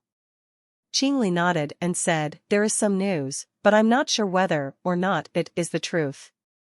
It looks like the traitor stole a deified treasure, called the Destroyed Bible. That is why the destroyed are so on edge. They really need to find that traitor and reclaim the Destroyed Bible. All the races are looking for the treasure as well. That is why the situation has become so complicated." "Where did this nugget of information come from?" Han Sen looked at her queerly. "No one knows the original source, but the topic is being discussed everywhere." Qingli looked confused, and then she went on to ask Han Sen, "Do you think it isn't true?" Han Sen shrugged. "I'm just wondering. Maybe the traitor released the news himself, hoping to stir up all this chaos. That might be the way he has managed to survive. Otherwise, something so secretive wouldn't have spread so quickly. This is just a guess, of course. I don't really know much of anything." Han Sen paused, and then went on to ask, "What is the Destroyed Bible? It sounds like a Geno art. Why is it considered a treasure, instead?" Qingli looked at Han Sen in surprise. "You've never heard of the Destroyed Bible? It's a destroyed treasure. The story goes that when the destroyed Alpha died, his xenogeneic gene became a deified treasure. And it also contains the destroyed Alpha's powers. Inheriting that power is very difficult, however. No one can really understand it, so they can't make use of the Destroyed Bible's power. Even so, the Destroyed Bible is still their most important treasure. They cherish it because it represents their race as a whole. So, the destroyed really want the Destroyed Bible back. They won't allow any other race to take it." Han Sen didn't speak, but to himself, he was thinking, a deified treasure sounds valuable indeed. Especially if it carries the power of a destroyed Alpha. It is no wonder that everyone seems to be after it. Even I fancy poking around for it now. But with that being said, anyone who takes it would find much ire directed at them by the destroyed. Han Sen noticed that the destroyed marquises and dukes were staring at Zero, Han Menger, Little Angel, and the Feather Woman. Their eyes were intent. Han Sen's heart jumped, and he thought to himself, did they find out that the traitor that stole the Destroyed Bible was not a man, but in fact, a woman? And then, Han Sen looked at the Feather Woman. If the traitor was a woman, then the Feather Woman really did seem suspicious. She was all alone, after all. As he looked at her, Han Sen became more and more intrigued. The woman's presence seemed like an ordinary feather marquise on the surface, but when Han Sen scanned her with his Dongxian aura, her aura seemed like nothing more than a disguise. That woman's presence actually ran really deep. It possessed a depth Hansen's Dongxian aura could not even reach. Is she the real traitor of the destroyed? Hansen guessed. The woman seemed to know what Hansen was thinking. She smiled at Hansen, but she did not say anything. Quietly, she continued eating her meal. Hansen thought that the woman was definitely a suspicious character, but he could not be sure if she was the traitor of the destroyed or not. Hansen thought of something, but a dragon man was already approaching his table. He sat down next to Hansen, then looked at Zero and the rest of the girls. Marquise Han, I have heard that one of your female marquises used one arrow to almost completely obliterate Bar. That is a most impressive feat. I must wonder which of your companions were able to do such a thing. Could you tell me? When the dragon man spoke, the whole restaurant became deathly quiet. Everyone turned to look at their table. Hansen looked at the dragon man with a quizzical expression. He had obviously been sent to verify and confirm the identity of Hansen's companions. Hansen wasn't surprised by this, but it was strange how a connection was drawn via the attack on Bar. When Bar heard the dragon man speak, he did not move. Obviously, Bar had to be afraid of the figure. If the man next to Hansen was able to stay Bar's hand through fear, though, then he had to be someone of profound notoriety. Hansen kept his gaze on the dragon man. This is my daughter Han Menger. Those two are my sisters. And this is Flower King's daughter from Narrow Moon. Her name is Qing Li. As for this feather friend, I must admit I do not know her. Hansen introduced the rest on his table, but he didn't mention Little Silver or Little Star. After the dragon man heard what he said, he turned his eyes to the feather woman. He looked at her and asked, "Where have you come from? What business brings you here?" The dragon man's behavior made Hansen certain that the destroyed traitor was in fact a woman. Either that, or the traitor at least had the ability to present themselves as a woman. If this was not the case, then the dragon man would have been sure to ask for the identity of Little Silver and Little Star. His interest remained fixed on the women, though. His sudden focus on the feather woman made it very obvious. Hansen didn't think he was even bothering to hide it. The feather woman smiled and looked at the dragon man. "I know of you, Dragon 6. Your title is Toxic Dragon Old 6. And while you are a dragon duke, I don't have to answer your questions. This place does not belong to the dragon." Toxic Dragon Old 6 froze. He looked at the feather woman and smiled. "If you know who I am, then you must be aware of what I can do. You should spare yourself the trouble and cooperate. I would not like to destroy a woman." But that feather paid no mind to Toxic Dragon Old 6's threat. She smiled and said, "If I am the person you are looking for, killing me wouldn't get you what you want. And if I am not the correct person, and you did kill me, you won't get what you want and people will become suspicious. They will think that perhaps you were the one that took it.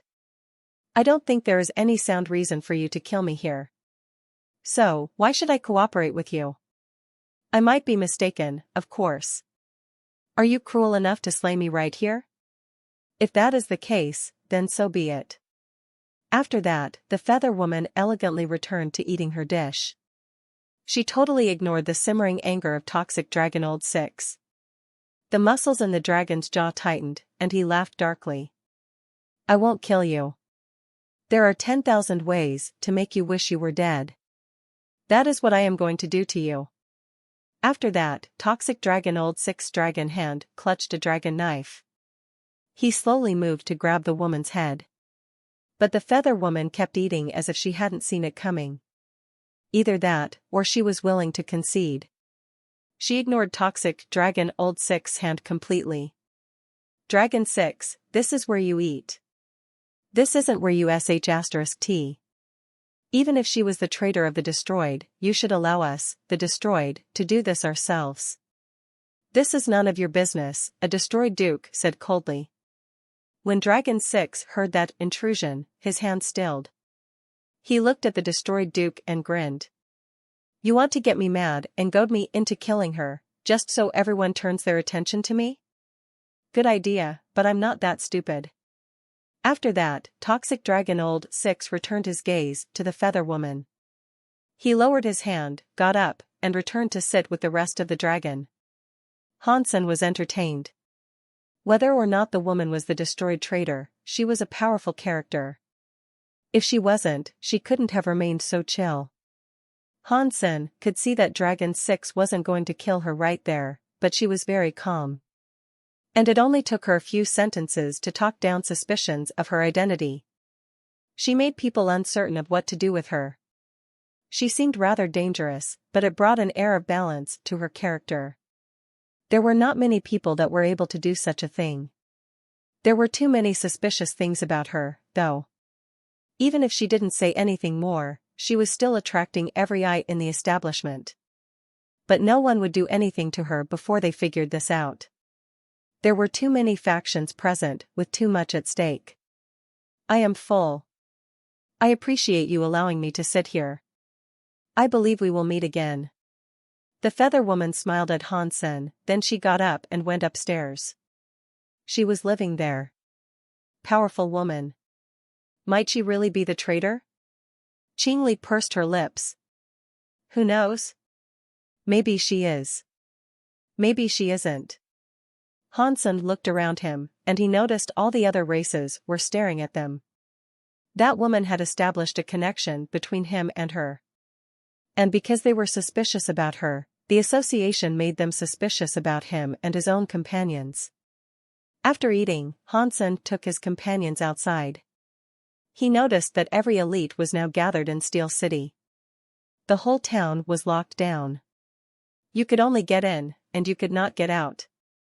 Apparently, the authorities believed that the traitor was indeed located somewhere in Steel City. That was a fairly sensible conclusion, or at least, Hansen thought so. The only place to hide on planet Sodi was in its Soul City, and finding the traitor amongst the hordes of Marquises, there would be a very trying task. But Hansen had to wonder why the traitor had selected planet Sodi. And he pondered what the traitor's escape plan might be. If the traitor was really there, the person might be very difficult to locate. Of course, it was only a matter of time. They would find the traitor, sooner or later. And if the traitor came here, she had to have been prepared. And if the traitor was prepared, then she had to have an escape plan. Hansen could not think of a way in which he might manage that, though. Hansen was giving the matter a lot of thought because he now wanted the destroyed Bible for himself. If he was able to find the traitor before everyone else, he could take it without anyone noticing. He could throw it back into the sanctuaries, and that way, no one would ever find it. It would remain hidden even if people thought he was the culprit. But right now, not even Hansen knew who the traitor was. He did not know if the traitor had brought the destroyed Bible with them either. The whole of Steel City was a chaotic mess. All the dukes and marquises had been gathered in the city, and the tension was electric. The different races all suspected one another, which led to many conflicts and brawls that served no purpose. Ultimately, the traitor stayed hidden.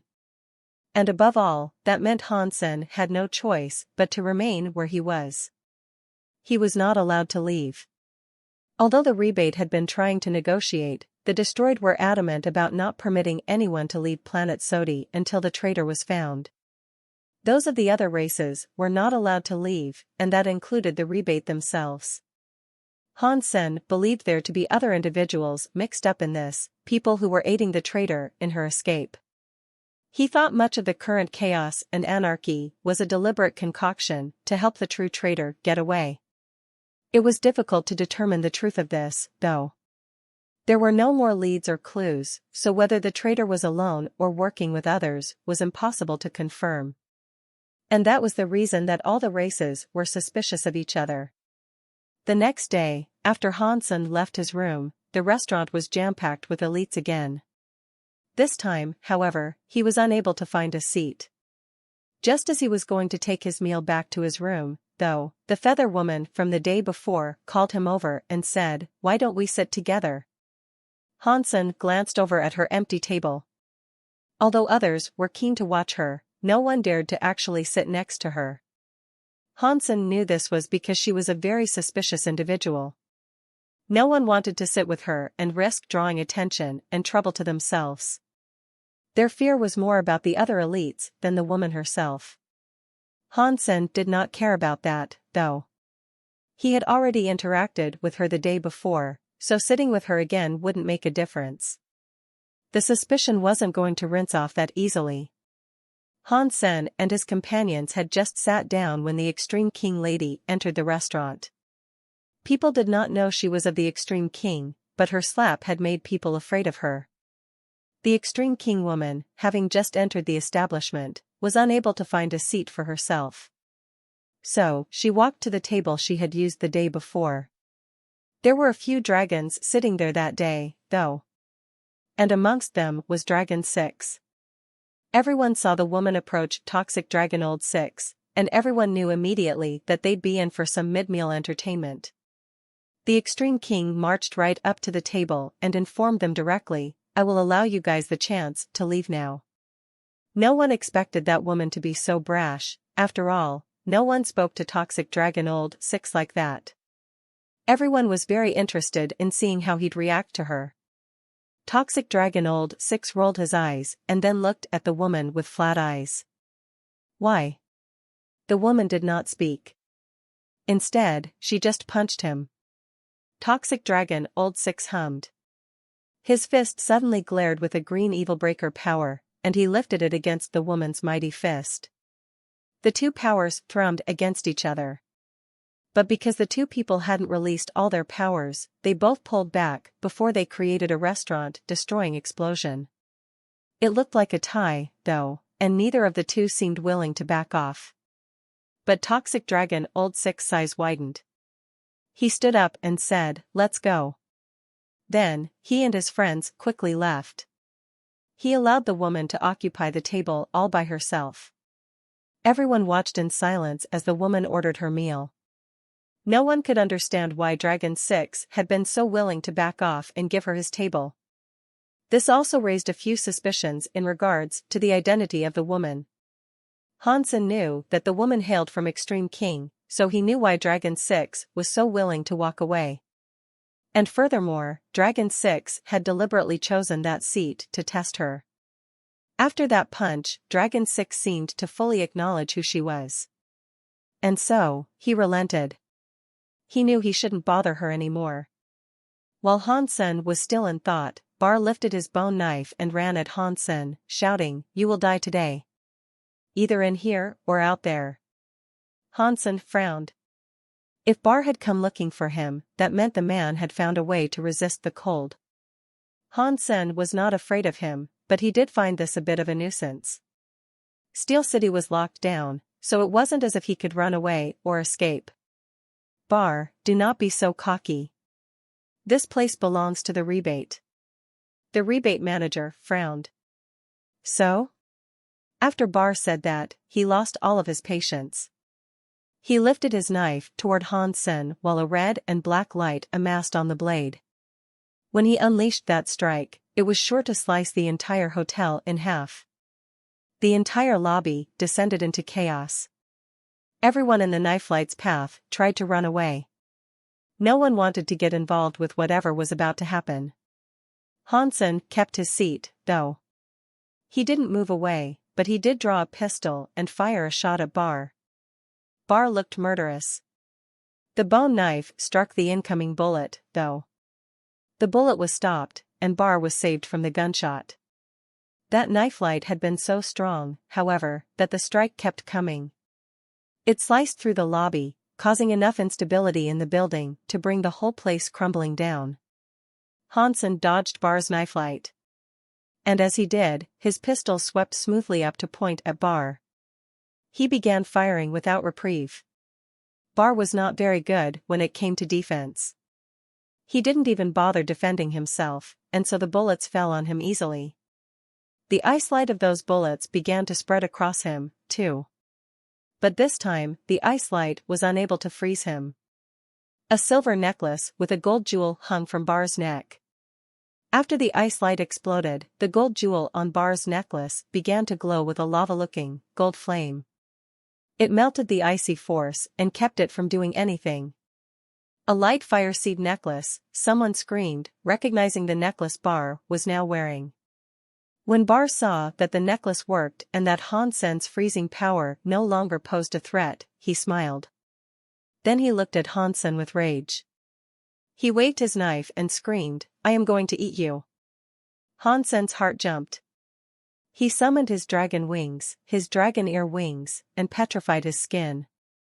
He flapped his wings, and his red body teleported away from the incoming strike. Bar roared. He lifted his knife and ran after Hansen. His eyes looked like they were on fire with the desire to kill Hansen. The restaurant had been thrown into turmoil. No one knew who started this all, but everyone was now fighting. And as everyone fought against each other in a massive brawl, the hotel was rapidly reduced to splinters. No one knew where Toxic Dragon Old 6 came from, but he was back, and he threw a punch towards the feather woman that was near Hansen. The woman flapped her wings and avoided the strike, though.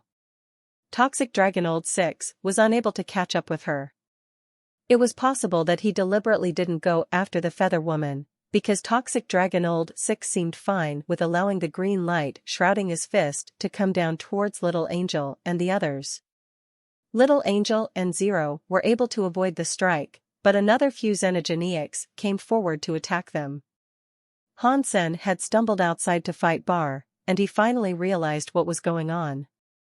People were suspicious of the girls around him, and they wanted to test out his companions. Hansen couldn't believe it. Neither Han Menger, Little Angel, or Zero was the traitor they were looking for. But even so, it mattered little. If Hansen's companions could be killed, that's all that mattered to the others. Somehow, they had just gained a horde of new enemies. Hansen wanted to go back, but Bar was hounding him. He wasn't going to let Hansen return to his friends. Toxic Dragon Old 6 missed his attack, but he did not stop.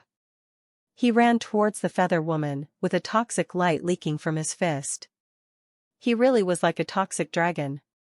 The feather woman kept dodging, though. She maneuvered as gracefully as a dancer. She was just a marquise, and yet she was acquitting herself well against the Duke Dragon 6. He was unable to land a single blow on her. A few of the destroyed dukes were headed for Little Angel. They looked murderous and cruel, and it was clear that they planned to destroy her. As those attacks came down on Hansen's group, a blue light suddenly shone from Han Menger. It shielded Little Angel, Zero, Little Silver, and Little Star. Pang! The destroyed dukes hit the blue shield, but none of their attacks were able to do anything. She's using Hansen's defense treasure. One of the destroyed dukes frowned.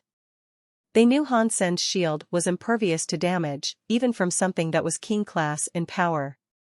So, they knew right away that they'd be unable to hack their way through the shield. Good. If they have the defense treasure, then that means Hansen has nothing to protect himself.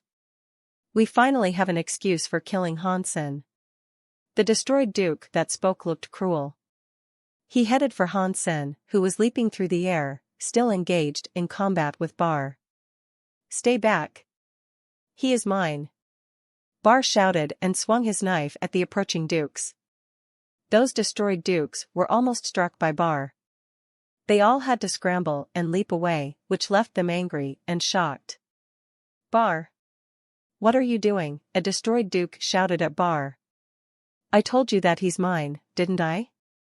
Bar grunted as he moved in to attack Hansen. Those destroyed dukes came to a standstill in midair, their faces turning green from Bar's rude refusal to accept their help. Ignore him. Find the traitor first, commanded a destroyed duke with hard eyes. Yes, Mr. Dear Robber. That group of destroyed dukes complied immediately, and so they all descended on the city and the women in it. The destroyed weren't the only ones doing this, though. Everyone started to attack the women who were of a different kind to themselves. They were all desperate to find the traitor. Just as Hansen expected, everyone believed that the traitor was indeed a woman. But they did not know which race she belonged to, and so every woman became a target. Everyone started to attack without a second thought. It was absolute chaos in every direction. Their fight had cascaded until the entire city turned into a battleground. Fortunately, Han Manger and the others had the protection of the demon bug Bysema, so they were able to avoid being hit. There were no king-class elites around, so no one present could break the Bysema. The Feather Woman kept coming under attack by the furious Dragon 6, and everyone else had their eyes on her. She really did seem to be the most likely suspect. Bar attacked Han Sen in a fury. Han Sen relied on his dragon wings and break space flash to avoid him. He didn't attack Bar, though. He did not want to risk making the crazy man any stronger. Ice no longer worked on Bar. Han Sen fired volley after volley, but it wouldn't freeze him. Spells' freezing powers would only work if they hit the enemy. But now, the necklace was keeping the ice from making contact every single time. The freezing powers weren't going to work. The light fire seed necklace is one of the deified treasures of the destroyed, right? I cannot believe the destroyed let Bar use it. How much do they want me dead? Han Sen chuckled darkly, then squinted at the necklace. Han Sen knew that the most famous treasures of the destroyed were the light fire seed necklace, the dark eye ring, and the chaos statue. Bar's neck looked to be adorned by that same light fire seed necklace.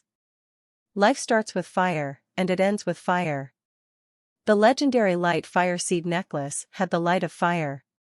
It was one of the strongest fire element treasures, even possessing light powers. The legend said that a deified destroyed once owned that necklace. He used it to incinerate an entire system. It was quite a scary item if the story was true. But Bar was only a duke. He could not use the might of the necklace in full. Even so, it was more than adequate to protect its bearer from any cold powers that came against him. Unless Han Sen was king class, there was no chance of him being able to freeze Bar this time. Han Sen flapped his wings. He flew 100 meters away and fired his gun, shooting a few of the destroyed dukes that were nearby. Pang! Pang! The explosive sounds were everywhere, and the destroyed dukes were reduced to ash. Han Sen moved quickly, and he evaded each and every one of Bar's attacks. He kept shooting at the destroyed as he went, raising their death toll higher and higher. Han Sen, fight me! Bar roared, but there was nothing he could do to stop Han Sen. Jia Robber saw a duke get wasted by Han Sen, and it made him frown. Then, he went after Han Sen with his fist raised. The male face that represented light started to glow resplendently. His fist was like an actual sun, holding a incandescent godlight. Han Sen flapped his wings and disappeared. He avoided the punch and fired his gun at Jia Robber. The female face of Jia Robber represented darkness. She released a dark light. The 10 fingers were like daggers that shredded the hail of bullets Han Sen fired at them. The bullets exploded on contact, but the black power formed a bottomless black hole in the air that sucked in the bullets and swallowed their effects. They were removed from play. Jia Robber. He is mine, Bar proclaimed angrily. Then kill him before I can, Jia Robber said coldly. The bird face of the middle represented chaos, and it began to produce light. A turbulent power leaked out of him to cover a radius of 1,000 meters, and when Han Sen tried to use break space flash, he realized he was unable to teleport anymore. Bar roared. He swung his bone knife through another flurry of attacks to smite Han Senator. He didn't try to force Jia Robber to leave as he had all the other destroyed dukes. Jia Robber was coming for Han Sen now, too. The 6 arms released a trio of powers to damage Han Sen. Jia Robber continually released a chaotic power into the air around him. Break space flash did not work anymore, so Han Sen was unable to teleport away to safety. Facing the attacks of 2 dukes, Han Sen was now at a disadvantage. Han Sen relied on his movements and speed, and he had to operate at max capacity to stay ahead. But even so, it ultimately insufficient to avoid the attacks of both Bar and Jia Robber. If I was a duke, I wouldn't have to be afraid of fighting them. But I am just a marquise, and my power is far inferior to dukes like Dia Robber. Hansen thought about how he might deal with his current enemies. There were still things he wanted to gain from this situation. Traitor! She is the traitor! Suddenly, a deafening shout came from behind them. Everyone stopped to pay attention. Everyone's attention was drawn to the shout, even Hansen's. The voice had come from Toxic Dragon Old 6. He was flecked with blood, and a black shape had been seared into his chest that looked like a woman's hand. The handprint had burned through Toxic Dragon Old 6's dragon scales, branding his chest with its black mark. Destroyed power, someone shouted. Then everyone was jumping toward the Feather Woman. Even Dia Robber abandoned his attack on Hansen to deal with her. Aside from the destroyed, the only person that could use destroyed power to damage Dragon 6 in such a way had to be the destroyed traitor. Toxic Dragon Old 6 had kept pursuing that Feather Woman, and she had finally hurt him. Everyone was running for the Feather Woman now. Only Bar, who was completely obsessed with Hansen, remained to finish what he had started. Hansen felt glum about this, of course. But when Dia Robber left, he took his disruptive powers with him.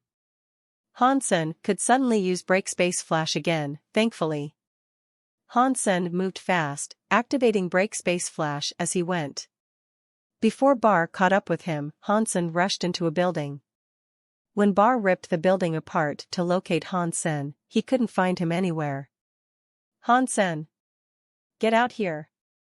Bar struck out furiously with his bone knife, reducing the building to smaller and smaller pieces, but he still couldn't find Hansen.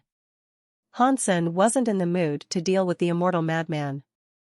After Little Invisible cast a power on him, he became completely transparent. And furthermore, he used his Dongxian aura to mask his presence. Then he slipped out from under Bar's nose. Everyone was intent on hunting down the destroyed traitor now. Many scary powers were being hurled towards the Feather Woman, but the Feather Woman slipped by them with unbelievable grace. Despite being only a marquise, she was teleporting straight through the dukes and marquises hunting her. Even Dia Robber was unable to stop her. Dia Robber's bird head flashed. That same field of chaos was opened, and the woman fell into it. But shockingly, the woman's movement abilities weren't affected by the power. She could still teleport, and no one was able to do her any harm. You stupid people! Do you really think I am the destroyed traitor? Dragon 6 used that palm strike himself. He hit himself. It has nothing to do with me, the woman exclaimed after another successful evasion. Liar! Do you honestly expect us to believe that? A destroyed duke roared back. His desire to kill her was greater than ever. If I was the traitor, why would I make it so obvious? The woman smiled and spread her arms cockily. She did not dodge. Instead, she brought a light to the tip of her finger, and she aimed it at the destroyed duke. The destroyed duke moved his 6 arms and fired 3 separate powers. He used a tricolored godlight to counter her attack. But her godlight broke through the tricolored godlight. It branded the destroyed duke with a weird mark. The destroyed duke was suddenly turned into a miniature version of himself. His flesh and bones were all compressed and condensed together. The 3-meter-tall body was turned into little more than a sugar cube. A mark of the very high. You are of the very high. Everyone's faces went white. Those who had been going for the woman now stopped. They quickly began to scramble backward. Dia Robber seemed to realize something. He looked towards where Toxic Dragon Old 6 had been, but the dragon was nowhere to be seen. Where is Toxic Dragon Old 6? Dia Robber asked one of the other dragons. I don't know. He was here, though. The dragons felt that something was very amiss. Now, all the races started to realize that the woman was associated with the very high. They knew of her marking ability. It was a very high skill. The very high certainly couldn't have been the traitor. But Toxic Dragon Old 6 had definitely been hit by a destroyed power. If the power hadn't come from the woman, then he really must have used it on himself. Toxic Dragon Old 6 was a dragon, though. He couldn't have used a destroyed power on his own, which meant he had to have been the traitor. He had stolen the destroyed Bible. But now, he was gone. He had vanished amidst the chaos, and no one knew where he had gone. Perhaps he had even fled Steel City. Dia Robber looked at the Feather Woman and bowed. Excuse our most impolite rudeness. We will issue a proper and formal apology at a later date. Can you please tell us which direction the traitor went? The fake Toxic Dragon Old 6 had framed her. She must have seen where he went. When you guys attacked me, he escaped that way. The woman coldly pointed towards the Steel City gate. Without a moment of hesitation, everyone ran in that direction. He had left a trail as he ran, and they tracked him into some mountains. The woman watched impassively as everyone left. They wanted to find the traitor, but they also wanted to escape her wrath with all haste. The thought that they had all attacked one of the very high had given them massive chills. They sincerely hoped she'd be forgiving. The woman did not seek revenge, though. Instead, she flew up into the skies. What happened in Steel City was watched by the ships. They saw when the woman revealed herself as one of the very high, and so no one stopped her from leaving planet Sodi. The universe's #1 race, the mysterious Very High. They were the strongest and most mysterious race. Even the extreme king and ancient god races were afraid of them. When the Very High mark appeared, bad things tended to follow. This had happened many times through the ages, and many races had been destroyed by the Very High, wiped from the annals of history. Dia Robber and his followers searched the mountains up and down, and eventually, they found the fake Dragon 6 and engaged him. Are you guys blind? Why would I be the traitor? Don't you know that the fox race is only comprised of women? They become weaker if they turn into males. Do I look like AF * King Woman? Toxic Dragon Old 6 shouted as he fought back. Dia Robber saw that the man's toxic dragon evil breaker powers were real. As he fought, he asked, "What are you doing, then? Why are you running if you aren't the traitor?" "I'm not running. I'm F* King injured, and I'm looking for a place to heal." Toxic Dragon Old 6 shouted angrily. "You say you are Toxic Dragon Old 6, yes? How can you prove your identity?" Khan asked. Something seemed wrong about this whole situation. Toxic Dragon Old 6's body then seemed to turn inside out. His body was covered with toxic scales, and he looked like a humanoid but toxic dragon. He breathed out toxic gas and said, no matter how strong a fox lady might be, she wouldn't be able to imitate a xenogenic toxic dragon body. Oh no. Dia Robber looked horrified. When he returned to Steel City, the Very High Woman was gone. A small business ship was flying through the expanse of space, following a designated route. Suddenly, the crew saw a woman approaching their vessel. The ship came to a stop and opened its doors to let her in. The woman quickly entered the ship, and not long after, she was given a private room. Inside that room, the Feather Woman began to change her form. Her feather features started to fade away. A white tail grew from her backside, and her body became curvier than ever. Her face underwent a change, too, becoming sharp and refined. The beautiful woman then pulled a cubic object out of her pocket. It was the Very High mark that had manifested when she made it look like she had condensed a destroyed. The woman threw the Very High mark on the floor, and the Very High mark started to shake. It rattled around for a while until a pang noise sounded. A fox-like woman with fox ears emerged. She looked exactly the same as the other beautiful woman, save for the fact that she was quite a bit younger. The fox woman scratched her bum and then got up. She snickered happily. "Sister, we made it. We managed to fool all of those people." If Dia Robber had been there, he would have been very angry. Killing the destroyed Duke with a Very High mark had been merely a ruse. The shape-shifting foxes had outwitted everyone with their illusions. It was a shame that the King-class elites had been stuck outside the 6-star xenogenic space. If they had been able to observe the fox's tricks with their own eyes, they'd have known what was up. But the king-class elites were forced to watch from a distance. The two Fox sisters had counted on that, putting on a show that would only fool dukes and marquises. I told you. All those races might pretend to be tough *T around us, but they grovel like worms before the very high. Seeing the very high mark nearly scared them to death. They didn't dare stay long enough to find out the truth. Big sister, Bai Lin, smiled. Little sister Bai Fu pulled out her pink tongue and said, luckily, those guys were restricting each other and thought it best not to allow the king-class sorts to enter the 6-star xenogenic space.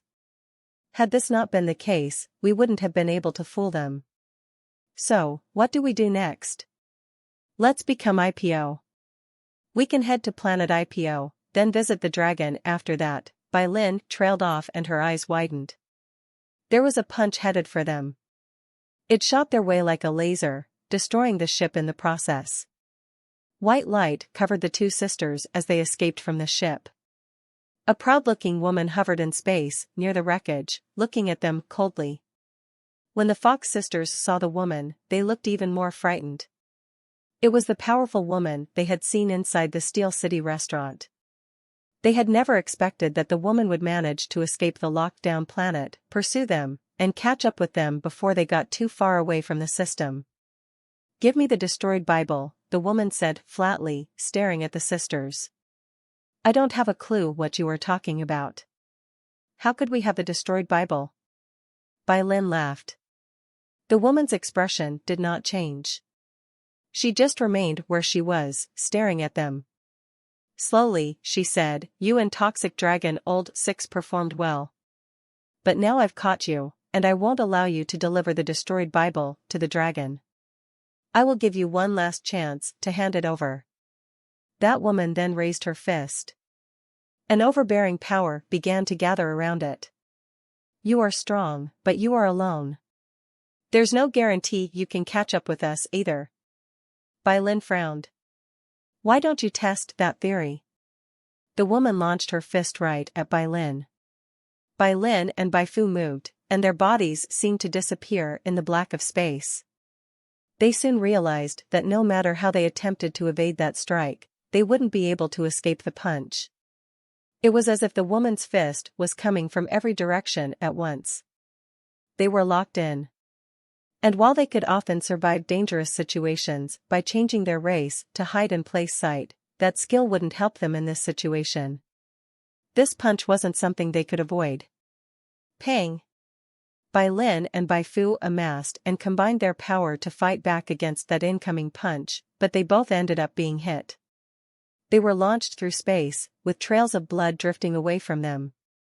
They crashed into an asteroid, and the asteroid broke into fragments. Their amazing talents had allowed them to survive many attacks from a wide array of dukes, but they weren't dukes themselves. They had the power of marquises. Bai Lin recovered from the blow and gritted her teeth.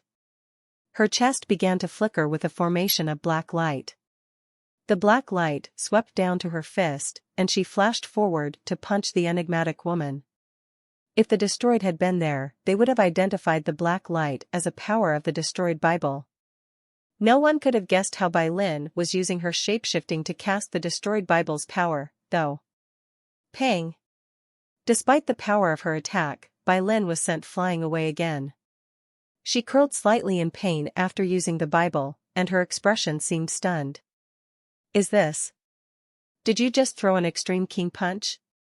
The woman was not inclined to answer, and so she raised her fist once more. Bai Lin clenched her jaw again, then coughed from deep in her chest. She spat out a black light, which floated through space near her enemy. That's for you, Bai Lin sneered. She started pulling Bai Fu away from the area. Let's go. The Extreme King woman frowned as the two flew off. Their power was only average, but they were very quick. The Extreme King woman seemed hesitant, but she moved over to examine the black light. The black light before her was actually a black stone book. It looked old, and the cover was adorned with a triangular symbol. There was nothing else remarkable about it. It was crude and worn, and it looked like the work of an older race. Most people wouldn't have known that the old stone book was actually the prestigious destroyed Bible. The extreme king woman knew what the object was the moment she saw it, though. Although her race was one of the most important and powerful in the universe, the extreme king's resources were actually quite limited. Deified treasures like the destroyed Bible were difficult to come by. Securing the destroyed Bible was the woman's first priority. After that, she would go and finish off the two Fox sisters. The woman had almost touched the destroyed Bible when she stopped. She frowned and looked at the Bible. It wasn't actually floating in space as she had originally thought. "Come out." The woman stared at the Bible coldly. In response to her shout, a shadow appeared right next to the Bible. Then a gold-armored hand reached out and grabbed the book. "Dollar?" The woman recognized the person hovering in front of her. The extreme king were quite full of themselves, and since they always thought themselves superior to others, they didn't participate in the Geno being scroll. They did, however, keenly watch the fights that unfolded there. That was especially true of the Marquis' fights. The woman had watched each and every one of them. She recognized the gold armor Hansen was wearing. "I will be keeping this." "You can go now," Hansen stated, turning the destroyed Bible over in his hands. He had used Little Invisible to hide himself so he could follow Lin, but he had waited until now to make a move. He hadn't wanted to take action while they were inside 6-star xenogenic space, but as he followed the Fox sisters, he noticed the extreme king woman was pursuing them as well. This would probably be his best opportunity to steal the destroyed Bible while pinning the crime on the extreme king woman. Since the Fox sisters had made their escape, everyone would soon learn that the destroyed Bible had been stolen by the extreme king. No one would believe that someone had actually confronted one of the extreme king and stolen it back, so Hansen would likely be safe from accusations. Even if people believed that Dollar ultimately claimed it, that wouldn't matter. No one had a clue who Dollar really was. So, Hansen was safe. He originally planned to launch a sneak attack, but the woman had discovered his presence before he had the chance to. That surprised him. In the eyes of the extreme king, achieving first place in the Marquis' Geno being scroll is nothing more than a joke, the woman said cockily, with a snarky tilt of her head. With no hesitation, she threw a punch towards Han Senator. The incoming strike was far harder than the one he had seen before. The space around him seemed to get compressed by the overwhelming force of that punch. Space-time itself looked like it was going to freeze and shatter. Although she pretended that Dollar was beneath her notice, after seeing Dollar fighting Evil Eye and Lone Bamboo, she knew he wasn't a foe to be underestimated. She was well aware that he would be a difficult foe, so she poured all of her strength and power into that punch.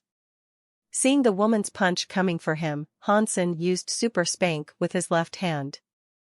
Pang! When their fists collided, the force of the extreme king's punch disintegrated into little more than dust and echoes. The woman's face paled, and she retreated with haste. But it was still too late. Her gauntlet had shattered, and the disintegrating power continued up into the rest of her armor. All she wore was turned to dust. She was left completely naked. The extreme king woman's implacable face heated with embarrassment. She summoned another set of armor to clothe herself, but by the time she turned back to look for her opponent, Dollar was gone. "Dollar, I'm going to kill you." The extreme king woman was very angry, and her teeth gnashed. Try as she might, though, she was not going to find Dollar that day. Hansen had returned the punch he was owed. She had sent Hansen sprawling on Planet Blade, and he had destroyed her armor. He was only getting what he was due. They were even now. Hansen headed to the 6-star xenogenic space. He needed to return and let everyone know that the real Hansen was still there. That way, he could eventually leave without raising any more suspicions. And in regards to the extreme king woman, he had no interest in killing her. He headed back to the 6-star system immediately to avoid wasting any more time with her. After all, as long as she was left alive, Han Sen could frame her for the theft. If she was killed, that would be more difficult. The destroyed wouldn't be the only ones investigating her death, the rest of the Extreme King would also want to know what had happened. Having them descend on the investigation would be bad. Han Sen returned to 6 Stars Energenic space and met up with Little Angel. All of the races participating in the search had confirmed that the escaped woman was a shape-shifting fox. There was still hope, however. The lockdown on the 6 Stars Energenic space was yet to be lifted, so kings finally went in to look around for themselves. But they quickly came to the conclusion that the shape-shifting fox had managed to escape successfully. 2 days later, when all was done, the lockdown on the 6 Stars Energenic space was lifted. Han Sen then took his companions back to Narrow Moon.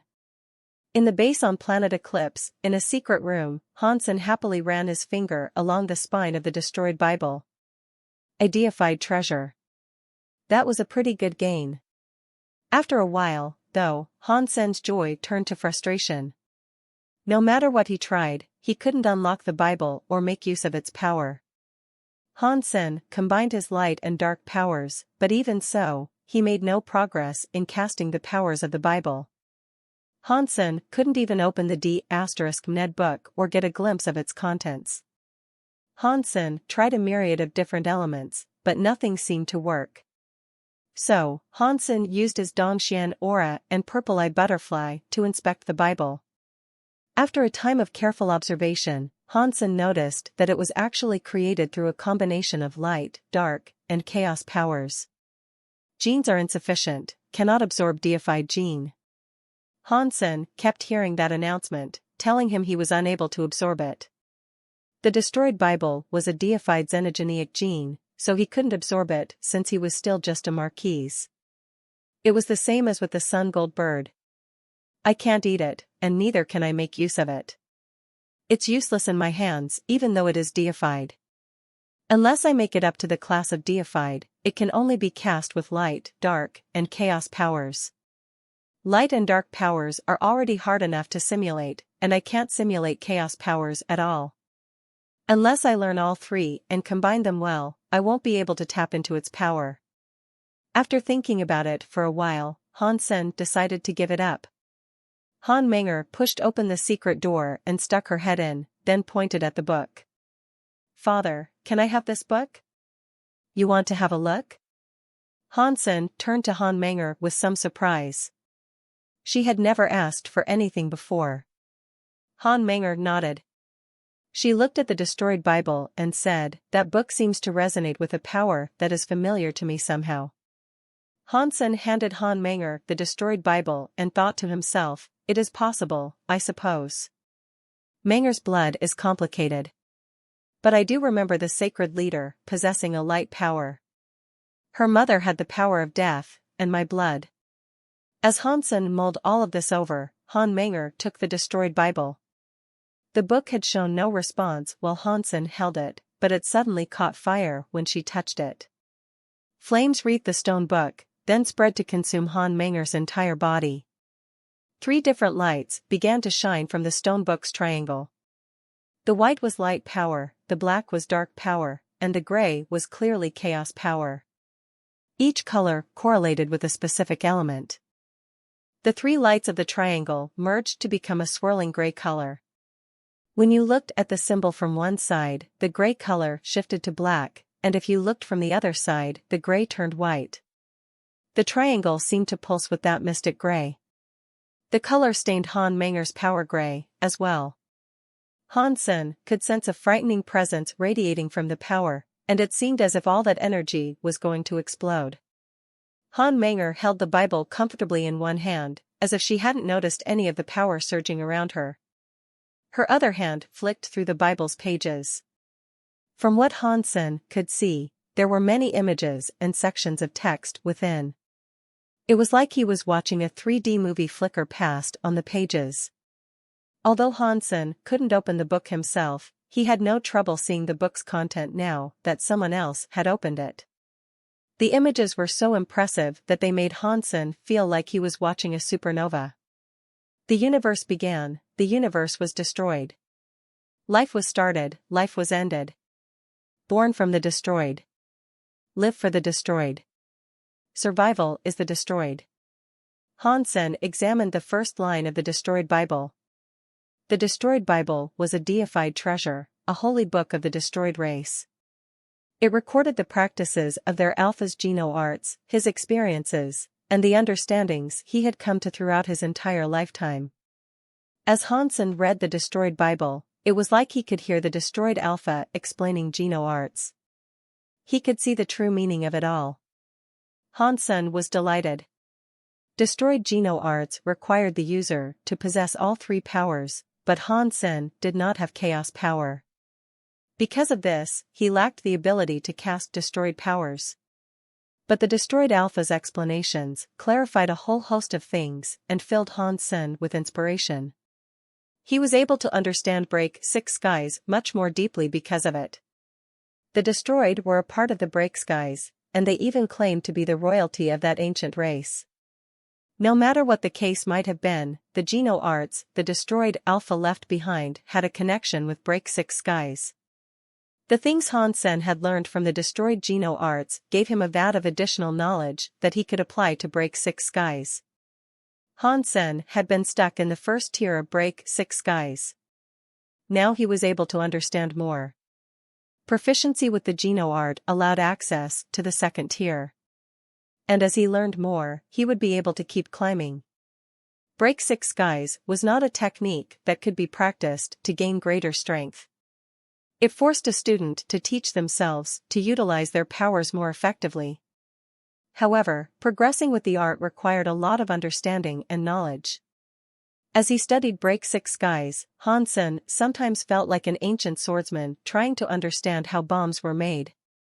The geno-art required understanding rather than raw strength.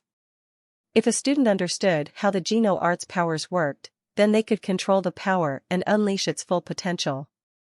And that was more than enough. Whether the practitioner was a baron or a deified elite, they could still access all tiers of Break 6 skies.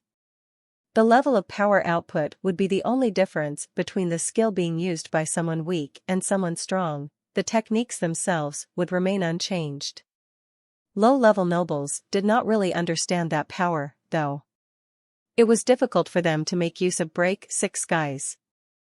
Hansen was still in the beginning phases of learning these techniques. Or at least, he had been. By reading the destroyed Bible, he was able to understand more about how its power worked. Break 6 skies improved greatly in a short amount of time. By merely watching as Han Menger flipped through the destroyed Bible, Hansen's Break 6 skies was able to progress and reach the third tier. As the content of the destroyed Bible was revealed, the gray power seeped into Han Menger's body. She stared at the destroyed Bible with an unreadable expression. The destroyed Bible began to morph in her hands. Not long after, the destroyed Bible had transformed into a gray arrow. The gray destroyed power sank into her hands and subsided. If Hansen hadn't actually watched it happen, he never would have believed that the stone arrow she now possessed was actually the destroyed Bible. He couldn't detect even a trace of destroyed power radiating from it. Han Menger lifted the destroyed Bible and looked at Han Sr. Father, "Thank you very much for this arrow." "Oh, I'm glad you like it," Hansen stumbled. Luckily, Han Menger was rather naive, so she didn't notice his awkwardness over the whole affair. Hansen was on the third tier of Break 6 skies, and as he realized that, he quickly tried to recall everything he had seen from the destroyed Bible. If he had any more breakthroughs, that would be the greatest reward. Aside from Super Spank, Break 6 skies was the strongest geno-art Hansen had in his arsenal. When he wasn't using his dollar identity, Break 6 skies was effective enough as a killing power to be depended on. It was a shame that Break 6 skies was so powerful, though. If he used it in close-quarter combat, there was every chance he could blow himself up.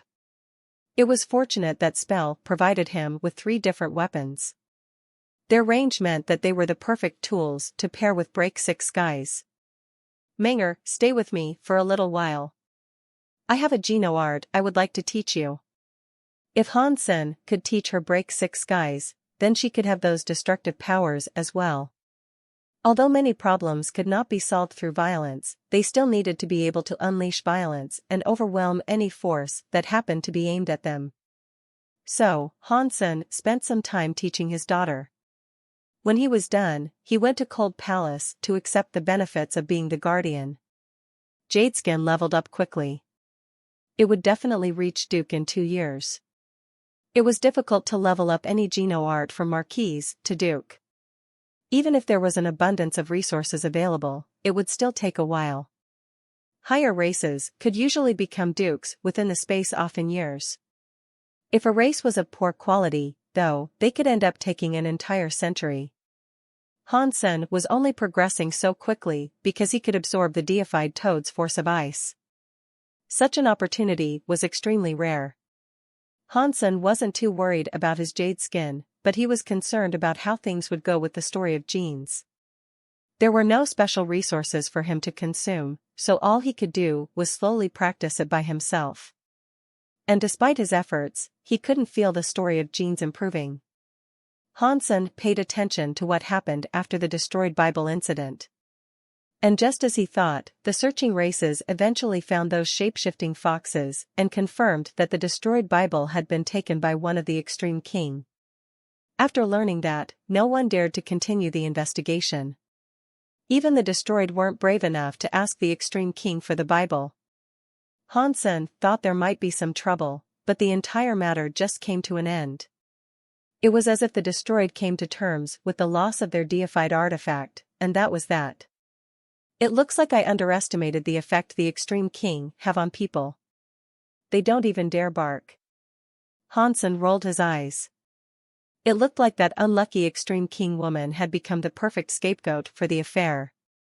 But Hansen knew he had to be extra careful to avoid giving the Extreme King any hint that Hansen was actually dollar. A year passed. Over the course of that year, Hansen spent a lot of time practicing jade skin. He wanted to get that up to the rank of Duke first and foremost. At that point, he would be able to absorb Duke genes. With 100 Duke genes for a base, he'd be able to level up his other Geno arts a little faster. As the year went by, Hansen also came up with excuses to enlist more companions from the sanctuaries.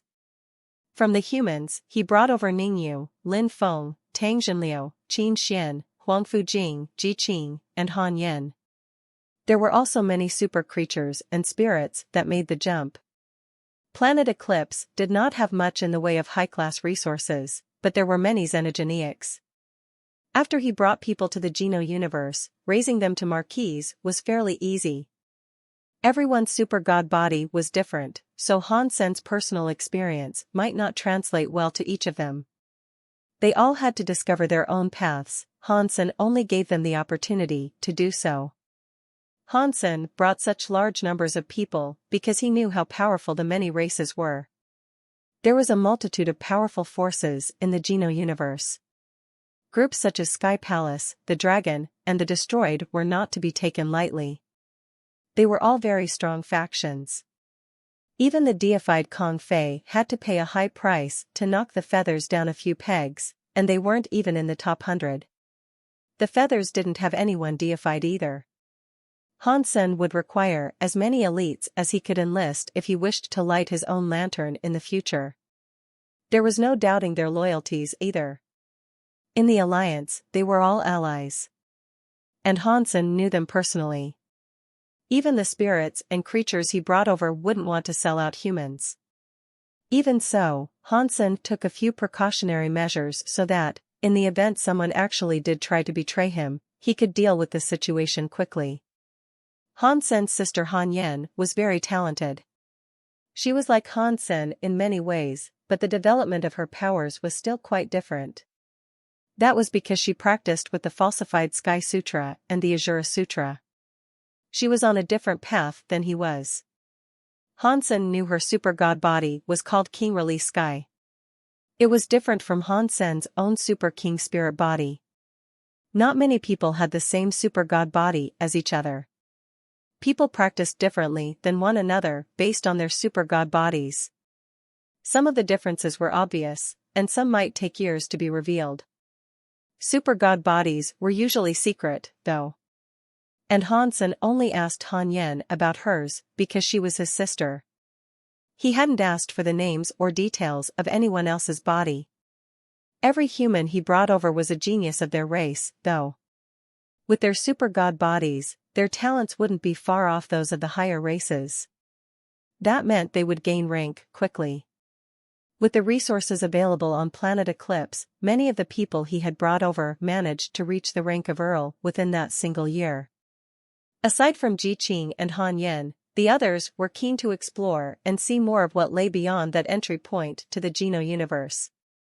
And this was something Hansen agreed to. They all wanted different things for their lives, and it wasn't as if they needed to be babysat. Planet Eclipse was only going to limit their development. They would have to explore and obtain their own resources if they really wished to grow. Hansen didn't want to allow Han Yen to explore, however. She repeatedly asked him to let her travel, but he kept preventing her from leaving. If something happened to her, his parents would murder him. But Han Yen wasn't the sort to give up easily, and eventually, Hansen conceded and said he'd give her a recommendation at Sky Palace. She agreed to that happily enough, at least. Ji Qing was Ji Yanran's cousin. By extension, she was Hansen's little cousin-in-law. And the Ji family had focused quite a bit of their time and attention on her. Ji Yanran told him to take good care of her, as well, and not permit her to take any unnecessary risks. Fortunately, Ji Qing wasn't too keen on the prospect of exploring. When Hansen brought up the subject, she smiled at him. "I have to stay next to you and keep an eye on you for Yanran. Otherwise, who knows what you'll get up to, all alone here in this Geno universe. If it was something bad, I'd feel bad for Yanran. I have Bauer as a spy. Why would I dare to do anything inappropriate?" Hansen touched Bauer's face. "You wouldn't dare? That must mean you thought about it, but you didn't." Ji Qing smiled at Hansen. Hansen shrugged his shoulders. "You'll be here, and you can't go back. Even if I have such thoughts, you won't be able to tell her." Ji Qing looked surprised, and Hansen left. Hansen went to Cold Palace. By guarding the door, he was able to watch the tadpoles slowly become little toads. They absorbed the powers of the moons released by the deified toad, which made Hansen quite jealous. The deified toad could use its power to produce moons to level up its babies, but Hansen couldn't. Little Angel and Little Silver were already marquises. If they were unable to locate high-class resources, it would be much harder for them to level up. In the Geno universe, if you were not king class, you weren't really considered strong. That was why Shi Qing King and Ningyu went exploring often. King class elites were the true powers of the Geno universe. As the moonlight shone down on the baby toads, Hansen put down the Cold Palace Guardian tablet and left the stone porch so he could soak in the power of the moonlight and the ice. After a year of absorbing icy powers and refining moonlight, Jadeskin might not have reached Duke, but he did understand a lot more about the ice powers and the moon powers. He was also more familiar with the deified toad's strength now. Even without the protection of the Cold Palace Guardian tablet, Hansen wasn't frozen by the deified toad's cold powers anymore. It was very cold, of course, but he could endure it. Ordinary marquises and dukes couldn't have withstood that level of cold. Hansen absorbed much of the deified toad's ice powers and moon powers over time, and that was how he was able to build up his resistance to the ice. His body was very strong, and his jadeskin power was connected to the deified toad. They were very closely aligned. The deified toad spat out a moon atop the waterfall, and then looked at Han Senator. Its sudden attention made Hansen jump, but the toad did not look hostile. In fact, it looked surprised. After a while, the toad turned around and continued spitting out moon powers. The toad didn't seem to mind his presence, and that made Hansen happy. He walked closer to the waterfall. He did not follow the little toads up it, but even that proximity was enough for him to absorb more moon powers and cold powers. The deified toad showed no desire to kick Hansen away either. And when the moon powers were gone, the deified toad took the little toads down to the pool.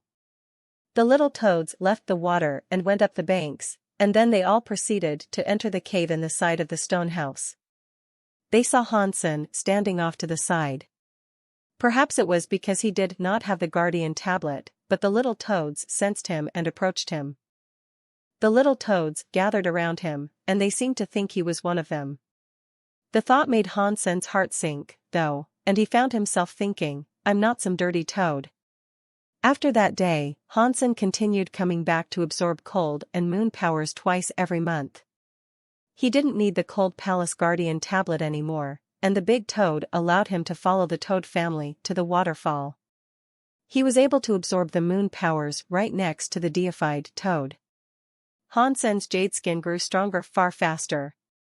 Hansen initially thought it might need another year to reach Duke rank, but it was on the precipice of that change already. He believed that if he continued this steady absorption of cold and moon powers, he'd make it to Duke in 3 months. When Jadeskin did become Duke, though, he'd have to track down a source of high-quality resources for himself. He couldn't rely solely on Planet Eclipse. It was a good place for early practice, but he couldn't develop fully if he remained stuck there. On that 15th of the month, when Hansen was done guarding the door, he planned to leave Planet Blade and return to Planet Eclipse. But when he reached Isha's palace, 2 rebate butlers approached, alongside Snowbird Duke. Read latest chapters at listnovel.com. Hansen, Moonwell King is looking for you. Please follow us to Full Moon Hall, said a butler, his face expressionless. Why is Moonwell King looking for me? Hansen asked with a frown. Full Moon Palace was a place to hold discussions. Only the kings of Narrow Moon were allowed to debate there. It was very rare for Moonwell King to summon a marquise for an audience in Full Moon Hall. You will know when you get there, won't you? Another butler said coldly. Hansen looked at Snowbird Duke. She was behaving strangely, holding herself a little more rigidly than usual. He did not say anything, but he just nodded to her. Moonwell King and the other kings are waiting for you. Let's go, the butler told him, apparently in a rush. Hansen followed them to Full Moon Hall. On the ship there, Hansen got to thinking, something bad must have happened to Isha. Otherwise, there's no way I'd be called to the Full Moon office. If something has happened to her, then my days here will be over. Things might be coming to an end. Hansen knew that the only other person of rank in Narrow Moon who liked him was Black Moon King. The other kings were not very keen on him, despite being Isha's student. After all, Hansen was not one of the rebate. And he had consumed many of their resources. He was just fortunate that the rebate didn't flat out hate him. If Hansen had been able to practice really quickly, perhaps the kings would have viewed him differently. However, leveling up took Hansen an excruciatingly long time. They did not think Hansen would ever reach king, let alone become deified. This was one of the primary reasons they didn't think too highly of him. To them, his guardianship was just another example of his deficiency. If the post had been given to another talented marquise, that person would definitely have become a duke after so much time. No change had been observed with Hansen, though. No change for him meant no gain for them. Hansen was backed by Isha, but if she was gone, then the rebate wouldn't waste more resources on an outsider like him. Read latest chapters at l.istnovel.com. The rebate is too small of a faction. It is a higher race that used to be a slave race. They aren't selfless either. Only Isha was willing to help me. What a shame this is. Hansen vented silently. He knew what was going to happen on this trip. When Hansen reached the Full Moon office, everyone was sitting around a large table within. Almost all of the Narrow Moon kings were present. Moonwell King was in the middle. Black Moon King, Shadow King, Flower King, Night River King, and the other kings sat next to him. The table resembled a half-moon, and as Hansen walked in, they all turned their attention to him. Greetings to all the kings. After Hansen bowed to each of them, he stood where he was without displaying any emotions. Moonwell King sighed and told Hansen, "Yesterday, the Extreme King delivered some news to us. Your teacher, on her venture into the chaos system, was killed. Not even her bones remain. We are going to build a mausoleum in her honor. You were her only student, and so there are many things we must now do together. I will do whatever I am able to. May I ask how my master was killed?" Hansen bowed, feeling very strange about this. In truth, Isha was Hansen's enemy. He had only become her student as a pretense, and Isha seemed to have accepted him as a student for reasons of her own, not because she was being altruistic. But in all the time they had spent together, Isha had treated him nicely. She had provided him with many opportunities. Without those opportunities, he might have spent 10 years wandering around, and he wouldn't have achieved half of what he had right now. So, his feelings towards Isha were very conflicted. Hearing she had died, an odd pang rolled through him. He didn't really know what he was feeling. According to the Extreme King ambassador, she joined the siege against a deified Xenogeniac. She was swallowed by it, and so nothing of her remains, Moonwell King said with a sigh. Moonwell King's sigh was not fake. It wouldn't be easy for the rebate to raise a half-deified warrior. And Isha had been their best hope of gaining a fully deified rebate. Losing Isha was a big blow to their race. If Isha had not gone to the Extreme King, though, she wouldn't have been able to become deified by herself. If she remained in Narrow Moon, she'd have been half-deified forever. For someone like Isha, stopping there would have been worse than death. Hansen stayed silent after hearing about her death. Being killed by a deified Xenogeniac, without so much as a bone being left behind, was something of a clean way to go out. That was very much like her own style. When Moonwell King lapsed into silence, Night River spoke. "After sorting out Knife Queen's mausoleum, there will still be some things I will need you to do. You are her only student, so there are some legacy matters and items you will have to take over. I will confirm them, and later give them to you." Hansen knew that this was the primary point. He didn't know how much of a legacy the rebate would be willing to leave him with. Hansen was afraid he wouldn't have a say in these matters. Night River King surely didn't want to give him anything, and it was definitely going to be a one-sided decision. Hansen had expected this, though, so he didn't say anything. He listened to what he was told, and then he left Full Moon office. He went to sort out her funeral arrangements. The Extreme King have sent the reward she was owed for the fight. It should be given to Hansen, Black Moon King said, but before he could finish, Night River King interrupted him. "Hansen isn't one of the rebate, have you forgotten? He isn't qualified to accept it. We have discussed this already." "Say no more," Night River King said firmly. Isha had been a very special person to the rebate, so there was no need to worry about the funeral too much. Narrow Moon performed the services very well, and all Hansen had to do was cooperate with their rituals. Isha's death impacted the rebate a great deal. It affected them deeply, in a variety of ways. As one of the two highest-ranked individuals of the rebate, Isha's death made them far weaker. It also altered the distribution of benefits and resources that various important rebate received.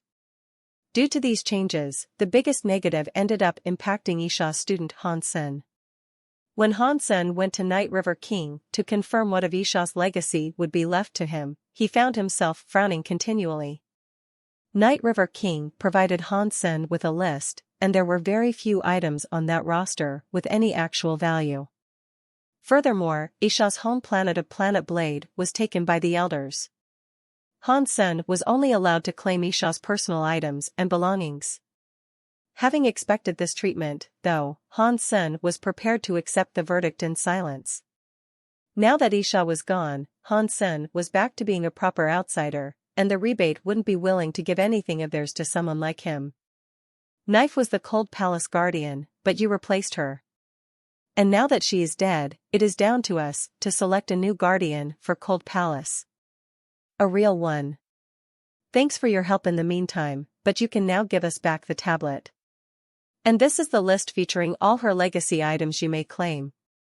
You will need to sign it, Night River King said coldly, peering right at Han Sen. Night River King wanted the Cold Palace Guardian's position. This time, things were going more his way. He would indeed become the Guardian in Han Sen's stead. Han Sen met Night River King's eyes and held out the Guardian tablet. Night River King stared at the Guardian tablet as it was passed toward him, and his eyes sparkled.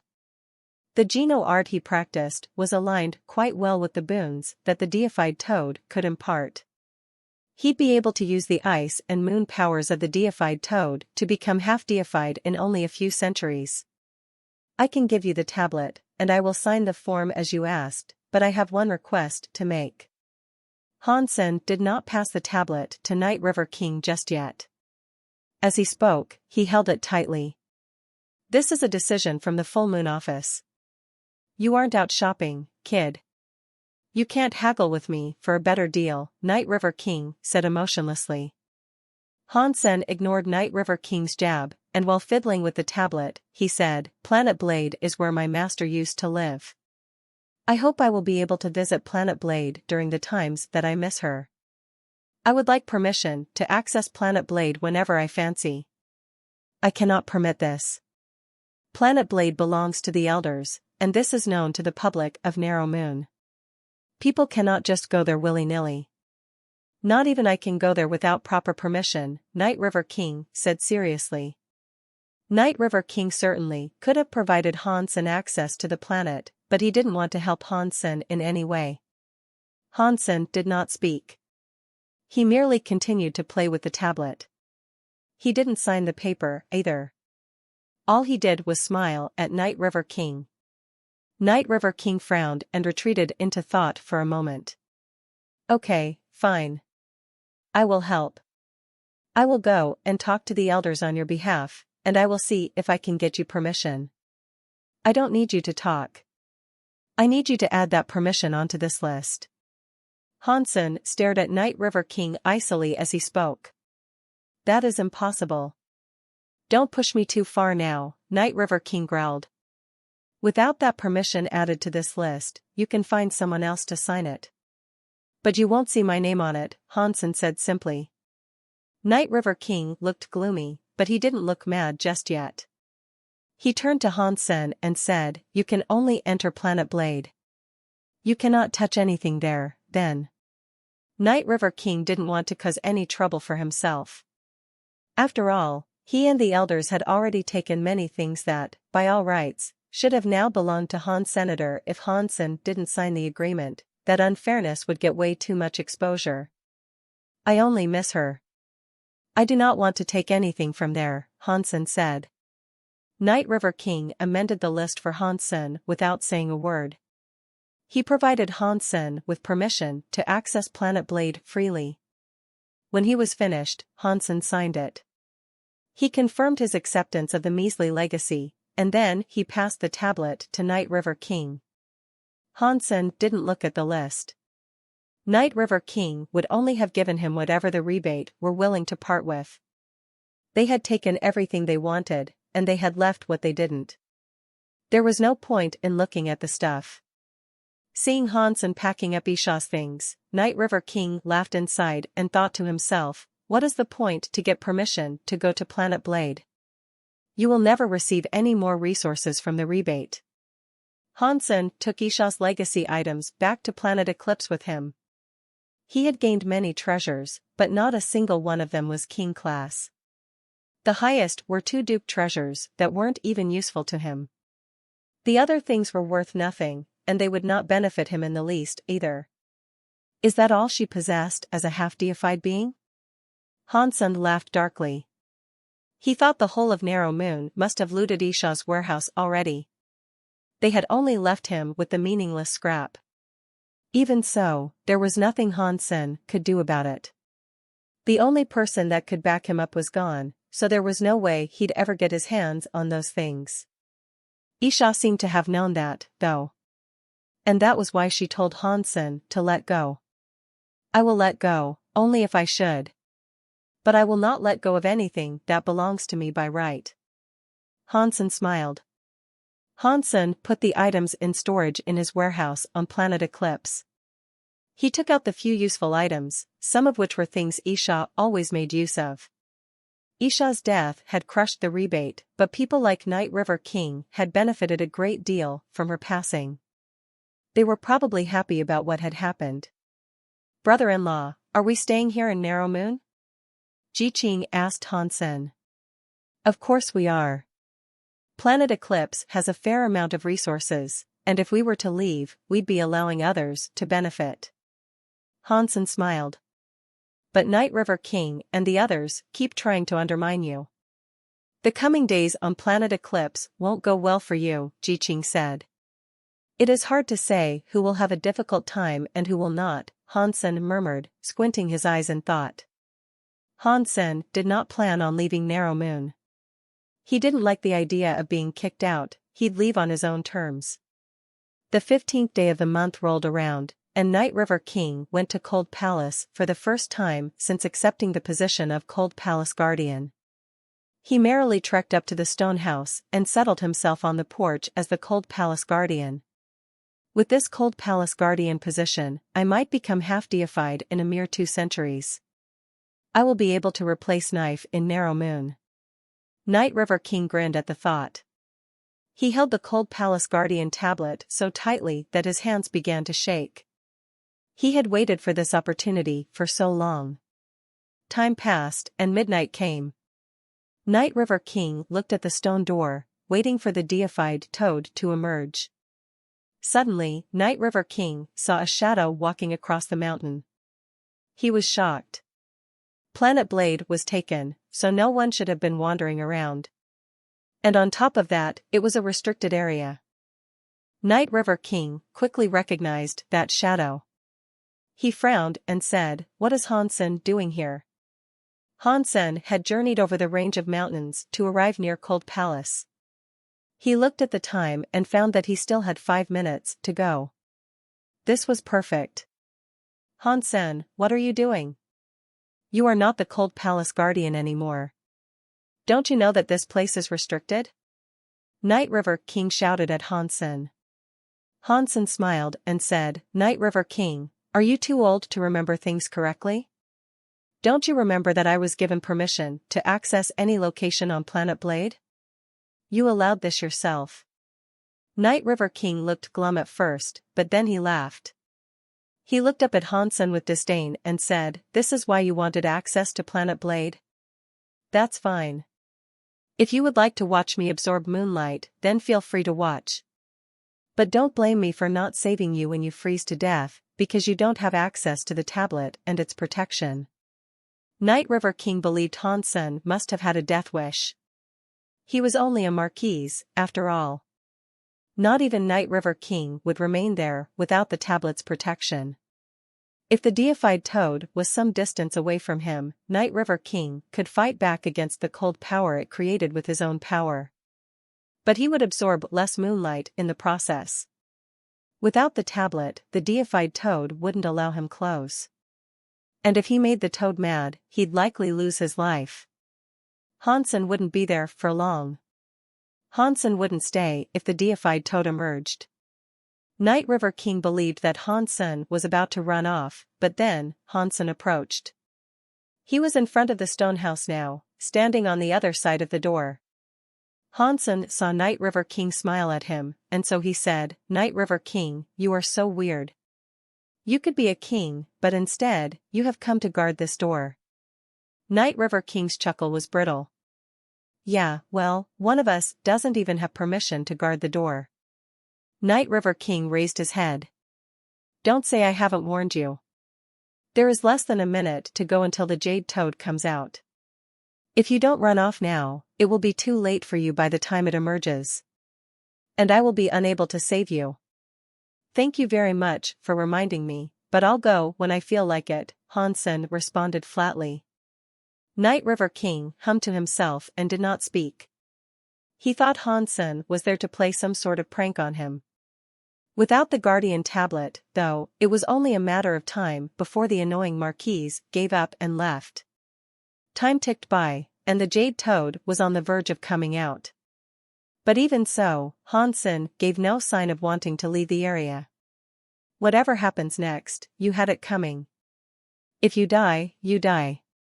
If you honestly think I will make an effort to save you, you are gravely mistaken.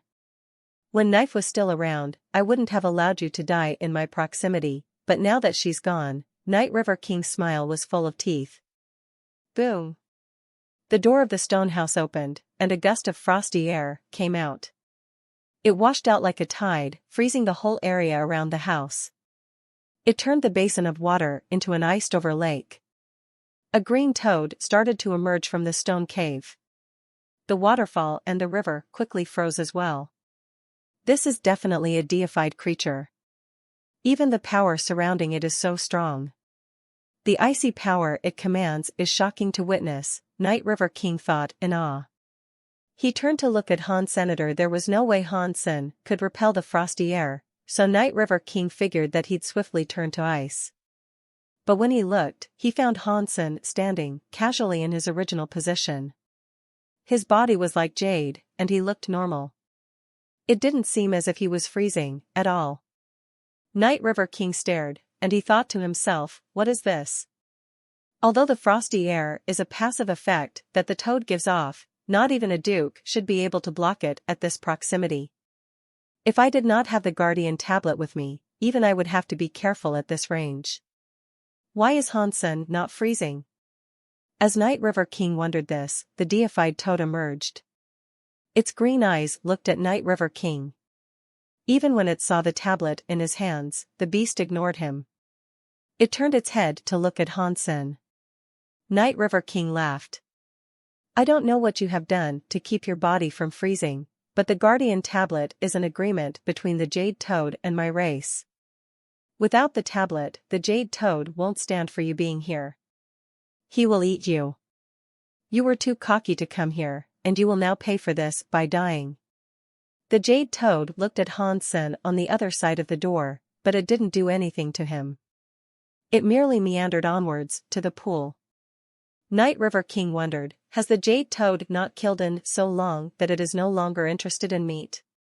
When the Jade Toad made it to the pool, 20 or 30 small Jade Toads came out of the water. They all looked about the same size as a football. They shimmered like jade, too. They were all so beautiful. When the small Jade Toads climbed out, they saw Hansen standing near the door. Some of them ran towards Han Senator. Seeing this, Night River King was made very happy.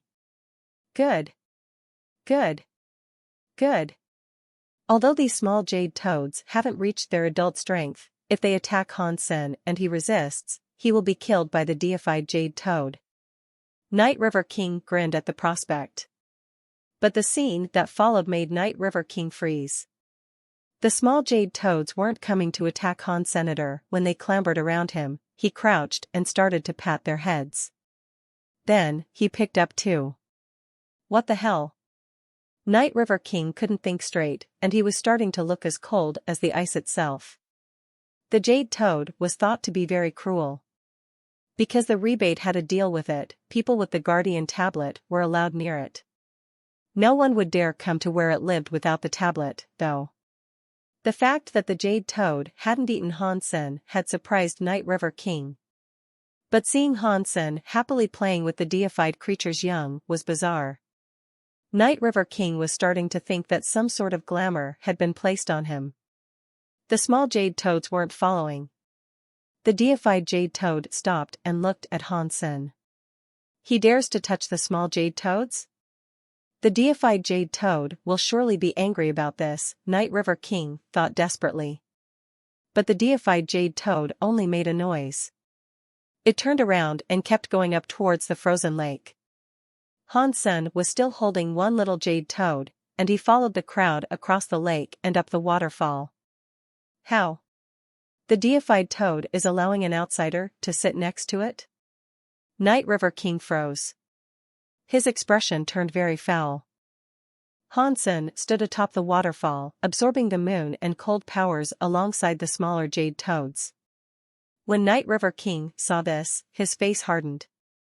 Inside, he was thinking to himself, this must have been set up before Knife left or something. That must have been why she allowed him to become the Cold Palace Guardian. How could Knife treat an outsider so well without sparing a second thought to her own kind, the rebate? Night River King thought this must have been a scheme concocted by Isha. That was the only explanation he could think of for Han Sen's immunity to the cold powers and his friendship with the Jade Toad. He had no idea that, in reality, Isha hadn't been able to get that close to the Jade Toad either. He was angry, but there was nothing he could do to Han Senator. He most certainly regretted giving Han Sen permission to access Planet Blade. If he hadn't caved in, Han Sen wouldn't have been able to do anything. Night River King forced himself to ignore Han Sen's presence for the moment. He cast his Geno Art and readied himself to absorb the moonlight. But just as he prepared to absorb the moonlight, Han Sen stepped forward atop the waterfall and went before the moonlight that the Jade Toad was spitting out. By doing that, he completely blocked it from Night River King. Night River King's parcel of land was left completely dark. He was wholly inside Han Sen's shadow, and he couldn't see the moonlight he wished to absorb. D***it. Night River King thought furiously. But in the presence of the Jade Toad, he wouldn't dare make a disturbing noise. He didn't want to interrupt the Jade Toad, which was still in the process of unleashing moonlight. Night River King didn't think the Jade Toad was all that nice of a creature. The Jade Toad used to be very infamous for its cruelty. It had once swallowed a planet and killed countless people. Its true self couldn't have been as friendly as it seemed to be with Han Sen. The Jade Toad wasn't in Narrow Moon as a subordinate of the rebate. It was a joint partnership. The Jade Toad had to spit out moonlight to practice its Geno Arts. Narrow Moon had many moons, so it was the perfect place for it to practice. The Jade Toad had intended to enter Narrow Moon by brute force. It would have begun a war, and during that war, it probably would have extinguished the lantern of the rebate. Luckily, the Extreme King had intervened. They stopped the deified creature and established the working deal between the Toad and the rebate. The Jade Toad was permitted to live in Narrow Moon, and in the meantime, the rebate would look after it. The rebate would send one person with the Guardian Tablet, and the Toad would also allow that individual to absorb the moonlight powers. And if Narrow Moon even faced a crisis, the Jade Toad would have to chip in and help. Over the many years since, the Jade Toad had been taken care of by the rebate. And always, one of the rebate was elected to absorb the moonlight. It was a peaceful thing. And kings like Night River King, who was very old, still remembered the time when the Jade Toad wished to force its way into the Narrow Moon system. The fear had been constant in those days, and the old king knew better than to attempt provoking it. Now Han Sen was there, blocking the moonlight, and it was prohibiting him from absorbing the moon powers. A dour look etched itself into Night River King's face. His forehead was green, and the blood vessels in his eyes looked like they were about to burst. There was nothing he could do about it, either. Night River King gritted his teeth, looked around, and thought to himself, if Han Sen is allowed to go up there, then I should be able to select a different spot to sit. Night River King wanted to move to a different position, but he didn't dare go close to the waterfall. He just wanted to place himself at a different angle to absorb the moonlight powers from an area that wasn't cloaked by Han Sen's shadow. Night River King wasn't sure if that would work or not. The agreement with the Toad stated that the Guardian must always remain on the porch. If he wasn't permitted to go anywhere else, then he had no way of keeping Han Sen from blocking the moonlight. Not a single ray of light would be able to reach him, and he'd be unable to practice. But of course, that wasn't something he'd be willing to let happen. Night River King mustered the courage necessary to risk moving. While looking at the Jade Toad, he raised one leg with the intent of putting it down off the porch. But the moment his leg rose, the Jade Toad atop the waterfall moved its eyeball and looked his way. A chill rolled over Night River King's heart. He stopped, as if he had been stricken with petrification. Cold sweat covered his brow, and he didn't dare complete the move. He pulled his leg back. The Jade Toad returned to looking at the sky. It was as if nothing had happened. Why? How could things turn out this way? Night River King stood in place, his forehead glistening with sweat. His face had gone ashen, robbed of color and fixed with a contorted expression.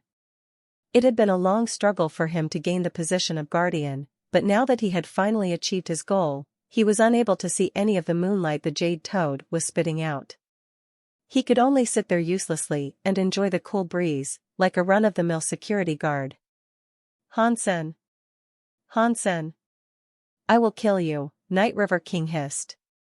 He stared up at the back of the man standing atop the waterfall, and a capillary pulsed in his forehead.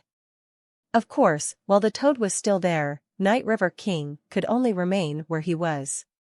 He had almost ground his teeth to dust.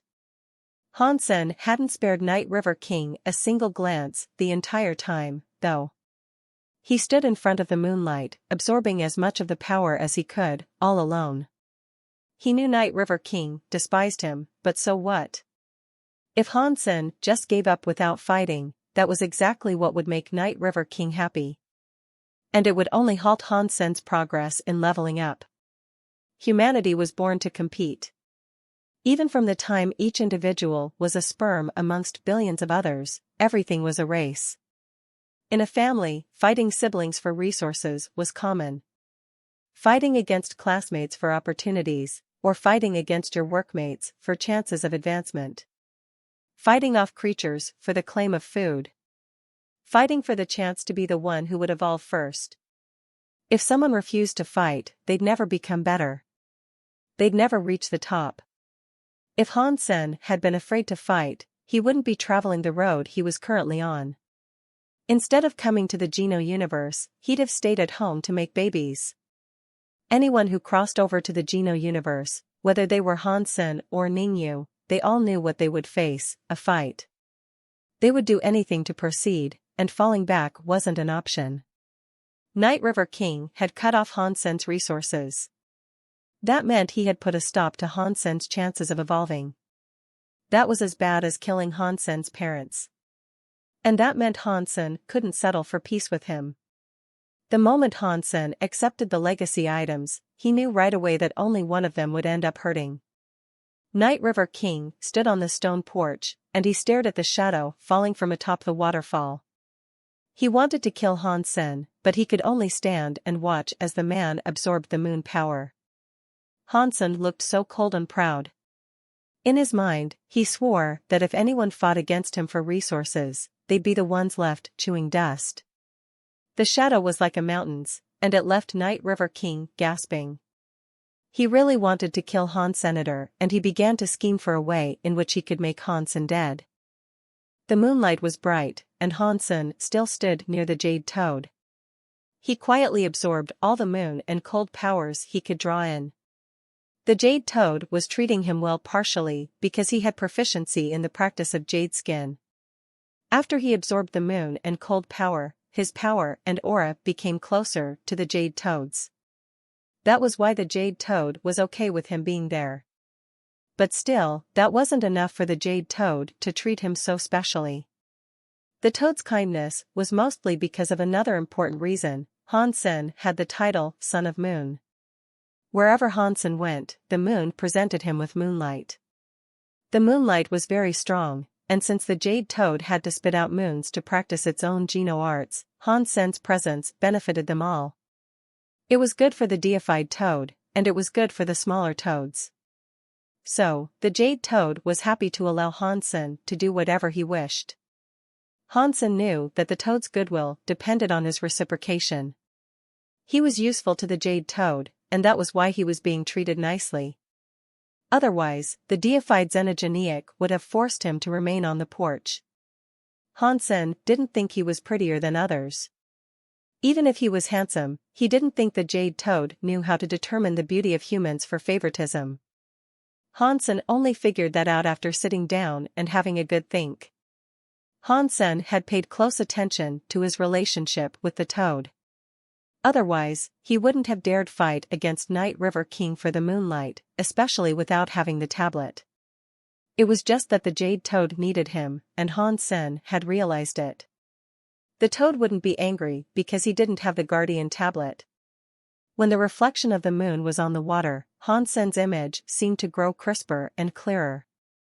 The moon power and the cold power drifted inside of Han Senator. They made his genes quietly evolve to a better level. 22 hours later, Night River King was still moving around on the stone porch. Hansen's body was wholly blocking the moon. Try as he might, Night River King couldn't absorb an ounce of that moonlight. It didn't matter how angry Night River King was, all he could do was sit there. He was unable to leave. He had to wait until the Jade Toad returned to Cold Palace. Once it had fully vanished through the door, only then could he leave. But Night River King wasn't planning on going anywhere. He was waiting for the Jade Toad to enter Cold Palace. Hansen was just a marquise, and he had humiliated Night River King a lot. This was something Night River King wasn't willing to accept. He had to wait until the Jade Toad returned to Cold Palace. And when it was gone, he'd kill Hansen. Even though Isha was dead, killing Hansen would still damage his reputation. But no one would offend Night River King in order to protect the soon-to-be-deceased Hansen. Night River King was very confident. He knew his limits. He knew what he could and couldn't do. Otherwise, he wouldn't have remained so calm in the days when Isha was alive and well. He had never brought harm to Hansen. Over the course of time, though, Night River King had become calmer and calmer. He paid attention to the time, and he knew each tick of the clock brought Hansen 1 second closer to the doom that awaited him. Eventually, the Jade Toad brought the little Jade Toads down the frozen waterfall. They went back into the stone cave as they always did. Night River King stood where he was, not daring to make a move just yet. He stared at Hansen, his eyes intent. Night River King knew that to kill someone, you had to remain calm. Blinding yourself with anger would only make you lose control. Mistakes usually arose from careless anger. Even though Hansen was just a marquise, Night River King did not want to leave too much in the way of evidence. Night River King wasn't the most famous character in the rebate. His talents were only considered fair. It was rather unique that he had survived and made it to king class, because the geniuses of his generation were all dead.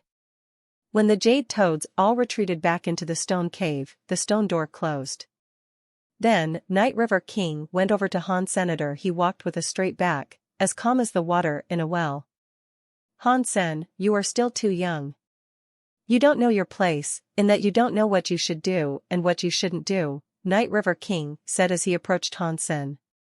He didn't plan to strike just yet.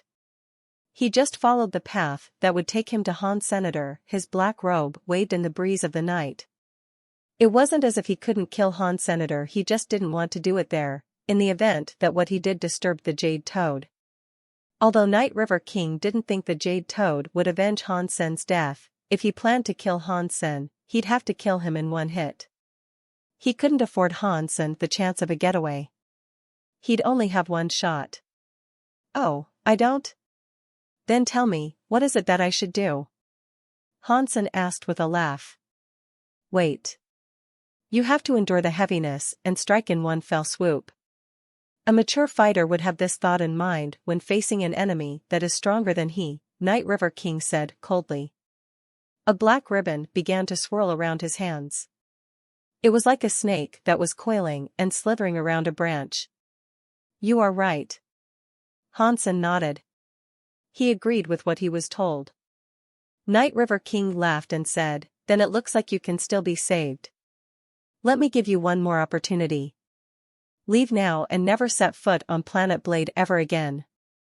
Hansen stopped. He looked at Night River King with disdain. What you say might be right, but you don't know my eye. What about your eye? Night River King asked calmly. Hansen laughed. In my eyes, you are not strong. Why must I wait? Good point. You must be prepared to accept the wrath of a king. Night River King had started calmly, but he ground out the final words between clenched teeth. And then, his hand that was surrounded with black water rose. The black water became an enormous beast that looked ready to consume Han Senator. Even a mountain could find itself swallowed by the black water beast. The sight of that river was unnerving. Night River King was using his strongest Geno art. He wasn't holding back in the least. As Han Sen seemed about to be consumed by the black water, a blue light suddenly encased his body. His form was wrapped up by a translucent blue shield. Boom! The terrifying black water beast bit down on it. It swallowed a chunk of the ground Han Sen was standing near.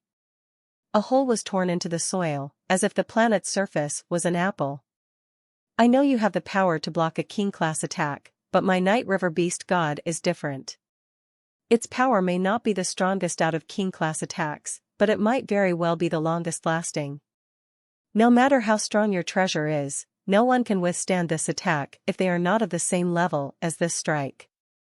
Night River King sounded cold, and his murderous tone seemed like it could freeze all who heard him. The black water beast was wrapped around Han Sen's shield, and it didn't fall back. Its power was corrosive, and it suffused the blue shield in its energy. Suddenly, Night River King frowned. The black water was moving, but something was rumbling. The highly corrosive power of that black water was something like a whetstone. It looked like a grinder that could wear a diamond down into dust. It whirled continuously just outside the blue shield. Night River King was confident in his Night River Beast God. The Geno art didn't have overwhelming strike power like Isha_S teeth powers, which could one-hit kill almost any enemy. But this corrosive and grinding power could destroy king-class weapons. Even a deified item could be reduced to dust if Night River's attack bore down on it for long enough. Night River King didn't believe Han Sen's shield was deified. And even if he did, with Han Sen's Marquis power, he wouldn't be able to use it at max capacity. Whatever the blue shield was, it wouldn't last long if Han Sen's rank was below the items. This was the rule that applied to all treasures. Night River King believed his power would be able to break Han Sen's shield and kill him. All he required was time. Night River King only hoped that no other Narrow Moon elite took notice of his actions before Han Sen was dead. If someone interrupted, that would ruin his night. Sadly, Night River King was woefully uninformed about the differences between a beast soul and a treasure. A marquis could not make use of all the power of a treasure, that was true. But that did not apply to a beast soul. A treasure required the power of its user to support its usage, but a user's power wasn't needed when it came to a beast soul. Beneath the black water wheel that was like a countless number of gears all spinning together, the demon bug by Sema was not incurring a single point of damage.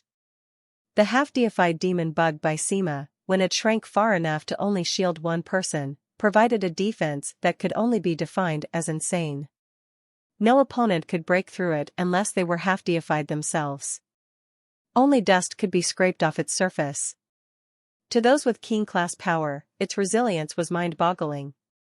Night River King's power is quite interesting. His attack power isn't the strongest, but it holds a strong corrosive ability. And it's shaped to create a grinding action as well. It's a pretty smart technique. Han Sen observed the black water that was spinning like a wheel, and as he did, he walked forward. The Bai Sema followed Han Sen's movement, breaking away from the black water as it went. Night River King could see the mass of black water moving, and the blue shield was becoming lighter and lighter as it emerged from within. Han Sen was forcing his way out of the Night River Beast God. What a powerful treasure! Night River King's face turned dim. He watched as Han Sen broke away from the water with his blue shield and walked away. But Night River King seemed to expect this would happen. Unhurriedly, he put his hand to his waist and brought out a black blade. It was serrated, and its shape was like a crescent moon. He lifted it and slashed towards Han Sen. The spinning crescent blade carried Night River Beast God power with it, too, and it was headed right for Han Sen's demon bug by Sema. The wheel power came against the surface of the demon bug by Sema hard, and a flurry of sparks flew at the contact. A loud screeching noise accompanied it. Let's see how much force you can really repel, Night River King murmured. The crescent blade sent out an unbroken series of slashes, and the black water wheel came down on the blue shield again. Hansen ignored it, though. He just kept walking across Planet Blade. Night River King had been very confident at one point. He would break Hansen's shield before anyone else noticed, and when that was done, Night River King would kill him. That way, the matter would be finished.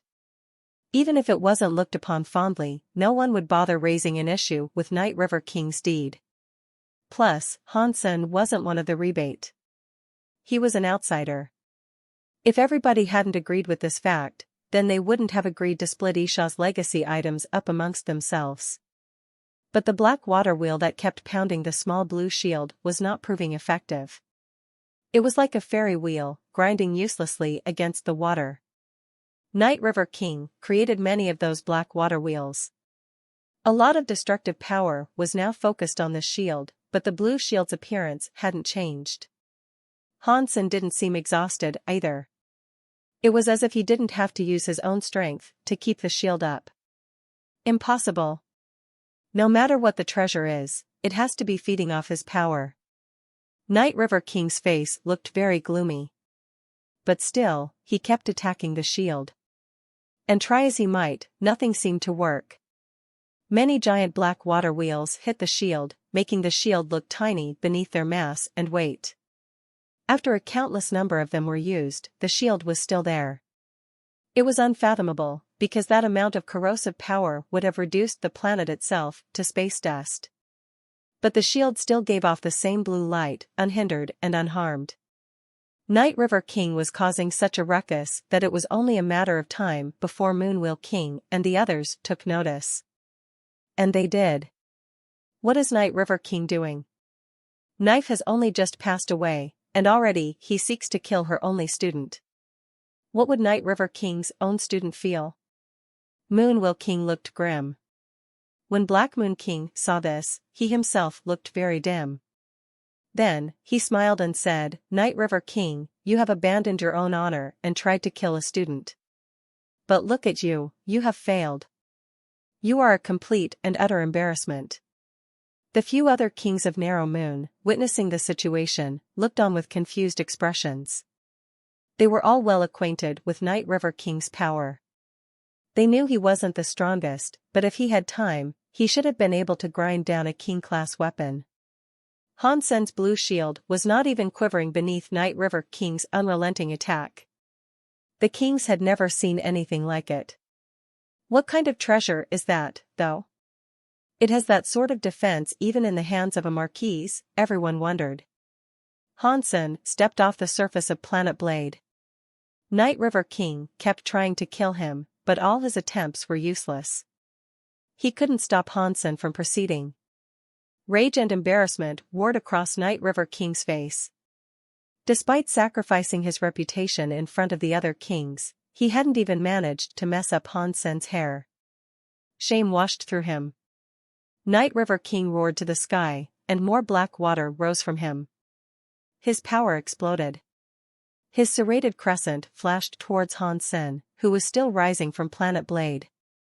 A flying crescent headed toward Hansen, carrying the power of the black water behind it. It struck the blue shield with all force. The king-class weapon kept spinning against the blue shield. It ground harshly against the shield, emitting many sparks and sounds. It lit up the entire sky. Planet Blade was overtaken by the noise and lights, and all the creatures fled as far away as they could. Only the king-class elites stayed to watch. Now, many of them saw the sparks in the sky. The elites stared at the light show in the sky, which centered on Hansen encased in his blue shield. Their eyes traced the lines of the crescent with its black water power. They stood in silence for a long moment. Isn't that Night River King's king-class weapon? Isn't that the crescent blade? How? What did Hansen do to provoke Night River King? What would inspire Night River to attack with the serrated crescent? The sky erupted with sparks like there was an ongoing fireworks show. The serrated crescent kept grinding. But the kings could see that Han Sen's shield had yet to crack, and the jagged teeth of the crescent blade were beginning to. The toothy crescent blade was going to lose its teeth. And even so, it was unable to break Han Sen's shield. River Knight Beast God is failing already? It's really nothing out of the ordinary, huh? Han Sen's voice bellowed all across Narrow Moon. He ignored the crescent blade and kept flying with the wind. Night River King's eyes were bulging with fury, but he couldn't stop Han Sen from moving. He saw Han Sen leaving slowly, and as he did, he felt a mixture of hopelessness, shame, and anger. A fire burned in Night River King's chest, making his blood pulse savagely. Night River King wanted to kill Han Senator. He even used his crescent blade, but try as he might, he couldn't lay so much as a finger on Han Senator when Han Sen left the planet unharmed. Night River's failure made him a laughingstock to all the nobles inside Narrow Moon. Although ordinary nobles wouldn't mock Night River King to his face, they were more than happy to discuss it while his back was turned. They were all surprised that Han Sen's shield was so powerful, and that Night River King had performed so poorly. A while ago, Han Sen handed out his spare bike Semace to Zero, Little Angel, and Han Menger. He kept the gold one for himself. Han Sen did this because he wanted them to guard the base. If King-class elites ever attacked the base, his companions could use the tricolor by Sema to protect it.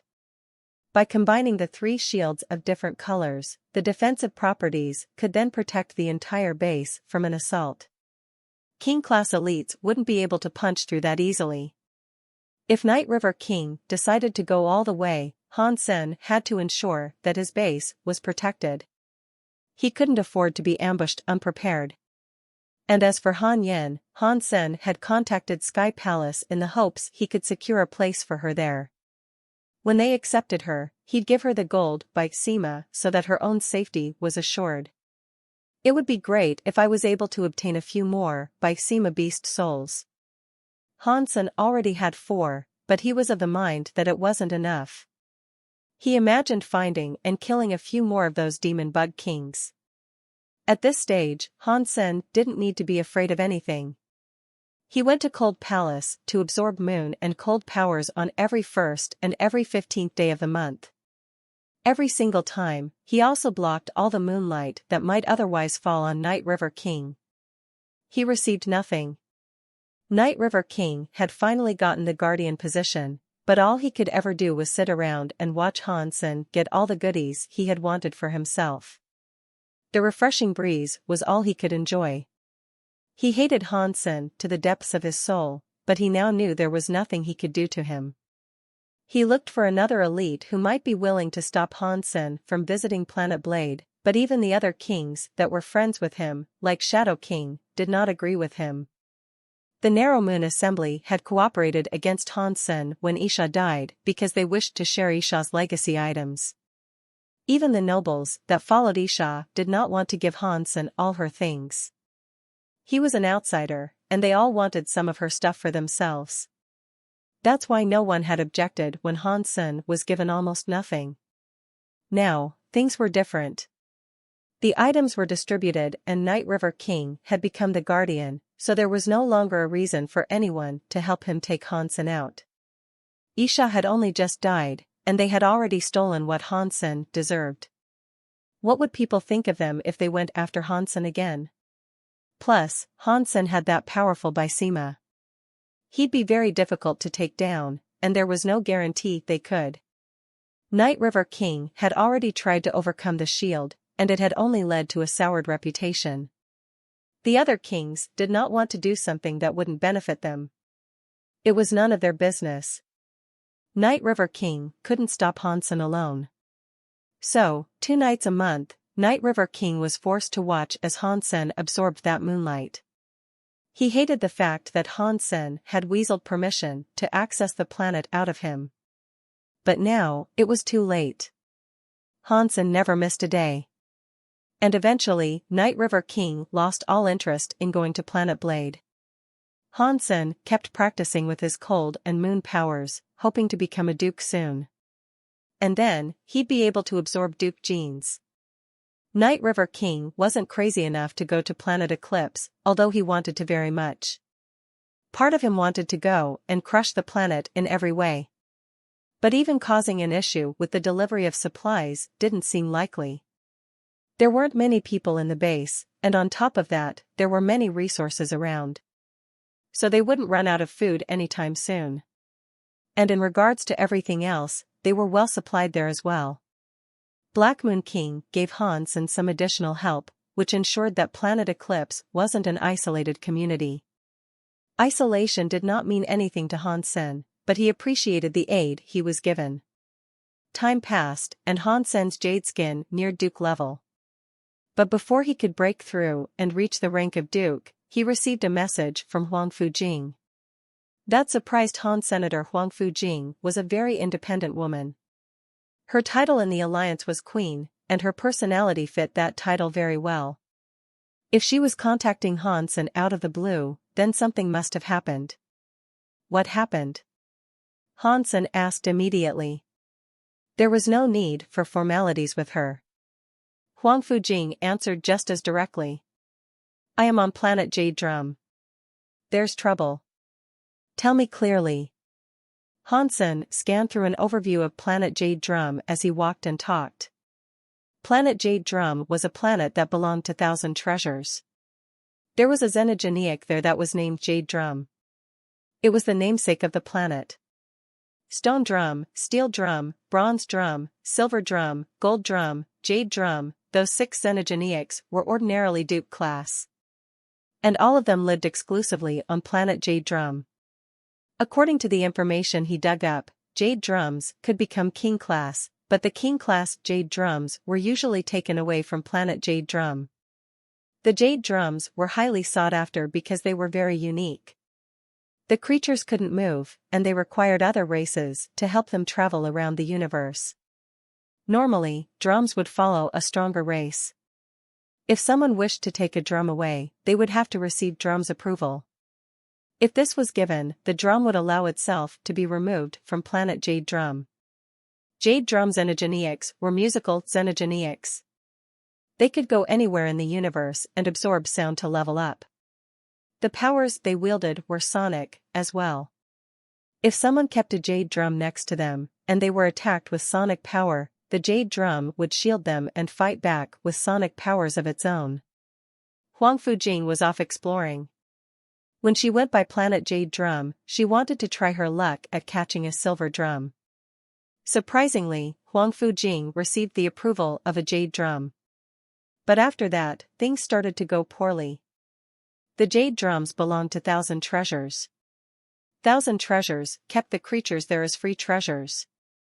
Anyone who bought a ticket from Thousand Treasures could go to Planet Jade Drum and find a drum that might wish to accept them. As far as how one went about finding a drum and gaining their approval, Thousand Treasures did not care. They would just register the drums that were taken away. Huang Fujing was just an earl, but she had gained the approval of a Jade Drum. Thousand Treasures might still allow her to take it, but if she registered it, everyone would learn that an earl had taken a Jade Drum. She would be safe on Planet Jade Drum, but many people would seek to take it away from her if she left. So, Huang Fujing hadn't registered it yet. Instead, she called Hansen. As he spoke to Huang Fujing, Hansen had a look at the route and estimated the travel time it would take for him to get there. Don't register it just yet. Wait for me on Planet Jade Drum. I'll be there in 4 days, can you wait that long? Since the entry pass for Planet Jade Drum was only valid for 10 days, visitors would be forced out if their allotted time expired. That was why Hansen had to confirm that he would make it in time. Yes, I am still eligible to be here for another 6 days, Huang Fujing answered. Okay, then. Wait for me. Hansen sighed with relief. Hansen hung up the phone and readied himself to go to Planet Jade Drum. With Huang Fujing's ability level and intelligence, he wouldn't worry too much for her safety there. But bringing the Jade Drum back safely would be difficult. Planet Jade Drum was named after the Jade Drums, but Jade Drums were rare. Many Sonic Kings wished to locate a Jade Drum in order to grow their powers. It would be rather magnificent if they managed to get a king-class jade drum for themselves. But Huang Fujing, who was only an earl, had managed to secure a jade drum for herself. It was going to be hard to get it away from there without attracting unwanted attention. Han Sen had his demon bug shield, so he wasn't afraid of any king-class enemies. All he feared was the prospect of more than one king on the lookout for him. That could go badly. Han Sen packed up his things and told Han Yen and the others not to leave the base while he was away. He took Bauer with him as he left Narrow Moon, and they used a wormhole to get to planet Jade Drum. Han Sen had only just left Narrow Moon when Night River King received word of his departure. Han Sen, you know what? It's fine if I can't kill you. I can still make you suffer a fate worse than death. Night River King's face was all twisted, and his eyes shone with a malevolent hatred. A duke came and bowed to Night River King. My king, I have done everything you asked me to. Good. Very good. Night River King waved his hand to excuse the duke. He then turned his attention to the screen that displayed Planet Eclipse. With a twisted smile, he said, Han Sen, I can't wait to see the look on your face when you come back and realize all your friends are dead. I will be looking forward to that. The day after Han Sen's departure, a fleet of ships entered Narrow Moon. They were cargo ships that delivered produce. They were outsiders to Narrow Moon, so they had to pay taxes to enter. There were many resources aboard, with many hailing from a variety of different planets. There were many xenogeneics, which made for their primary load of cargo. When the ship went by Planet Eclipse, one of the ships broke down. Many of the xenogeneics escaped from the ship and scattered across Narrow Moon. The people of Narrow Moon attempted to capture them again. As this occurred, someone snuck into Planet Eclipse and placed one of those xenogeneics atop a mountain there. It was a xenogeneic that looked like a queen bee. Instead of the expected yellow and black, however, its body was dark red. When that xenogeneic regained its freedom, it killed a whole host of xenogeneics all across that mountain. Then, it placed eggs inside the bodies of the slain. The eggs were red, as well. Those eggs incubated quickly, and as this happened, the corpses dried and shriveled into husks. It was like the eggs were absorbing all the nutrients that the bodies had to offer. Not long after, the bees began to hatch and journey to a single mountain amidst a vast range. Together, they hollowed it out. There were many entrances all across the mountain slopes. It was like a huge beehive, and many of those red bees came in and out. As all this occurred, no one in the base took notice. Han Sen had told everyone to stay inside the base when he left, so his people did as they were instructed. No one went hunting and no one left. This situation made the murderous Night River King frown deeply. He quickly said, Han Sen is evil. After he left, he told all of his friends to hide in the base. But hiding away won't do them any good. They're all going to die. We just need to lure the Shadow Queen Bee their way with an incense she likes. If we guide her toward the base, she is sure to kill all of them. Han Sen. When you come back and see all your friends and family have been implanted by the eggs of the queen bee, I wonder what the look on your face will be like. Han Sen followed the designated route and arrived at Planet Jade Drum in time. 4 days wasn't a long time, but to Han Sen, the delay was quite worrying. He was afraid Queen and the Jade Drum might have been discovered by this point. Luckily, all that he feared had not come to pass. He paid the 1,000 treasures some cash, then entered Planet Jade Drum.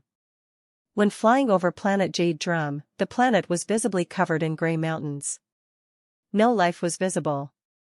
There was no countryside, and there were no xenogeneics. But that was just the surface of the planet. Inside a large mountain on Planet Jade Drum, there was a slew of mines. The Drum xenogeneics lived there. To look for them, people had to explore the mines and dig. The level of creature they found, however, was determined by a combination of luck and their own abilities. Even king-class elites might only be able to locate a low-level bronze drum or silver drum. Jade drums were incredibly rare. The rate of finding them was often below one per year. Hansen used his phone to give Queen a call, but the call didn't go through. She had turned her communicator off, and that made Hansen frown. Before entering Planet Jade Drum, he had been talking to Queen. But now, the phones weren't working. It suggested to him that something must have happened. Fortunately, Hansen already knew her last location.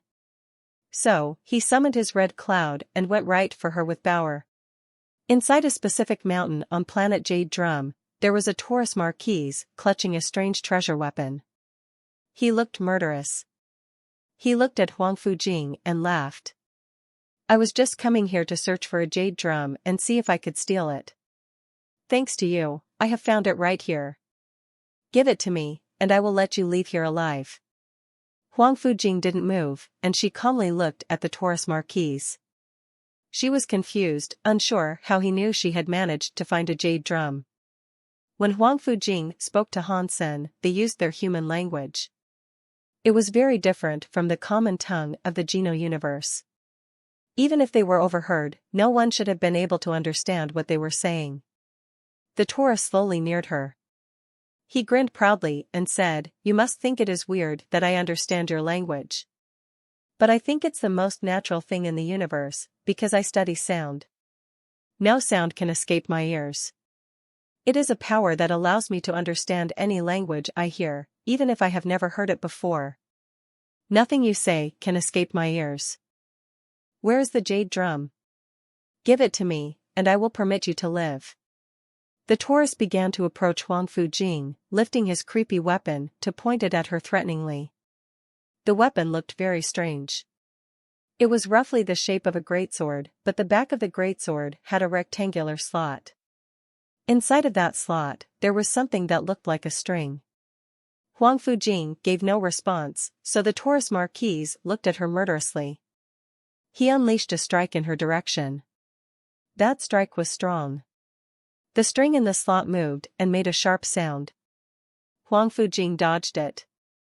She immediately flowed into her heavenly go and phoenix movements, the latter of which she had learned from Han Senator. Just as she was about to evade that sword strike, she suddenly realized that a sonic attack was coming for her, as well. It struck her, and it made her body shake. Her brain felt as if it had been prodded with a number of prickly needles. Catcha! The disorientation allowed the sword to hit Huang Fujing's body, and the blow sent her flying away. Blood trailed behind her through the air. Fortunately, Huang Fujing was incredibly capable at evasive maneuvers. She had a strong will, too, so after that sonic attack, she immediately returned to dodging. If she hadn't done this, her arm would have been hacked off. If you don't want me to cut your limbs off one by one, then give me the jade drum. The Taurus Marquise's eyes looked to be on fire. His 4 legs sprinted towards Huang Fujing, and his arms lifted the greatsword above his head. And then, the shadow of a red beast appeared behind him. It roared as the greatsword moved. And as this occurred, the sonic powers surged angrily into her brain. Huang Fujing wiped the blood off of her face and slipped back into her heavenly go movements to avoid her foe. Bzzzt. Huang Fujing felt as if her brain was being stabbed by knives. It almost left her paralyzed. Still, she managed to dodge the strike and avoid getting hit. The Taurus Marquise saw Huang Fujing evade his greatsword, and he frowned. He looked angrier than ever, following that. "It is useless," he barked. "With my sonic sword, you will not live.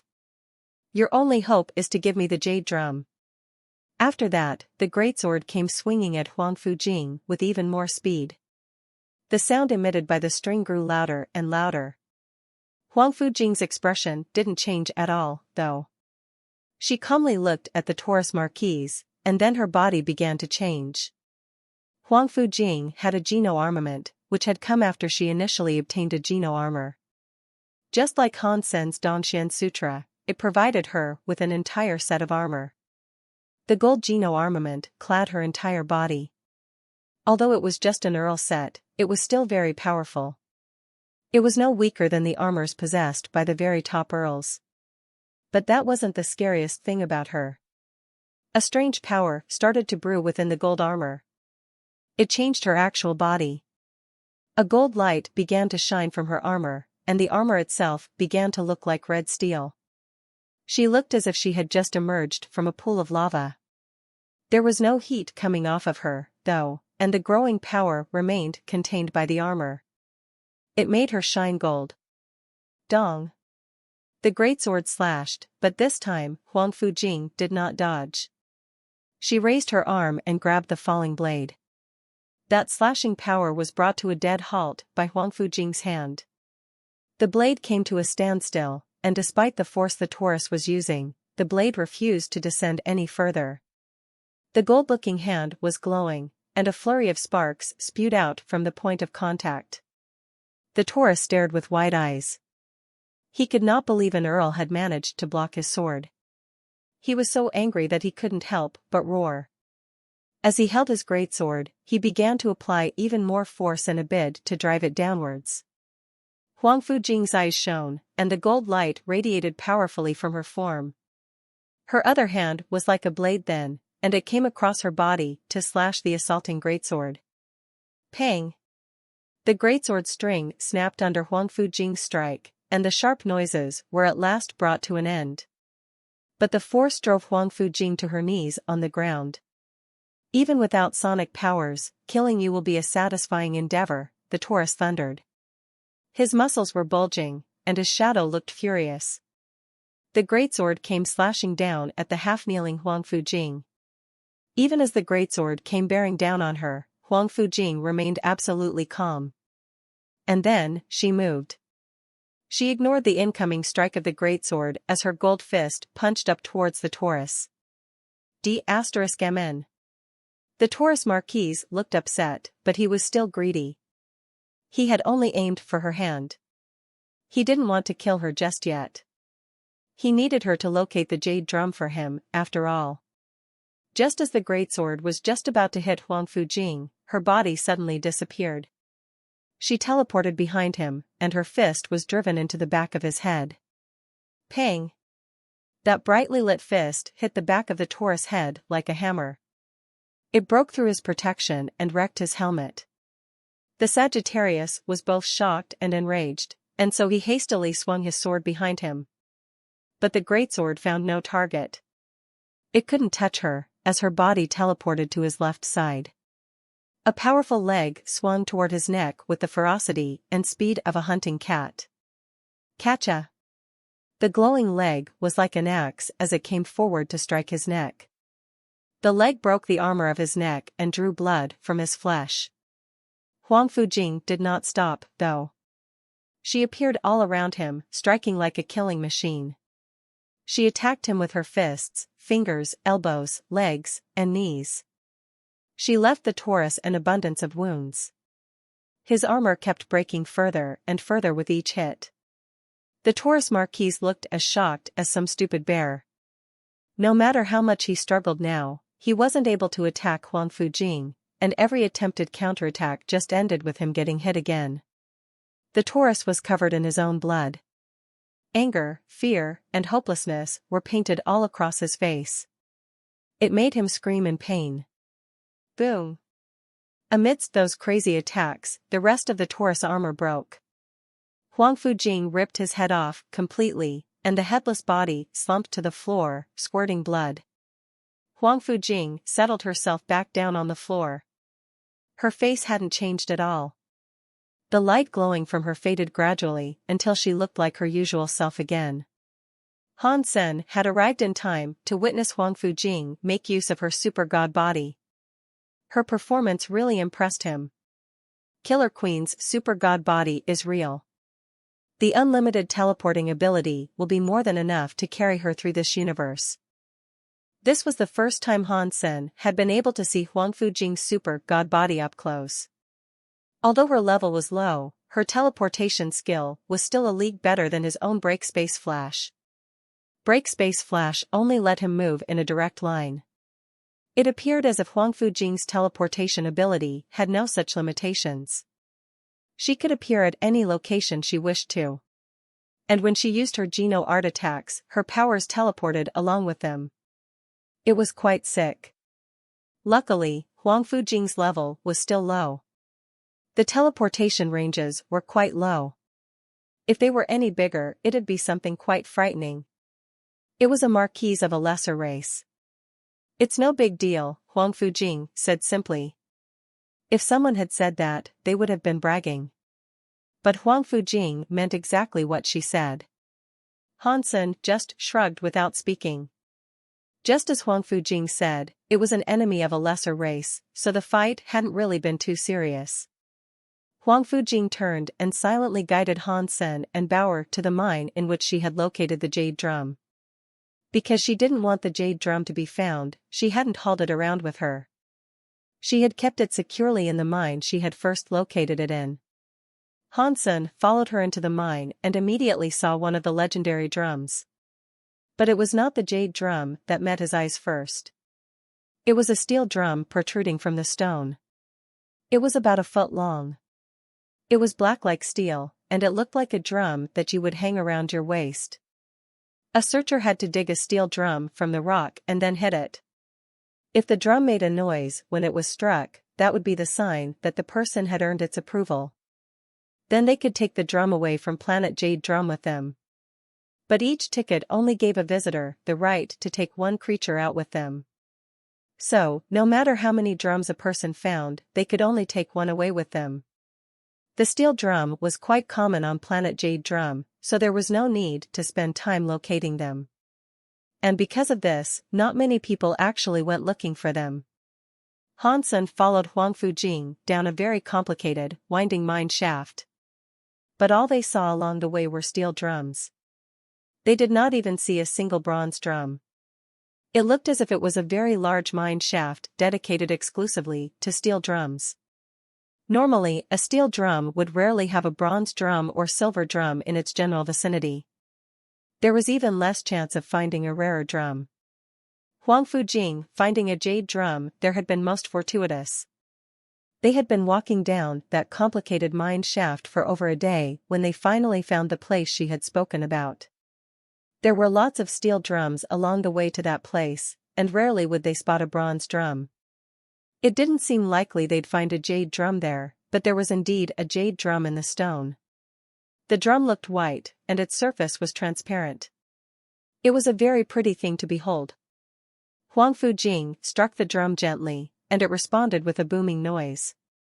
To Hansen, that noise was like an explosion taking place inside his head. And that was what it produced when she only gave it a slight tap. If all of its powers were triggered, it would likely leave Dukes bleeding profusely. If they could level the thing up to King class, it could be even stronger. But leveling up the jade drum to King class wouldn't be an easy feat with Huang Fujing's power. She would still depend heavily on the jade drum's strength while exploring. Why didn't you dig it up? Hansen asked. The rock around it is too hard. I spent some time trying to dig it up earlier, but I didn't make any progress, Huang Fujing admitted. Hansen noticed the rocks around the drum had been corroded by the jade drum. The solvent looked like ink. Hansen pressed his hand into the stone, but he was only able to collect and remove a small amount. It was indeed very hard. Hansen drew out his ghost teeth knife, though, and he dug the drum out of the stone in a matter of minutes. He tried to tap the drum himself, but it didn't work. So, he had no qualms about giving it to Queen. Hansen was planning to leave the planet alongside Queen right then and there. But all of a sudden, curiosity shone in Bauer's eyes. She leapt off of Hansen's shoulders and went down a specific path. She yelled over her shoulder to Hansen, "Dad, let's go here." "Bauer, what have you found?" With curiosity, Hansen took off after her. Huang Fujing, while carrying the jade drum, followed after Senator Bauer was still leading, and she eventually reached a crevice and crawled into it.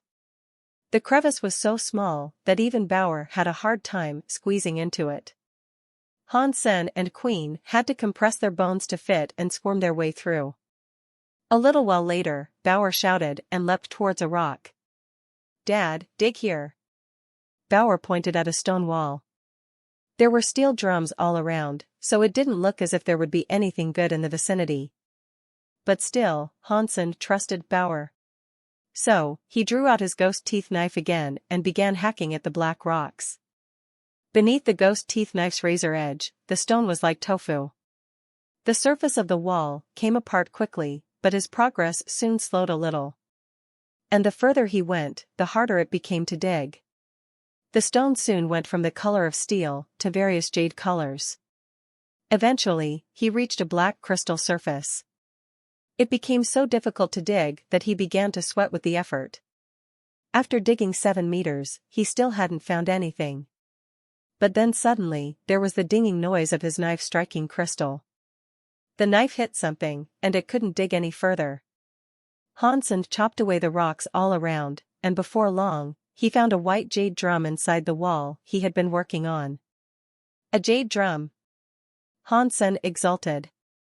He swung the ghost teeth knife faster to fully reveal the drum. After Hansen dug it up, he kissed Bauer and said, "Bauer, you are such a good daughter."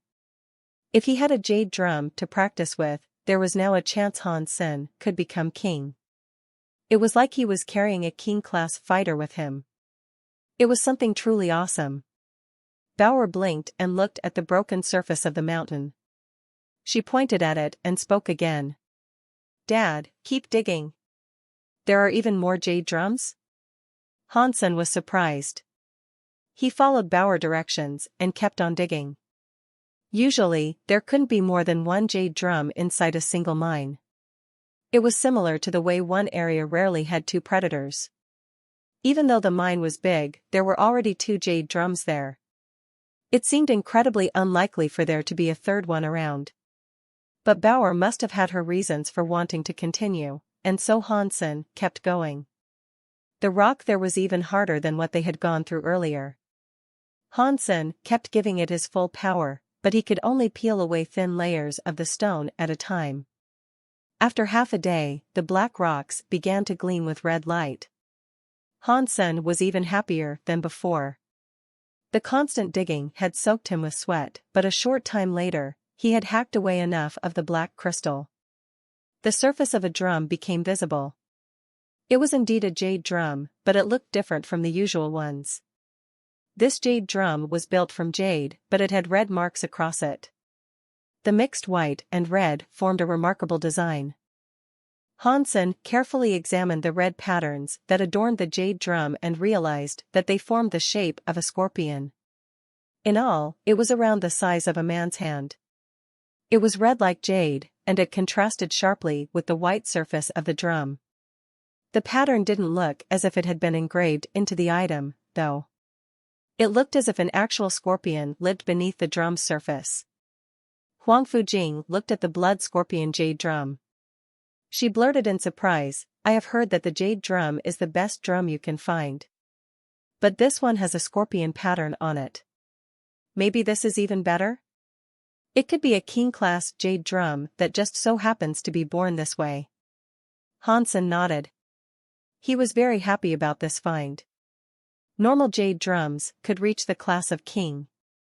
But if this one was born a king, it might eventually reach a deified status. Even if that wasn't possible, it could surely become half-deified. There were many races that were considered to be higher races. Usually, that claim depended on having one half-deified elite to maintain their position. Hansen stopped talking. He gripped his ghost teeth knife and returned to digging out the blood scorpion jade drum. He had only gone there to help out Huang Fujing, and he never expected to get something so nice for himself. Good people receive good rewards. I need to do more nice things, then, huh? Hansen mumbled as he kept digging through the stone. The rock was too hard, though. Hansen had to exhaust a lot of his energy, and he was breaking his hands in his attempt to dig out the blood scorpion jade drum. This drum was a little smaller than the other jade drums they had collected. It was only the size of 2 adult fists. Both of its sides showed that red scorpion symbol, and it looked as if there was a red scorpion alive inside it. The side of the drum was inscribed with a number of additional red symbols. Again, they were different than anything that might appear on an ordinary jade drum. Hansen lifted it in his hands, and he was delighted. He gathered up power and hit the jade drum. Pat. What was emitted was not the sound of a drum. Hansen hit the drum, and the drum actually ricocheted the power back towards Han Senator. It put him in immediate pain. It doesn't work. Hansen wasn't about to give up that easily, though. To gain the drum's approval, Hansen had to display his power for it. Hansen gathered up his jade skin power and struck the surface of the drum again. Pat. The drum didn't move or release any real sound. There was just the dull thud of Hansen's hand striking something solid. Hansen did not want to give up. He used all his power to hit the jade drum. He tried to hit it, poke it, and slap it. But that jade drum seemed like it was muted. It wouldn't work for him, no matter what he tried. Visit website ourlistnovel.com. Now Hansen was feeling depressed. If he wanted to take the jade drum back with him, he'd need to gain its approval. If he didn't earn its approval, the 1,000 treasures wouldn't let him take it away with him. Pang! A big explosion sounded in Hansen's ear. It almost made him collapse. He turned around to see Bauer laying into the jade drum. Dong. Dong. Dong. Dong. Dong. Dong. Dong. Dong. Bauer was having a lot of fun playing with it. She even played a song called General. She might have been having a lot of fun, but Hansen and Huang Fujing weren't. They were struggling not to vomit. Hansen quickly picked up Bauer and put the drum away. Bauer, play this one, as well.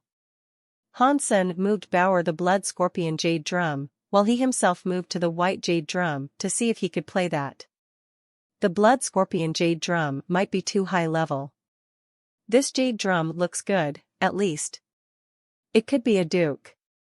And there's always the chance it might be king class, Hansen thought. He doubted that Bauer would succeed. But if she did, that would be fine. Hansen had confidence. When he patted the drum, though, he felt a pain. Pat. After that little sound, the white jade drum made no more noise. He gathered up more and more power, and he kept hitting it. And despite his continued pounding, the white jade drum made no noise for him no matter what he did. Hansen was left clutching the white jade drum with feelings of depression. Then, he thought to himself, Bauer played the general song. Does claiming the drum require you to use a sonic power? The theory intrigued him. He tried to remember a particular song, and then he used his fist like a hammer and followed the melody of that song while he hit the drum. Dong. Dong. Dong. Dong. Dong. Dong. He repeated the general, which Bauer had played earlier, but not to the same quality. Hansen played it so badly that his hands ended up getting swollen. But again, the white jade drum made no additional sound. All that was heard was the pounding of his fists. Do I have bad rhythm? There is no way I cannot earn its approval. Especially since this is my luck I'm talking about it. Let me try another song. Hansen quickly tried a different song. And then, he focused all his power back into his fists. Dong. Dong. Dong. Dong. The sound of striking steel was heard. After a few more tries, Hansen's hands felt like they were on the verge of breaking. If that happened, he'd be disabled. Hansen was rubbing his fists in a bout of fierce depression. But all of a sudden, he heard the sound of a drum. As the noise rolled over him, it felt as if a steel rod had been shoved down through the top of his head and out his butthole. Pang! Hansen fell down onto the ground, coughing up blood. His head was buzzing as if something was grinding it. His organs were all damaged. His body was stronger than a pure dragon's, but not even he could stand the strength of that drum sound. Huang Fujing wasn't doing much better. Blood was leaking past her lips in thin trails. Bauer was shocked, and she immediately let go of the jade drum she was holding. She went over to Hansen and held his head. She shouted at him. She had just randomly struck the blood scorpion jade drum because she was bored. She never expected it to injure Han Sen and Huang Fujing. Bauer, are you trying to kill your daddy? Han Sen pulled himself off the ground with immense pain in his head. He couldn't think straight. Sorry, Dad. I just randomly hit it. Bauer said innocently. Luckily, your strike was light. If you had used more strength, we'd be dead right now. Han Sen said, while picking up Huang Fujing. It was fortunate their injuries weren't lasting. They recovered with their Geno arts, but they had realized just how scary that blood scorpion jade drum was. I'll take you guys back for now, then return here myself. There has to be some way that I can make a noise with this thing. Han Sen reached out his hand and pointed at the blood scorpion jade drum. Han Sen summoned his Destiny's Tower from his Sea of Soul and tried putting the drum in there for future investigation. Because each person could only take one drum out, and only Huang Fujing and Bauer having been accepted by a drum, there was one left over. So, Han Sen had to hide it. But when Destiny's Tower covered the drum suddenly made a noise and flashed brightly. A sonic force pressed against Destiny's Tower, pushing it back into Han Sen's Sea of Soul. D*MN. It won't go in? Han Sen's face changed, and blood dripped from the corner of his mouth. He looked at the blood scorpion jade drum in shock. Han Sen frowned. He had tried using his Destiny's Tower to try to claim the other jade drum, but it did not work. This is bad. If I am unable to make a sound with the jade drum, I will have no choice but to leave it here. Han Sen felt bad about this, but he was short on time. Queen had less than a day. If she didn't register her own drum in time, she wouldn't be able to take it with her, even if she did have one willing to follow her. Han Sen had a tight deadline for earning the approval of the jade drum. It doesn't matter which jade drum accepts me. As long as one of them will make a sound, we can figure the rest out later, Han Sen thought to himself. He picked up the white jade drum duke. Then, he gave Bauer to Huang Fujing. Take Bauer away from me. I am going to hit this drum. If it works, I don't want to bring you two any harm. Huang Fujing nodded. Then, she took Bauer towards the exit. When Huang Fujing left, Han Sen brought out his demon bug by Sima. He looked at the white jade drum, then straightened his middle finger and his thumb. A gold light appeared. Han Sen couldn't rely on using luck to get the drum to obey, so he would have to rely on brute force. He actually wanted Huang Fujing to take Bauer away because he didn't want to be seen in his dollar persona. A coin appeared in his hand. On its surface was the number 1. As time passed, the number increased in singular ticks. 2, 3, 4, 5. Saving money was working, and the number went up. With every jump in number, the force that gathered on the coin was multiplied. The white jade drum was a duke. So, Han Sen brought the coin's power up to the number 10. When that was done, he fired it at the jade drum. The coin was unleashed with the force of a meteor, and it hit the drum hard. Dong! A strong power made a very loud noise atop the white jade drum. The sound washed out of the drum like a tsunami. When it hit the gold demon bug by Sima, however, it bounced back. The sonic force inside the Bysema kept bouncing and rolling around with the echo. It was getting stronger. Han Sen was inside all that sonic force, but he was not hurt. He had struck the white jade drum brutally and gotten its approval. The way he had gone about it was just a little violent, but the white jade drum's power did not hurt him because it had accepted him. But after the results of the blow surprised Han Senator, the sonic power inside the demon bug by Sima was increasing. It reminded Han Sen of White Real's echo ability.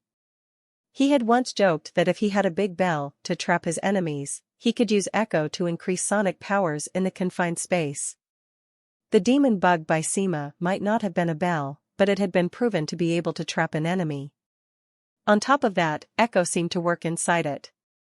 I have only been thinking about the demon bug by Sima's ability to protect me, and so I've been overlooking an incredible opportunity. I should really go back to Sky Palace and learn Echo from White Reel. Using Echo and the Jade Drum in combination could work very well, Hansen thought to himself. The White Jade Drum, after that manic and violent display, gave its approval to Han Senator. When Hansen tried to confirm this and hit it again, it was a much simpler affair. By just hitting it lightly, the drum now made a sound and emitted sonic powers. Sometimes, violence really does work more than reason. Hansen chuckled as he put away the White Jade Drum. Then he looked at the Blood Scorpion Jade Drum. Let's see if I can take this one with me. Hansen brought out a coin and began gathering up power again. When the number ticked its way up to 10, he fired the coin at the drum. Dong! The coin hit the drum's surface. A metal noise sounded. He wasn't able to make it respond with a proper drum sound. The coin was stuck to the Blood Scorpion Jade Drum, but it wasn't having any amazing effects. The drum wasn't being crushed, not that he wanted that. Hansen didn't want the drum to get damaged, of course. Reaching the number 10 with saving money is all I can do. Even if I can take it further, that won't be much of an increase. It looks like this thing really is king class. My power isn't enough to make a sound. Despite his failure, Hansen wasn't disappointed. He only wanted to take the Blood Scorpion Jade Drum away with him so he could have the time to claim it in the future. Hansen thought for a moment, then cut his finger. He melted his crystal blood and dropped a little onto the Blood Scorpion Jade Drum.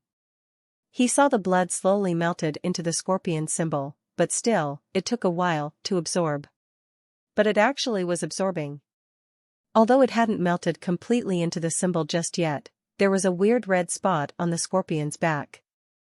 It didn't match with the image. If blood is able to melt into it, then I'm sure I will be able to infect it. That would make gaining the drum's approval far easier, Hansen thought to himself.